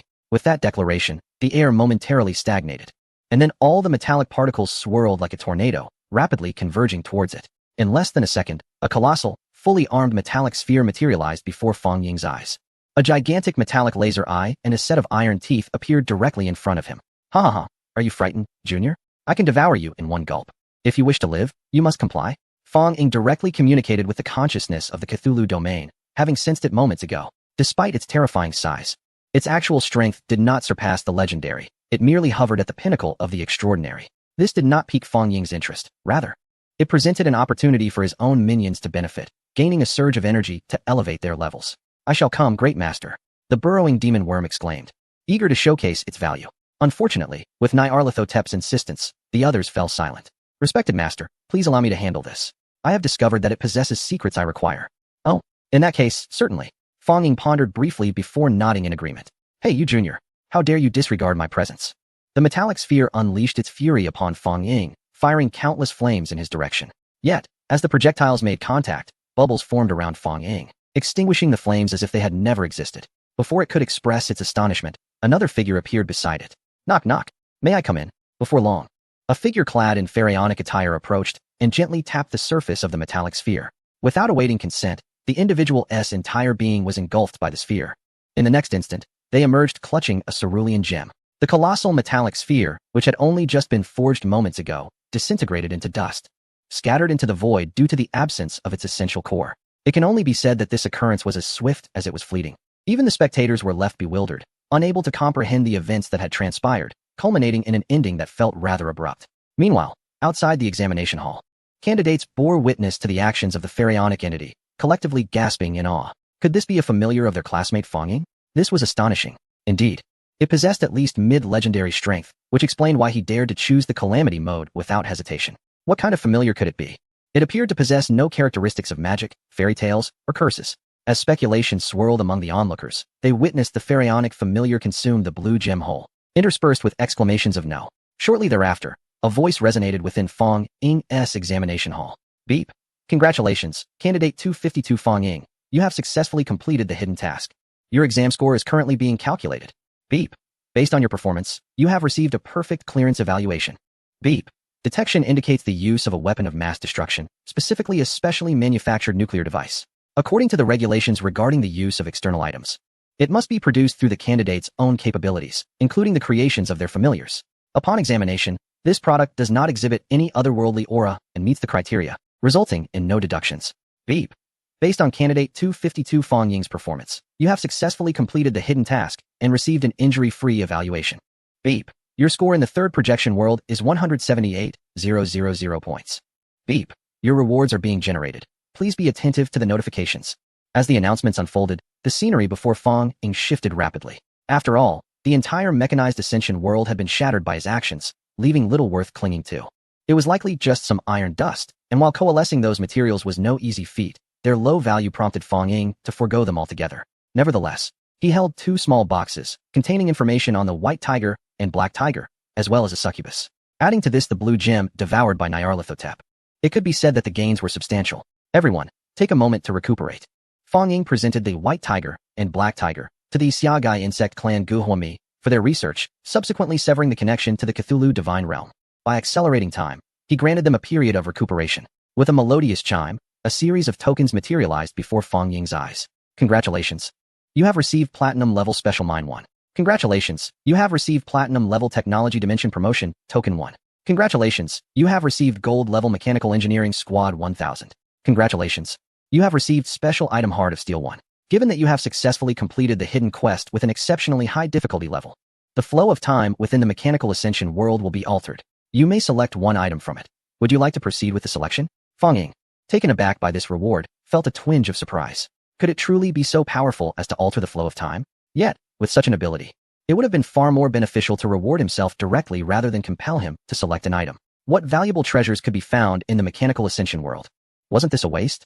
Were there any restrictions on the tier of the items I could choose? Random selection. The announcement deepened Fong Ying's uncertainty. Luck was an unreliable companion. He then invoked a spell upon himself. In the name of the primordial lord of the Cthulhu divine realm, grant me the boon of luck. Let me draw. As he uttered those words, the world before him began to warp. Streams of white light flitted across his vision. Among them were mechanical birds, colossal mechanical sharks, Autobots, iron castles, and mechanical aircraft. Fong Ying noted that the items grew increasingly formidable as the selection progressed. Could it possibly yield a mechanical planet? If so, that would be a tremendous gain. While Fong Ying pondered, a flash of pink light, adorned with long ears, appeared before him. Congratulations, Candidate 252. You have drawn the semi-mechanized creature rabbit electric vehicle. Chapter 191. Source of infection. Fong Ying furrowed his brow as he gazed at the curvaceous figure before him. Endowed with bouncy elasticity, a pair of pink rabbit ears, and a white rabbit tail. Greetings, esteemed owner. Model 000, Rabbit, is at your service. Please, hop aboard. I shall provide you with a sensation akin to flight. With a mechanical, childlike voice, the semi-mechanical female, resembling a blend of rubber and mechanical framework, flashed a sweet smile at Fong Ying. Her naive demeanor exuded an aura of harmlessness. Unfortunately, Fong Ying felt no affinity towards her. Are you a silicon-based life form or an iron-based one? He inquired, observing her sleek, aerodynamic headlights, which appeared remarkably elastic, unlike typical mechanical constructs. Yet, it could transform into an electric vehicle, which left him somewhat astonished. Could it be akin to a succubus? This question, Rabbit was aware of, as it was said that I am a silicon iron entity, renowned for my durability and my independence from any power supply. Within Rabbit, bioelectric currents generated from the vibrations of silicon iron during movement sustain her. Indeed, I am a rare perpetual motion machine. Rabbit proclaimed, proudly swaying her form, instantly enveloped by a faint blue electric current. Ah, how intriguing. I knew it. The further we delve, the more remarkable the discoveries become. You are indeed impressive. Fong Ying smiled, patting her shoulder, feeling the electric current coursing through her, approximately around 500 kilowatts. This, Rabbit, could undoubtedly be entrusted to the Ant-Man clan and the Evil Eye clan for research. Perhaps in the future, my Cthulhu domain could achieve self-sufficiency, deriving energy through transformation, liberating us from energy constraints. Of course, this is envisioned as a long-term process, not something to be accomplished overnight, but it is a foundation nonetheless. This gamble is not in vain. With this thought, Fong Ying's gaze toward Rabbit grew increasingly fervent. What a splendid treasure. My master, would you like to ride Rabbit? Rabbit inquired joyfully upon seeing her master. Not just yet. You may return to my divine realm for now. Fong Ying waved his hand, and Rabbit electric vehicle vanished from sight, leaving the audience in a state of longing, their hearts aching. As the saying goes, witnessing your earnings is far less painful than watching my losses. This was precisely the sentiment among the onlookers, observing other candidates who, through the assessments, appeared as if their lives depended on it. Even those of divine lineage passed through the trials of this projection world with great formality. There was Fong Ying, collecting companions in this projection world. Indeed, in the third projection world, he had gathered two, Succubus and Rabbit. If one were to include White Tiger, that would make three. Is this an assessment? It seems more akin to a collection of beautiful cards. The crucial point is that none of these were actively gathered by Fong Ying. They came willingly. Yet, the esteemed Fong Ying appeared oblivious, his focus diverted away from the matter at hand. This was quite vexing. However, regrettably, Fong Ying was presently engrossed in studying his special item, the Heart of Steel. This was a blue gem identical to the one recently consumed by Nyarlathotep. Thus, Fong Ying cautiously initiated communication with it, confirming the absence of consciousness before he began his exploration. Title, Heart of Steel, Unique. Alias, Source of Ember. Level, Unknown. Attribute, None. Effect, 1 life bestowal. It grants consciousness to mechanical creations through the infusion and consumption of power. 2. Amplification. It enhances the original capabilities, including computational power, of technological constructs through the infusion and consumption of power. Note, the effectiveness of this skill is contingent upon the quantity, purity, and intensity of energy infused by the user in advance. Description, do not be surprised. This is no ordinary technological creation. It harbors a power beyond the grasp of the mundane, a reward from a certain observer. Its existence can sometimes be a blessing and at other times a burden, depending on the choices made by the deity wielding it. If a deity from the realm of scientific divinity were to acquire it, it would surely be regarded as a treasure. It might even elevate their world to a higher echelon. However, in my possession, it is merely a marginal advantage. I wonder if the Cthulhu domain can be influenced by it. If it proves effective on the creatures of Cthulhu's domain, I might be able to unleash a surge of minions. Fong Ying pondered. The more he contemplated, the more plausible it seemed. He directly delved into the Cthulhu domain. By sheer coincidence, he encountered Cthulhu, who had not emerged for a century, engrossed in research on Bunny and Succubus. However, the sight of these two bound by Cthulhu's tentacles felt distinctly unsettling. Master, you have arrived. Young man, save me. Since Fong Ying was merely a fragment of consciousness and not his true self, he did not provoke any upheaval within the Cthulhu domain. Otherwise, these two would have been unable to meet his gaze within Cthulhu's realm. Great master, you have come. Cthulhu immediately ceased his research and bowed deeply to Fong Ying. Cthulhu, has the gray mist surrounding you dissipated? Fong Ying observed that the once dense gray mist enveloping Cthulhu had vanished, wondering if he had begun to master the ability to control it, especially since the deep ones led by Dagon had encountered the mist during their earlier assault. Not quite. Great master, this is merely my shadow. My true form is currently within this pseudo-nameless mist, undergoing a baptism, Cthulhu replied. Oh, Fong Ying was taken aback. Although he was not in his physical form, his power was not to be underestimated, yet he had not perceived this change, indicating that Cthulhu had indeed grown stronger. It can only be said that the beings of the Cthulhu domain defy conventional understanding, but fortunately, they pose no threat to him. Fong Ying directly extended the Heart of Steel toward Cthulhu. Is this the source of infection? Cthulhu exclaimed, astonished before even receiving it. You recognize it? Fong Ying looked at him in surprise. Indeed, great master, it all traces back to a ritual array that I initiated. Chapter 192, The Realm of Cthulhu. Wait. Fong Ying exclaimed, staring at Cthulhu in disbelief. When did you initiate the ritual array? I was completely unaware. It was just recently, great master. At that moment, you were deeply engrossed in your assessment outside. I reached out to you, and you granted your approval. Cthulhu replied cautiously. I granted my approval? Fong Ying furrowed his brow. Deep in thought, it seemed there was indeed such an occurrence, though at the time, he had been preoccupied with the evaluation of the second projection world. Cthulhu had merely transmitted a message to him through consciousness, supposedly born of a sudden whim, to concoct a small ritual. He had forgotten what he was contemplating at that moment, and had simply nodded in agreement. Goodness. At this realization, Fong Ying felt a jolt of alertness. No. It was clear that he must remain on high alert, for any lapse in diligence could lead to unforeseen complications. However, now was not the moment to dwell on this. He merely needed to remind Cthulhu that whenever he wished to conduct a ritual array in the future, he must clearly outline the entire process. Yes, great primal lord. Your command is my eternal pursuit, Cthulhu immediately affirmed. Very well, please elaborate on the source of infection, as that is what currently piques my interest. To report back to you. My lord, through the ritual, I accessed information from another realm and explored a place darker than darkness itself, known as the Abyss. Abyss? Are you referring to the deep abyss? Fong Ying interjected, for some reason recalling the abyss mode from the assessment. Not at all, my master. The abyss and the deep abyss are not of the same essence. They are somewhat akin to the concept of overlapping circles. They coexist yet remain independent, Cthulhu explained, albeit somewhat convolutedly. Nevertheless, Fong Ying grasped the meaning. It paralleled the intersection of two circles in mathematics, where apart from the overlapping segment, the remaining portions exist independently. Within that abyss, I acquired a wealth of knowledge, among which was a name that was frequently mentioned. Infection. So, is this the source of infection that exists or is referenced within? Fong Ying inquired. Picking up the sapphire.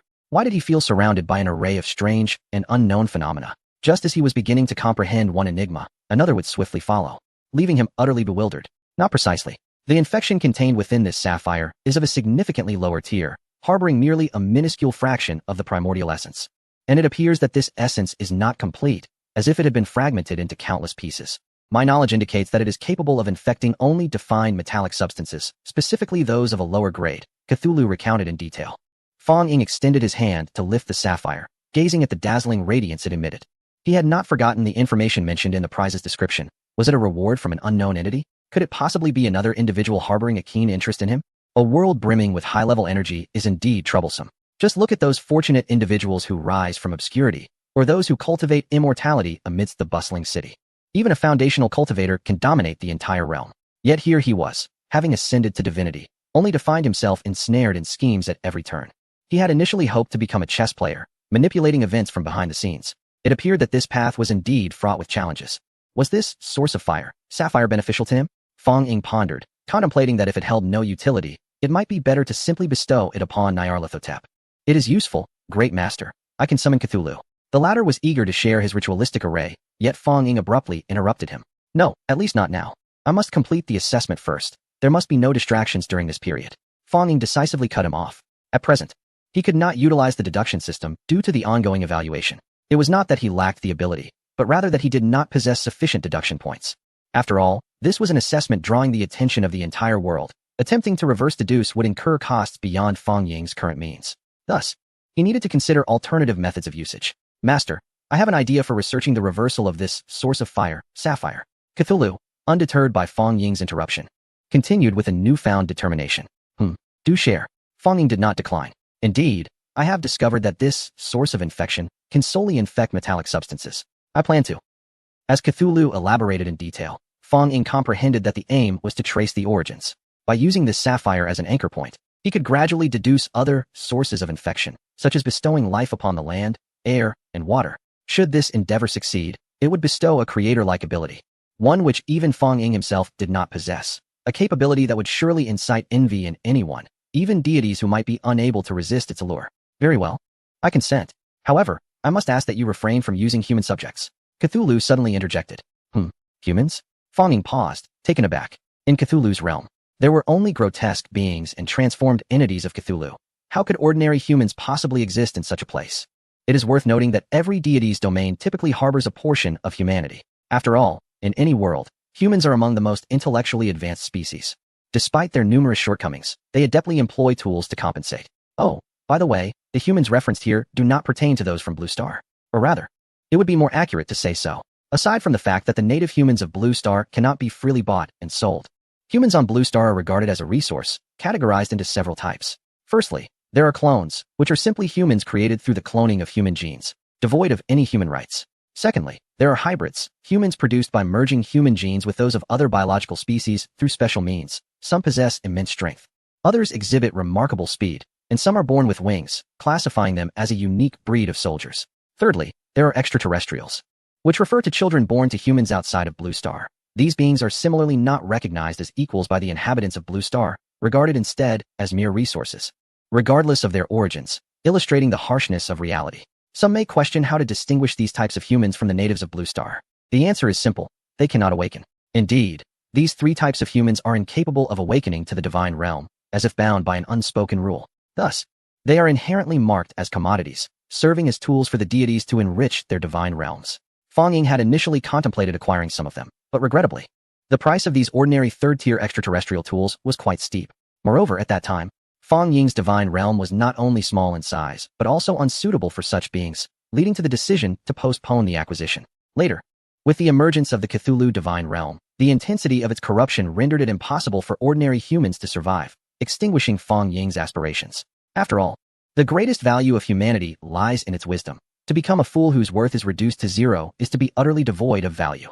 Furthermore, as Fong Ying's divine realm evolved, the Eye of Evil clan developed commendable intelligence, albeit with less appealing appearances. Subsequently, the ant people were introduced. While they may not rival human intelligence, they exhibited considerable potential. Fong Ying expressed satisfaction with this development.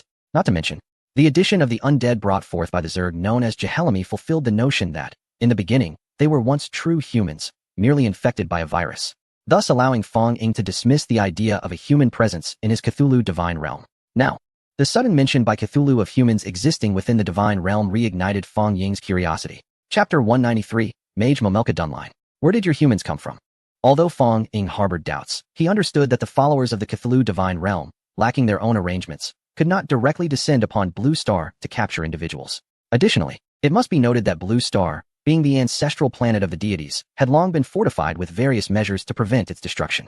The deities are unable to exert their full power on their ancestral planet, as they are constrained.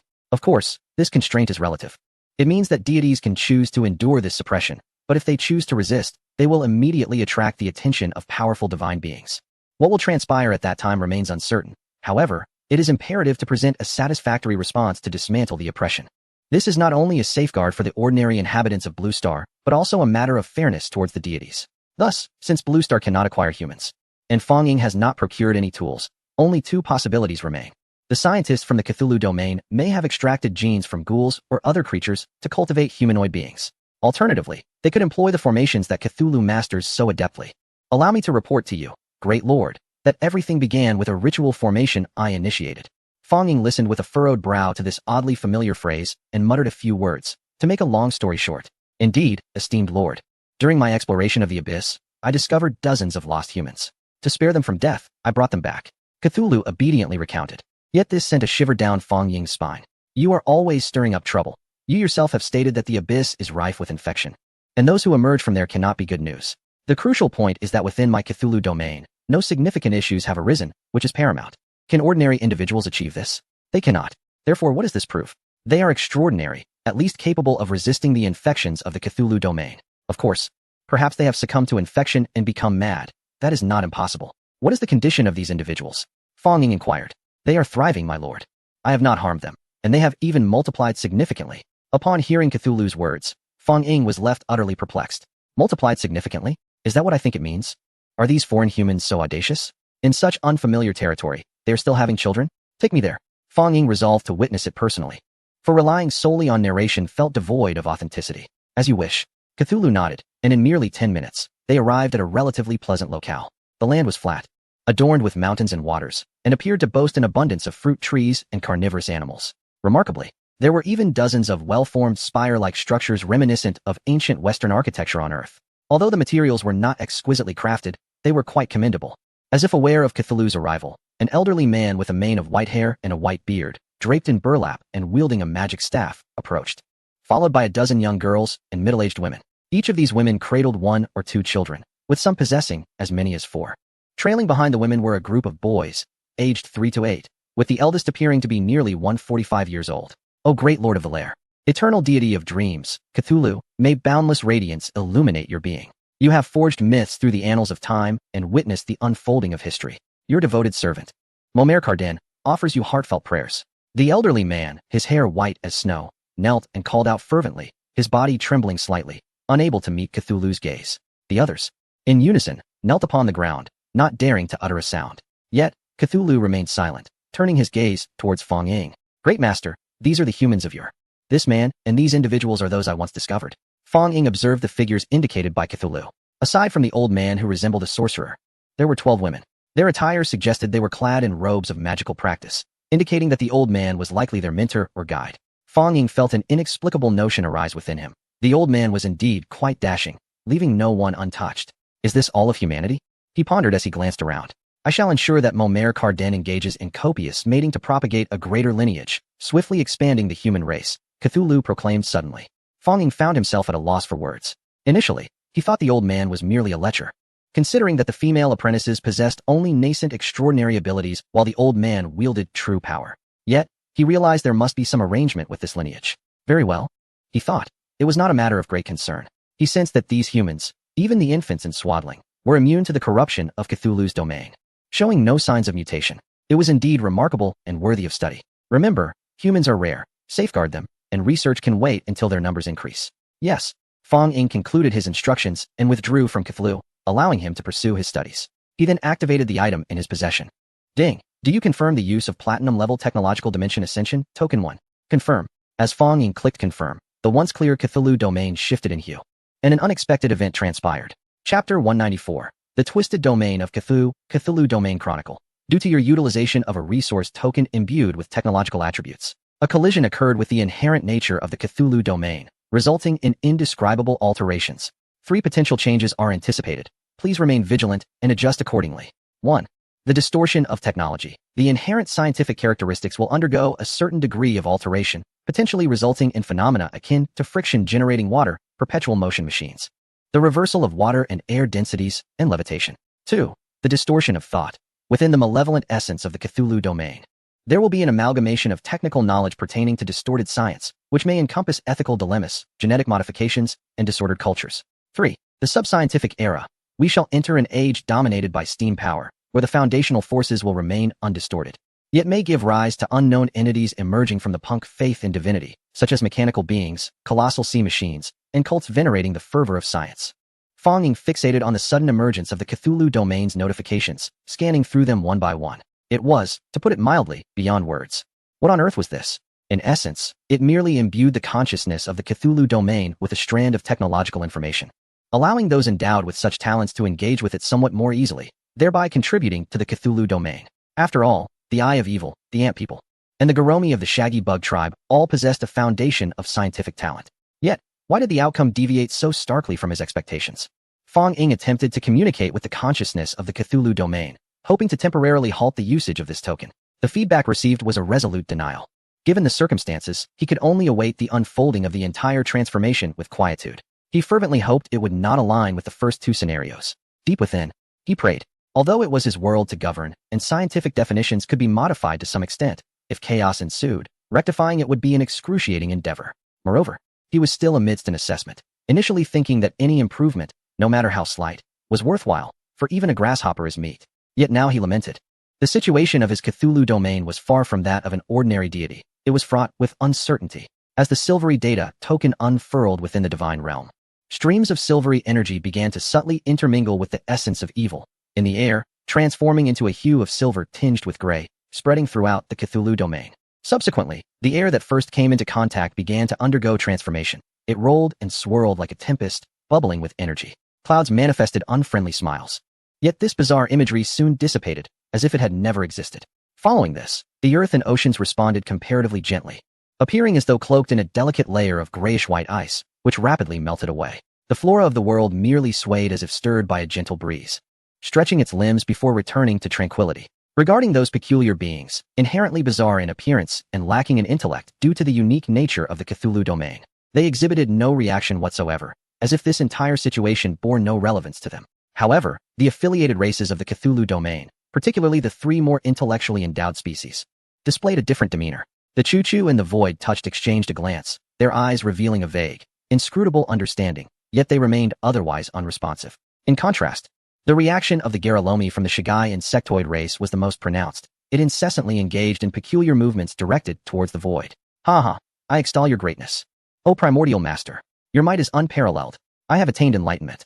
Circles of nanite legions spiraled around it, generating a palpable airflow. The great Cthulhu also paused in its study of this source of fire, sensing that it had received some arcane knowledge from the unknown. Perhaps I might attempt to chant rather than perform a ritual summoning. Surely my master would not dissuade me from such an endeavor. Cthulhu murmured as it descended into the depths of the ocean. Master, do I sense the essence of home? So do I. Could it be that we are in a space of singularity? In a tranquil, undisturbed realm, a group of women encircled an elderly man with a white beard, cradling their children while expressing their excitement over the changes in the air. No, dear children, while this essence bears resemblance, it is not that of the Gaia continent. Mormaelka Dunlane remarked after a moment of contemplation, shaking his head. At his words, the women lowered their gazes. Master, do we still have hope of returning? One woman inquired, her eyes glimmering with a flicker of hope. Indeed, there shall come a day, for the great Lord Cthulhu has promised us.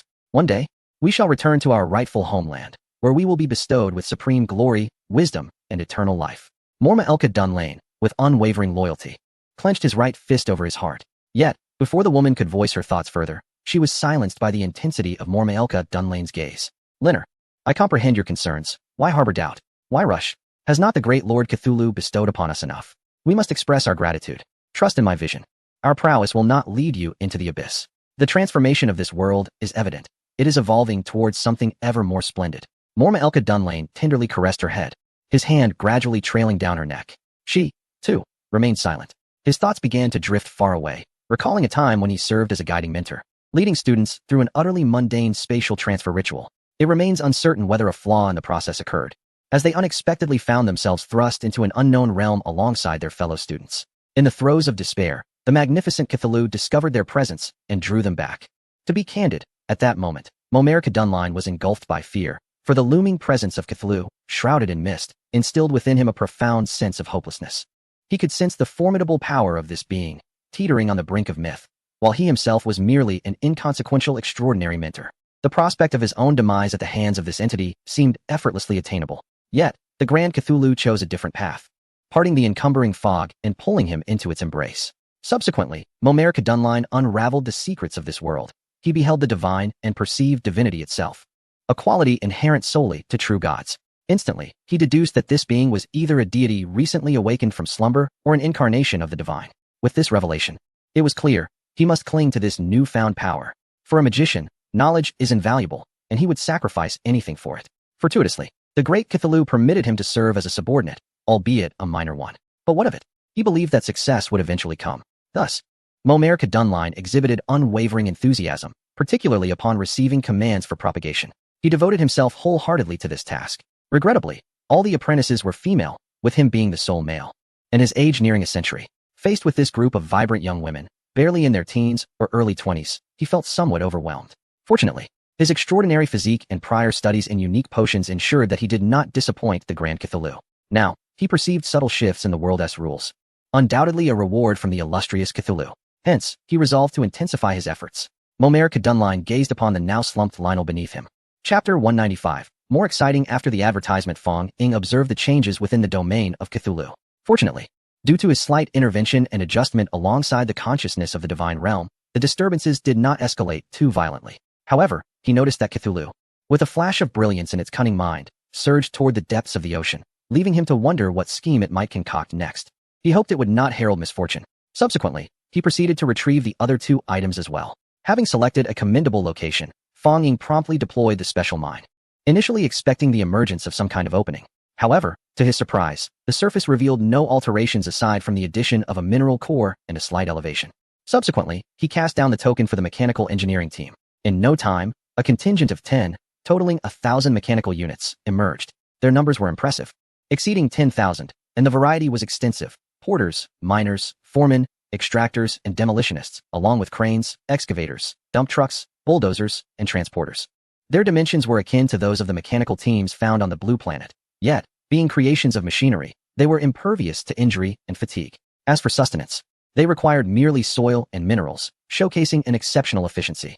It seems this is indeed a well-equipped setup. Fong Ying mused, summoning the rabbit electric vehicle. I entrust you with these tasks. Assist me in mining and refining these ores, and do not let me down. Understood, Master, Rabbit replied. Transforming into a swift electric vehicle and darting away, its petite form and streamlined design creating a picturesque sight from afar. Meanwhile, as Fong Ying busied himself with the enhancement of his divine domain, the external world, particularly the examination venue, buzzed with excitement over his score, 178,000 points. What does this signify? It far surpasses the cumulative scores of those who had chosen alternate modes to conquer 4 worlds. In this current scenario, Fong Ying undeniably emerged as a dark horse, galloping ahead of the rest. As for the others, Chu Gu closely followed, positioned as the second in Qin City, while Su Xiuxiu held the third rank.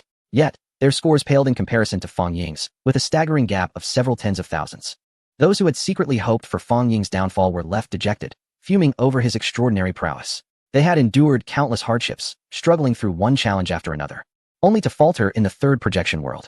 In stark contrast, Fong Ying had navigated his journey without significant setbacks. Is this fair? It seems profoundly unjust. Some unsuccessful candidates even resorted to covertly reporting to headquarters, alleging that Fong Ying had cheated. Naturally, this information reached Director Kong. The disparity among individuals is unjust, and the talents among deities are equally inequitable. However, the college entrance examination is unequivocally fair and just. It is meticulously monitored throughout by the Divine Alliance. Here, as long as you exert effort, your success is tangible. Should your performance fall short of expectations, it is imperative to introspect rather than attribute blame to others in your pursuit of self-improvement. In this realm, merit prevails. Some candidates may feel disheartened due to disappointing results, and I can empathize with their plight. Nevertheless, I earnestly hope to witness unity and progress rather than deceitful rivalry. With the words of Governor Kong, the previously tumultuous examination environment fell momentarily silent. Many candidates bowed their heads, while others, though maintaining eye contact, betrayed their unease through furtive glances. At this juncture, the once crowded assembly of divine candidates has dwindled to a mere 61. It is noteworthy that these individuals represent the CRME de la CRME of their respective institutions. Apart from candidates like Fong Ying, Su Xiuxiu, and Chu Gu, there exists another contender named Wang Yu, who hails from a world where physical prowess reigns supreme, presenting a striking profile. This realm is characterized as an anti-ancient domain. In simple terms, the inhabitants possess the potential to inherit abilities from their ancestors, such as an ordinary human potentially gaining superhuman agility or tearing strength upon experiencing an anti-ancient transformation. In the case of a chicken, its ancestral lineage might trace back to dinosaurs or colossal avians. After all, in terms of ancestry, this is an unbounded world. Continuous anti-ancient transformations could even lead one to become a creator. However, this notion, while seemingly straightforward, parallels the Cthulhu domain, which demands substantial energy to sustain itself. The anti-ancient domain similarly requires the presence of anti-ancient particles in the atmosphere to facilitate the transformation of beings and bestow them with extraordinary abilities. The reason this domain lord stands out is that, like Fong Ying, he originates from humble beginnings, with parents who are ordinary folk. Yet, he too has chosen the nightmarish mode, a decision his mentor never anticipated. Given that his anti-ancient domain is populated solely by a cadre of physically formidable humans, their muscular forms evoke imagery reminiscent of characters from animated series, evoking sheer delight. Contrary to expectations of a reckless offensive culminating in utter defeat, Wang Yu remarkably harnessed his formidable kin in ingenious ways. Not only did he adopt a steady and strategic approach, but he also employed tactical formations and assaults. Even in the final projection world, he patiently uncovered its secrets and executed a counterattack with 10 of his mighty warriors, ultimately propelling his score into the top 10, a feat that left many jaws agape in astonishment. Even his homeroom teacher expressed disbelief, remarking that Wang Yu, who typically exhibits maturity and composure, is otherwise unremarkable. During this year's college entrance examination, I initially anticipated a straightforward beginning that would culminate in a swift conclusion. However, the outcome took me by surprise, leaving me in disbelief at the remarkable excellence displayed. The impact of this assessment is not confined merely to this instance. Rather, it encompasses the entirety of Blue Star.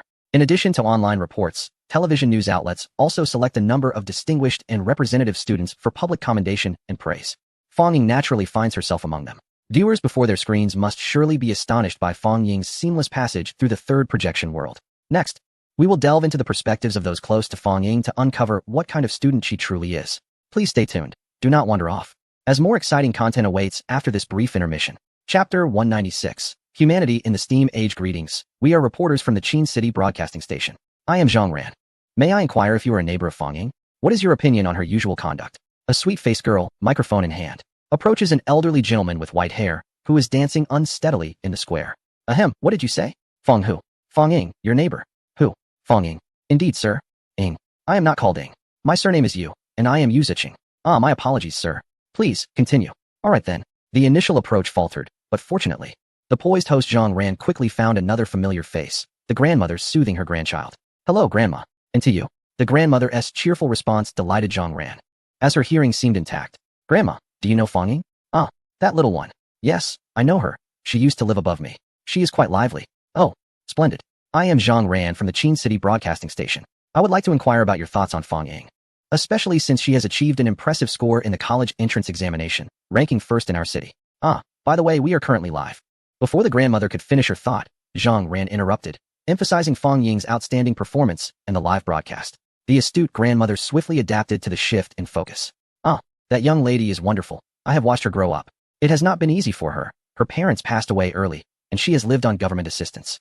Yet, she has never been lax. In fact, she is more proactive than anyone I know. On another front, a reporter from the Qin City Daily has arrived at the examination site, microphone directed toward a student who has just exited the examination room. I hear you are in the same class as Fang Ying. Could you share some insights about her daily study habits? Ah, certainly. The student appeared somewhat anxious, but promptly nodded. Fang Ying is notably helpful, consistently excelling in his studies, whether during class or in his free time. He is incessantly devoted to learning, never exhibiting a hint of negligence. He serves as my inspiration. You are Fang Ying's homeroom teacher, are you not? Would you kindly share your thoughts on how you perceive Fang Ying? Fang Ying is an exceptionally proactive student. Even though the world he initially awakened to was far from ideal, he has never wavered in his resolve. Instead, he has actively engaged in communication with both the school and his teachers. At that moment, I recognized that he was destined for greatness, surely to transform and ascend like a dragon, soaring through the skies. As the live interview progressed seamlessly, Fang Ying's character was exalted to extraordinary heights, portraying him as a selfless sage endowed with countless admirable qualities.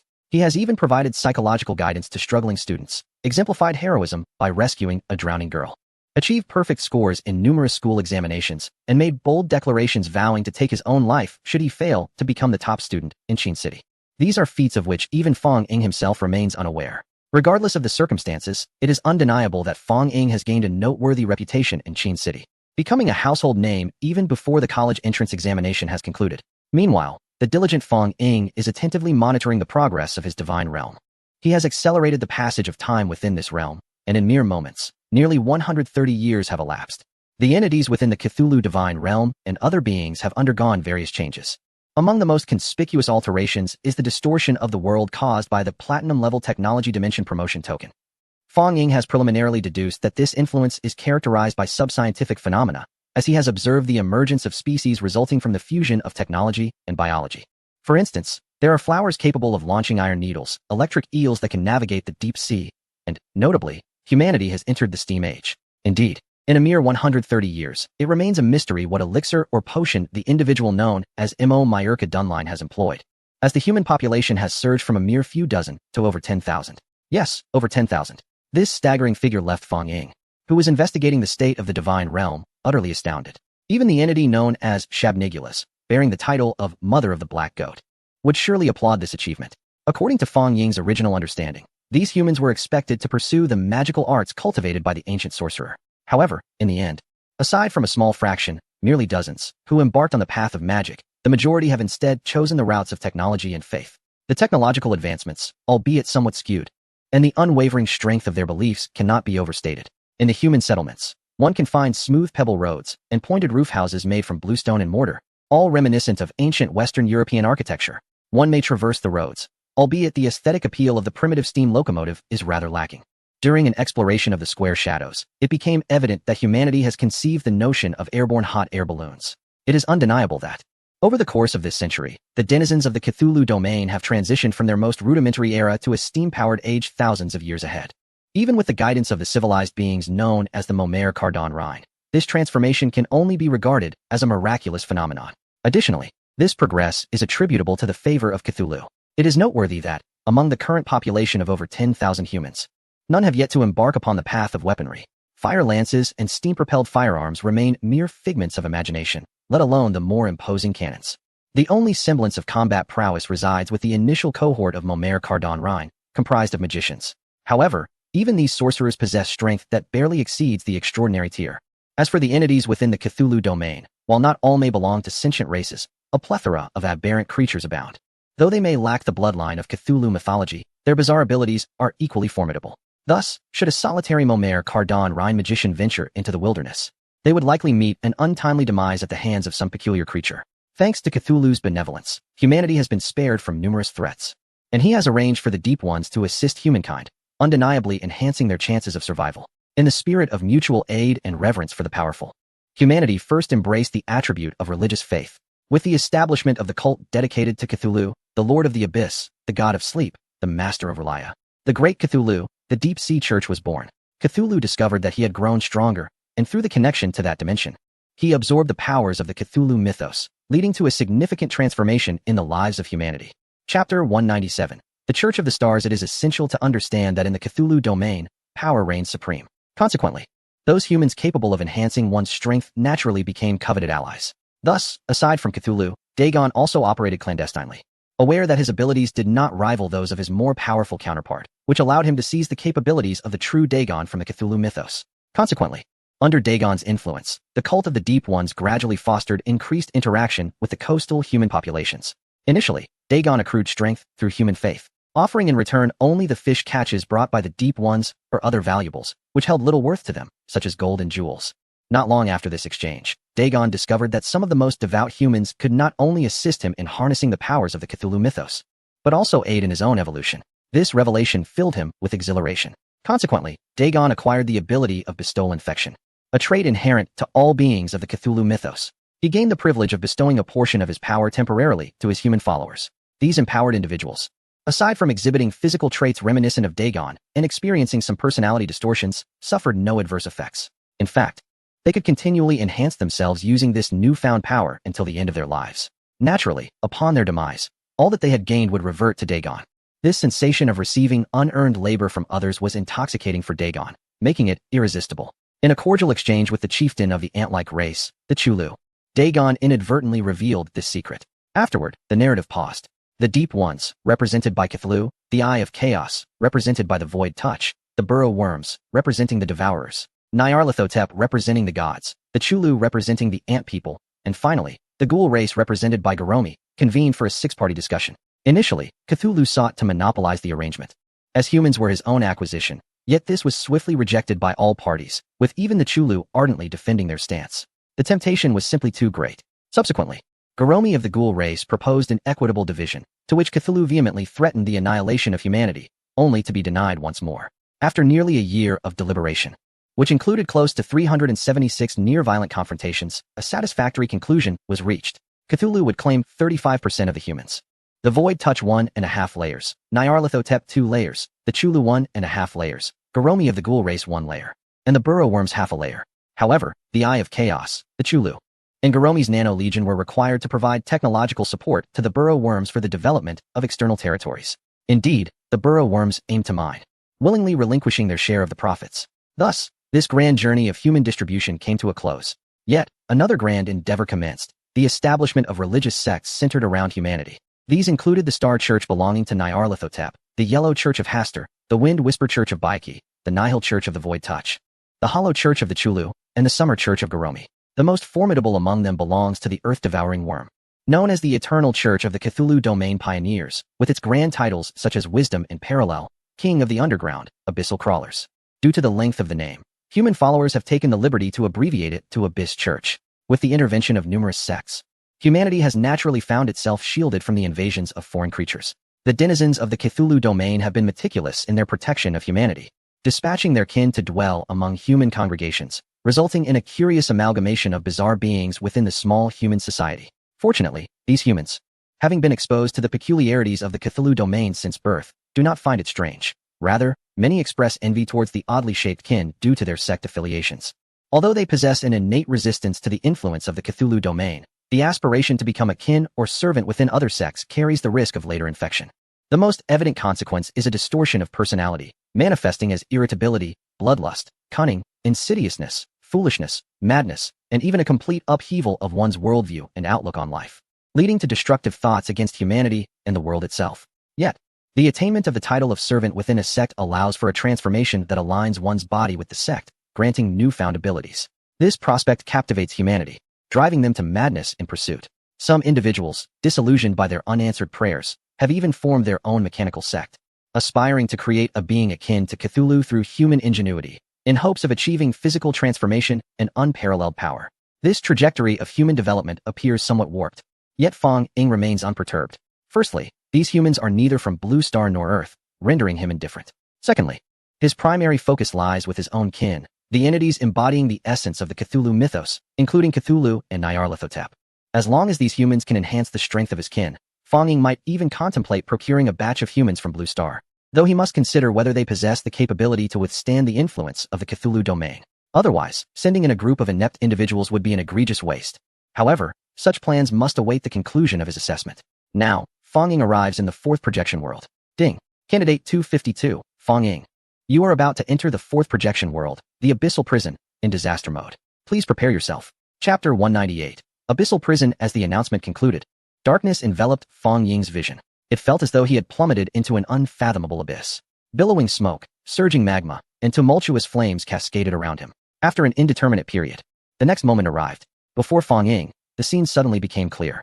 The previous illusions vanished, revealing a flat continent composed entirely of magma and black rocks. Countless creatures resembling animated flying bats and black-feathered crows with crimson eyes soared above the magma land, occasionally diving into the molten lava to take a few sips, only to swiftly emerge once more. Is this truly the realm of the abyss? As Fong Ying gazed at the seething, toxic magma, he fell into a moment of silence. Suddenly, he felt that this third projected world was rather agreeable, comparatively friendly. If it were those other divine candidates, such as the water or land creature kin, they would likely perish here. After all, even if they were immensely powerful, they could not withstand the pressure of an entire world, especially one filled with magma. Ding! The world consciousness determination between the Cthulhu domain and the abyss begins. The total area of the Cthulhu domain is 11,704 square kilometers.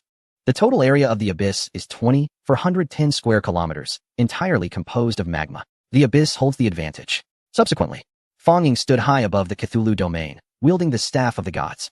This time, the Cthulhu domain transformed into a phantom continent, pressing towards the abyss, which was twice its size.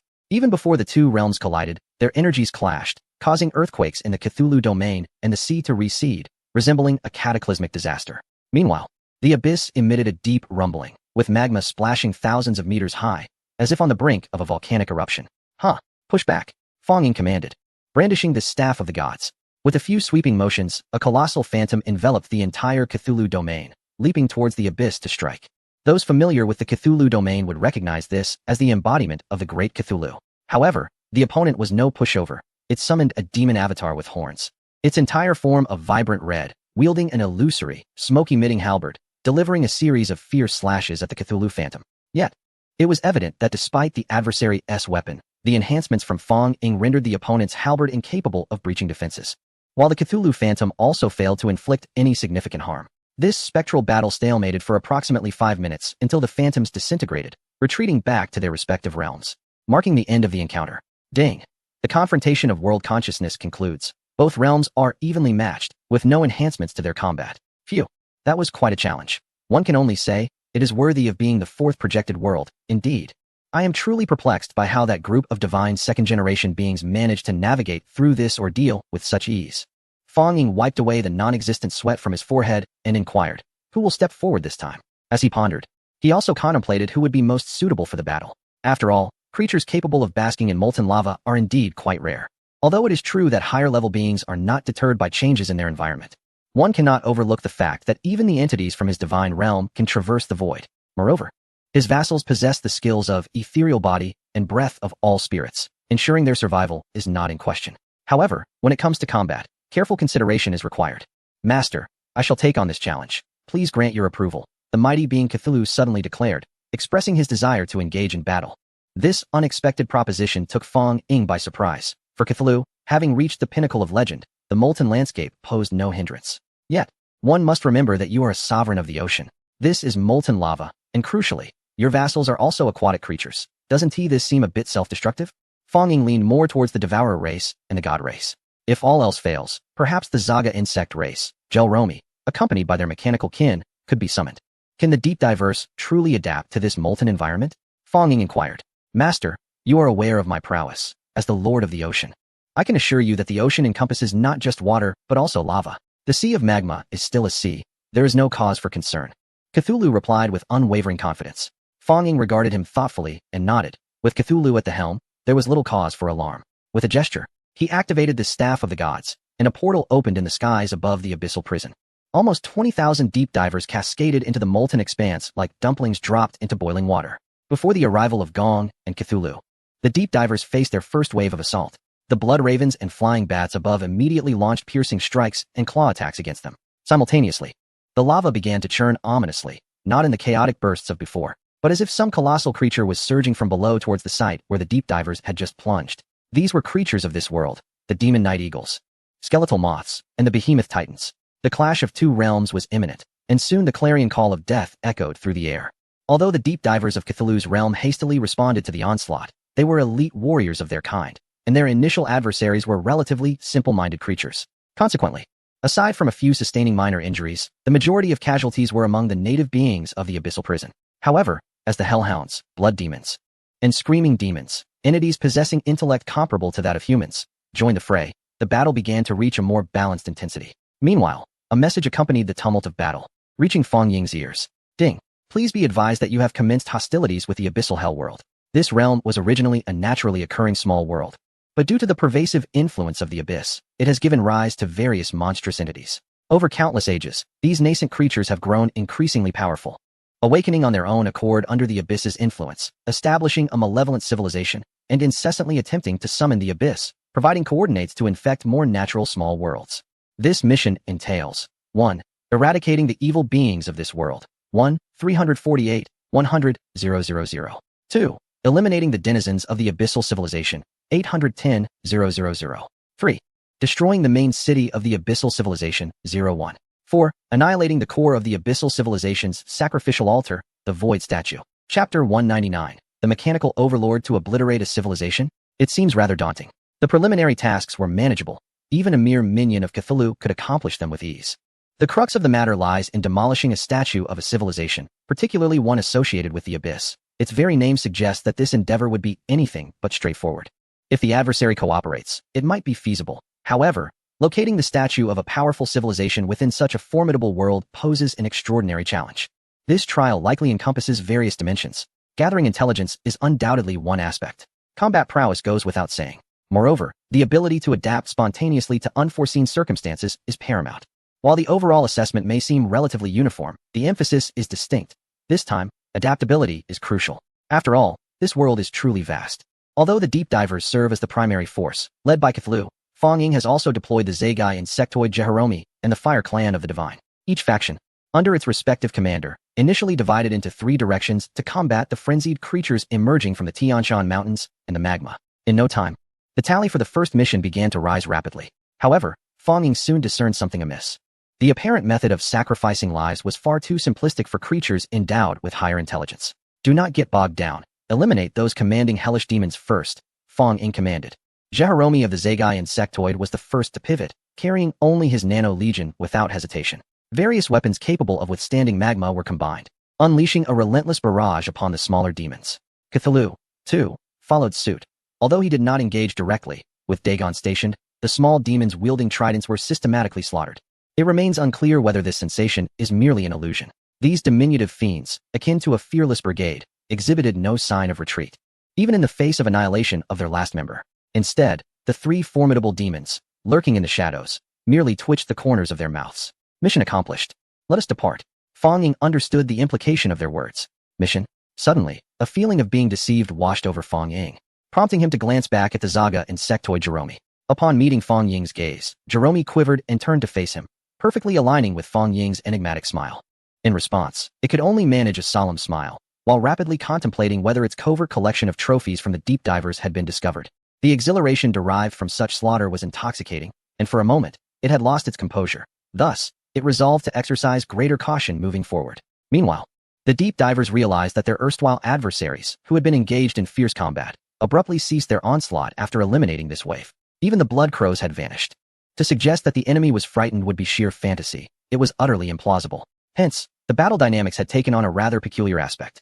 Observing that Cthulhu had remained silent since the onset of the conflict, Dagon stealthily approached to inquire, "My lord, have you discerned something?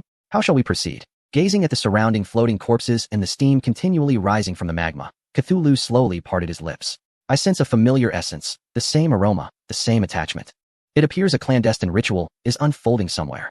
My lord, are you suggesting?"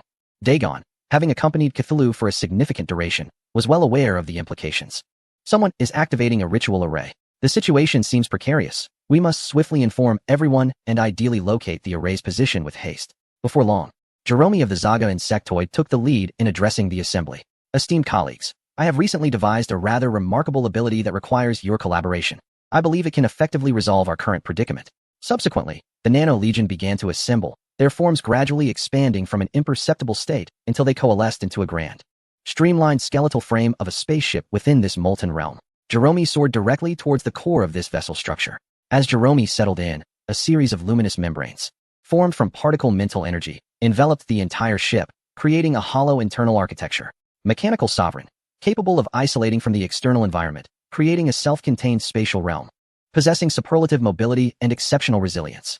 In addition, the internal space can accommodate a multitude of organisms, and within the permissible limits of these internal beings, one may harness their strength and capabilities. Even Fong Ing could not help but marvel at the intelligence of the summer-covering insect race, Jehelami, a testament to their advanced scientific prowess. Undoubtedly, this design was conceived based on the previous projection world where the combination robot had battled the Black Tiger. Furthermore, it underwent several optimizations, expanding beyond mere mechanical constraints to incorporate biological forms as well. Let us assemble the head. The deep diver Dagon led nearly 20,000 of his kin into the interior of the mechanical sovereign. It must be noted that this entity boasts an extraordinarily vast internal space. The arrival of 20,000 individuals did not create a sense of crowding, but rather an impression of spaciousness. Simultaneously, slender threads resembling optical cables connected to the tops of the deep diver clan. This represented a message, whether to permit the mechanical sovereign to utilize its own power, thereby granting a portion of its authority to the deep divers. For instance, they would gain insight into the material conditions surrounding them, along with the exploratory capabilities possessed by the mechanical sovereign, which would be shared with each deep diver. Subsequently, before the watchful eyes of many, the mechanical sovereign underwent its first transformation. The previously barren front section of the ship sprouted what appeared to be muscular and dermal tissues akin to those of a living organism, enhancing its operational speed by 30. A fact soon acknowledged by all the deep divers. Now let us assemble the limbs. The clan of gods, naturally, would not stand apart, and was eager to witness the ensuing transformations. As the clan of gods joined in, the mechanical sovereign experienced a remarkable alteration. It did not grow arms and legs, but instead morphed into a creature resembling a clawed entity adorned with scales, entwined with flickering flames. Even amidst the sea of lava, this was clearly visible. "I shall form the body." The burrowing demon worm, accompanied by a faction of the macerating tribe, surged forward. Soon, the exterior of the mechanical sovereign was enveloped in a thick layer reminiscent of spiky carapace. The last to enter, the Evil Eye tribe, transformed into the eyes of the mechanical sovereign. These were not the conventional eyes understood by people. Rather, they manifested as large, blinking eyes scattered across the entirety of the mechanical sovereign. These eyes emitted a crimson glow, capable of penetrating the molten sea to reveal distant vistas, a phenomenon even the creator, Jehelami, had not envisioned. The relatively weaker Ant-Man tribe expressed their intent to quietly integrate into the space between the legs of the mechanical sovereign. Ultimately, a complete mechanical sovereign had truly come into existence. A robust physique renders it impervious to the trials and pressures of molten lava, while its myriad eyes allow it to perceive any calamity that may lurk nearby. Its agile speed enables it to move freely in all directions. The mechanical sovereign emits its inherent electromagnetic waves, probing the surroundings in search of enemy traces. Once a direction is confirmed, its colossal form glides unexpectedly with a certain fluidity. Along the way, it encounters numerous primitive creatures, yet they are obliterated by the overwhelming pressure before the mechanical sovereign can reach them. Attention! Location detected. Prepare for combat. This voice seems to be a fusion of myriad sounds, creating an oddly unsettling resonance. However, the mechanical sovereign undergoes a sudden transformation, its once formidable momentum diminishing to a mere whisper. Agile as a hare, tranquil as a maiden, it embodies both qualities. The massive mechanical sovereign retracts its form, cautiously evading the surrounding monsters and potential unknown adversaries. After nearly an hour, the mechanical sovereign leisurely infiltrates the depths of the abyss, traversing through layers of barricades and secret enemy forces. What unfolds before its eyes is a pitch-black, yet vividly discernible expanse of the ocean floor of lava. A faint white glow and columns of black-gray smoke are scattered throughout. This is a central hub within the realm of abyssal prison, where 4 such hubs exist. They are integral components of this world's stability and serve as focal points of its power. Only by seizing control of these hubs can one launch an assault on the ultimate capital of abyssal civilization. This discovery belongs to Cthulhu. The reason for this revelation ties back to the opponent's secret mission, which the ever-ritualistic Cthulhu swiftly identified. However, the rapid acknowledgement of the world's issues by Fong Ying astonishes the other onlookers. It is essential to note that while Fong Ying's score is commendable, it does not imply the fastest clearance of the world. Rather, it places him in a moderate position. Many who have witnessed the struggles of other deities understand the formidable challenges posed by this realm of lava. Indeed, even in a simplified mode, the world of lava remains unchanged, though its intensity may diminish, such as in terms of enemy numbers and attack strength. Yet, the cerebral challenges encountered remain unabridged. As in this world, to breach the opposing capital, one must locate 4 pivotal nodes. Failing to do so could lead to a futile and fatal assault. Remarkably, only fewer than 50 possess the insight to discern this, and fewer than 5 can locate the nodes. Thus, it is astonishing that Fong Ying, without hesitation, identifies one of these nodes. This has significantly enhanced his previously sluggish passage speed, propelling him to the forefront. Thus, how did the esteemed Fong Ying manage to locate the so-called Easternly subsidy? Rather than the news, I am more intrigued by what this peculiar creature truly is. Is it an extraordinarily chaotic amalgamation? Its multitude of large eyes sends shivers down my spine. I can only say that each time I witness Fong Ying's performance, it is akin to unraveling a mystery. There are always unexpected twists that compel me to explore and satiate my curiosity about what might transpire next. To those above, take heed. When you become curious about someone, it signifies the onset of your own downfall. I, too, find myself ensnared beneath Fong Ying's influence. As the discourse veers increasingly off course, Fong Ying's mechanical sovereign has already set its plans into motion. The city, referred to as Easternly subsidy by the community, is not as extravagant as it might appear. It is primarily constructed from volcanic stones, lacking even proper walls.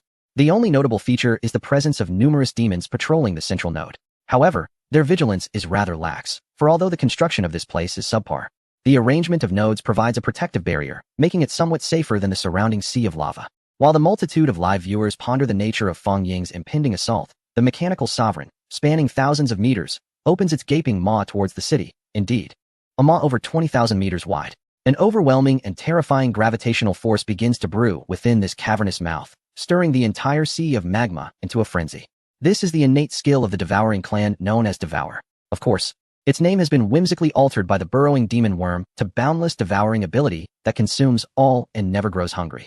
In the past, such an exaggeration might have seemed far-fetched, but now, it might very well become a reality. Thanks to the mechanical sovereign, they can integrate their powers and enjoy the benefits of each other's abilities. Consequently, the Easternly subsidy is now in utter disarray. The protective barrier surrounding the city is trembling precariously. What has occurred? Within the city, the chief responsible demon, Tua Ta, brandishing a fiery head, bursts through the door and rushes outside. Shortly thereafter, he observes that the sky has darkened. Chapter 201. Conquering the realm of lava. It is evident that this is wholly abnormal. Something sinister must have transpired externally. Could it be the collapse of the lava sea below? After all, this world is rife with calamities, making such events not uncommon. Someone come forth.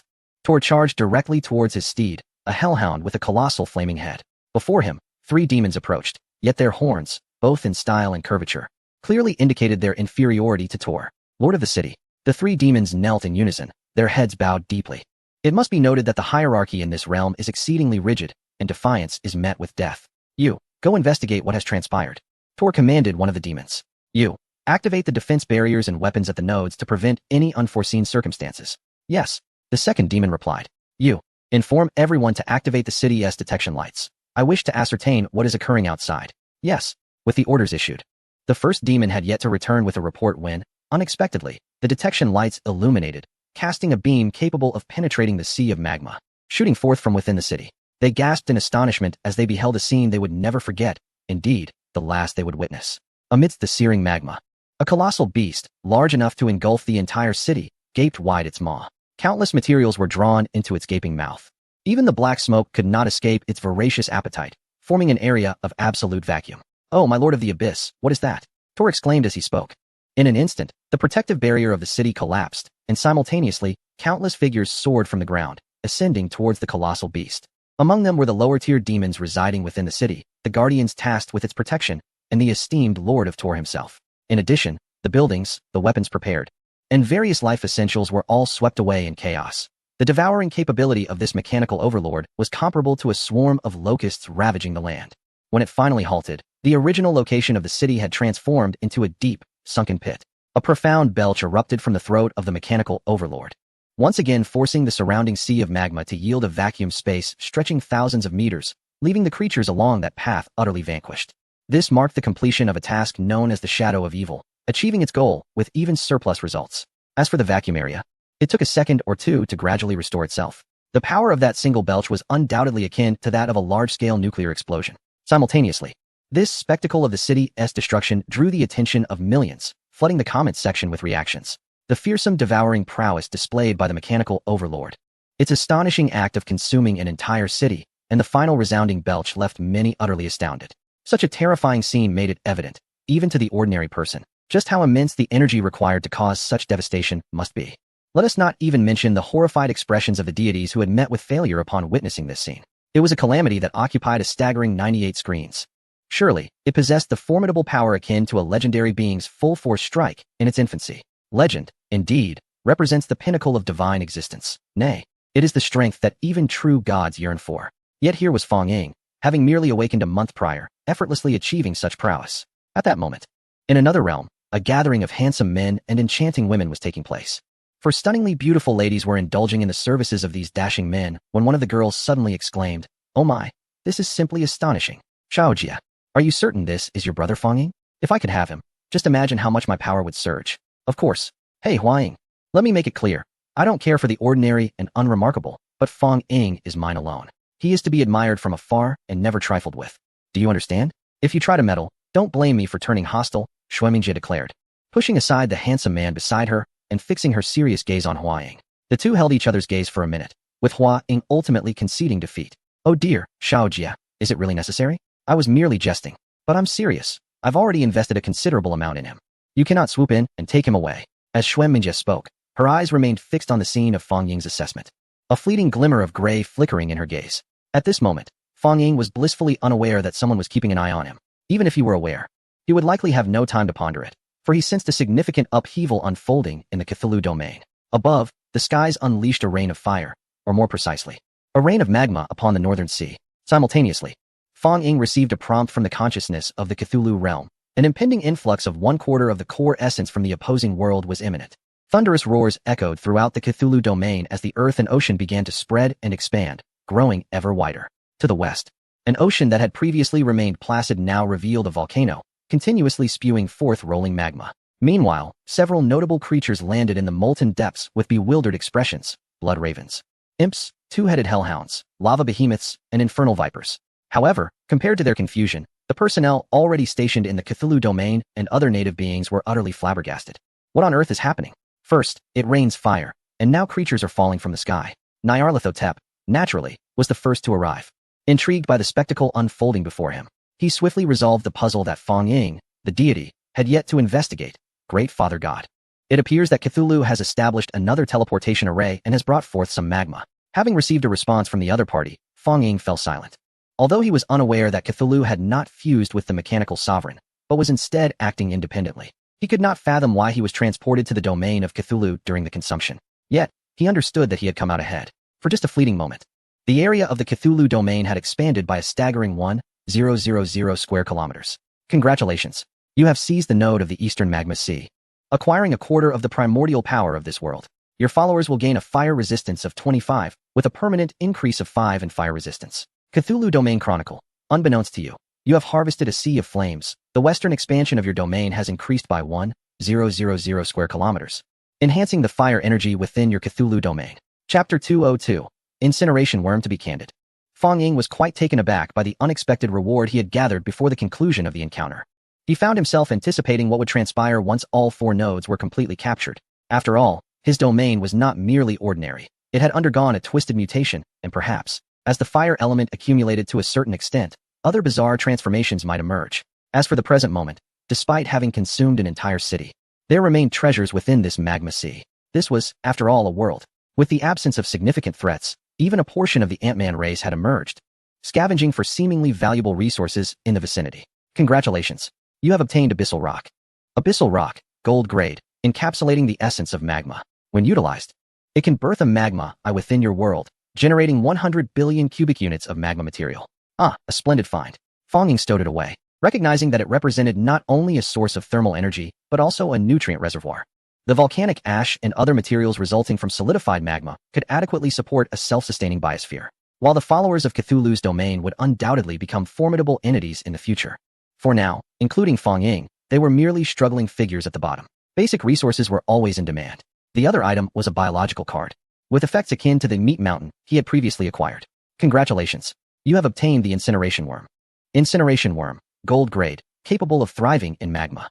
It possesses negligible strength, reproduces asexually, and proliferates rapidly, with a single brood yielding up to 3 million offspring. They are corpulent, with dry, meaty flesh, yet are rich in nutrients, making them the ideal supplementary sustenance for the native world.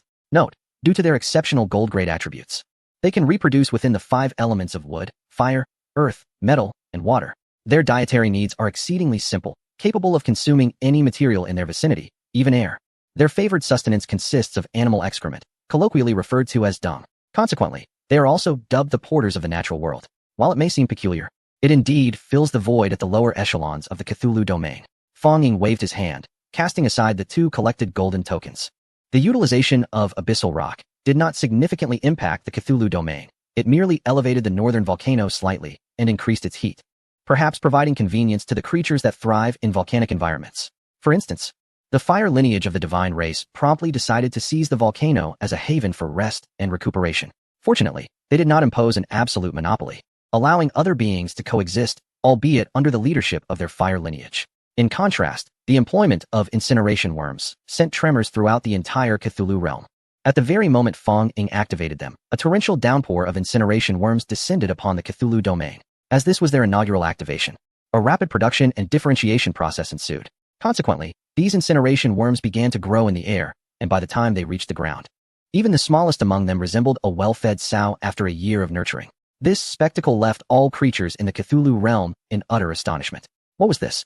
However, it was not long before Fong Ying's decree was disseminated. Upon hearing the news of bountiful provision, the Ant-Man clan and other relatively weaker races were the most elated.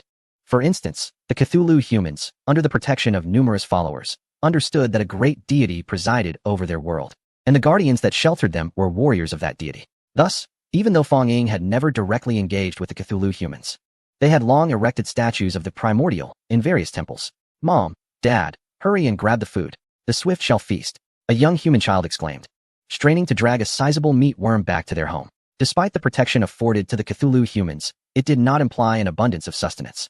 The population size and the number of followers in the Cthulhu domain, combined with the escalating demands of more powerful beings, meant that the Cthulhu humans were not in a state of carefree abundance. With the fortuitous arrival of this unexpected bounty, why not seize the opportunity to gather more?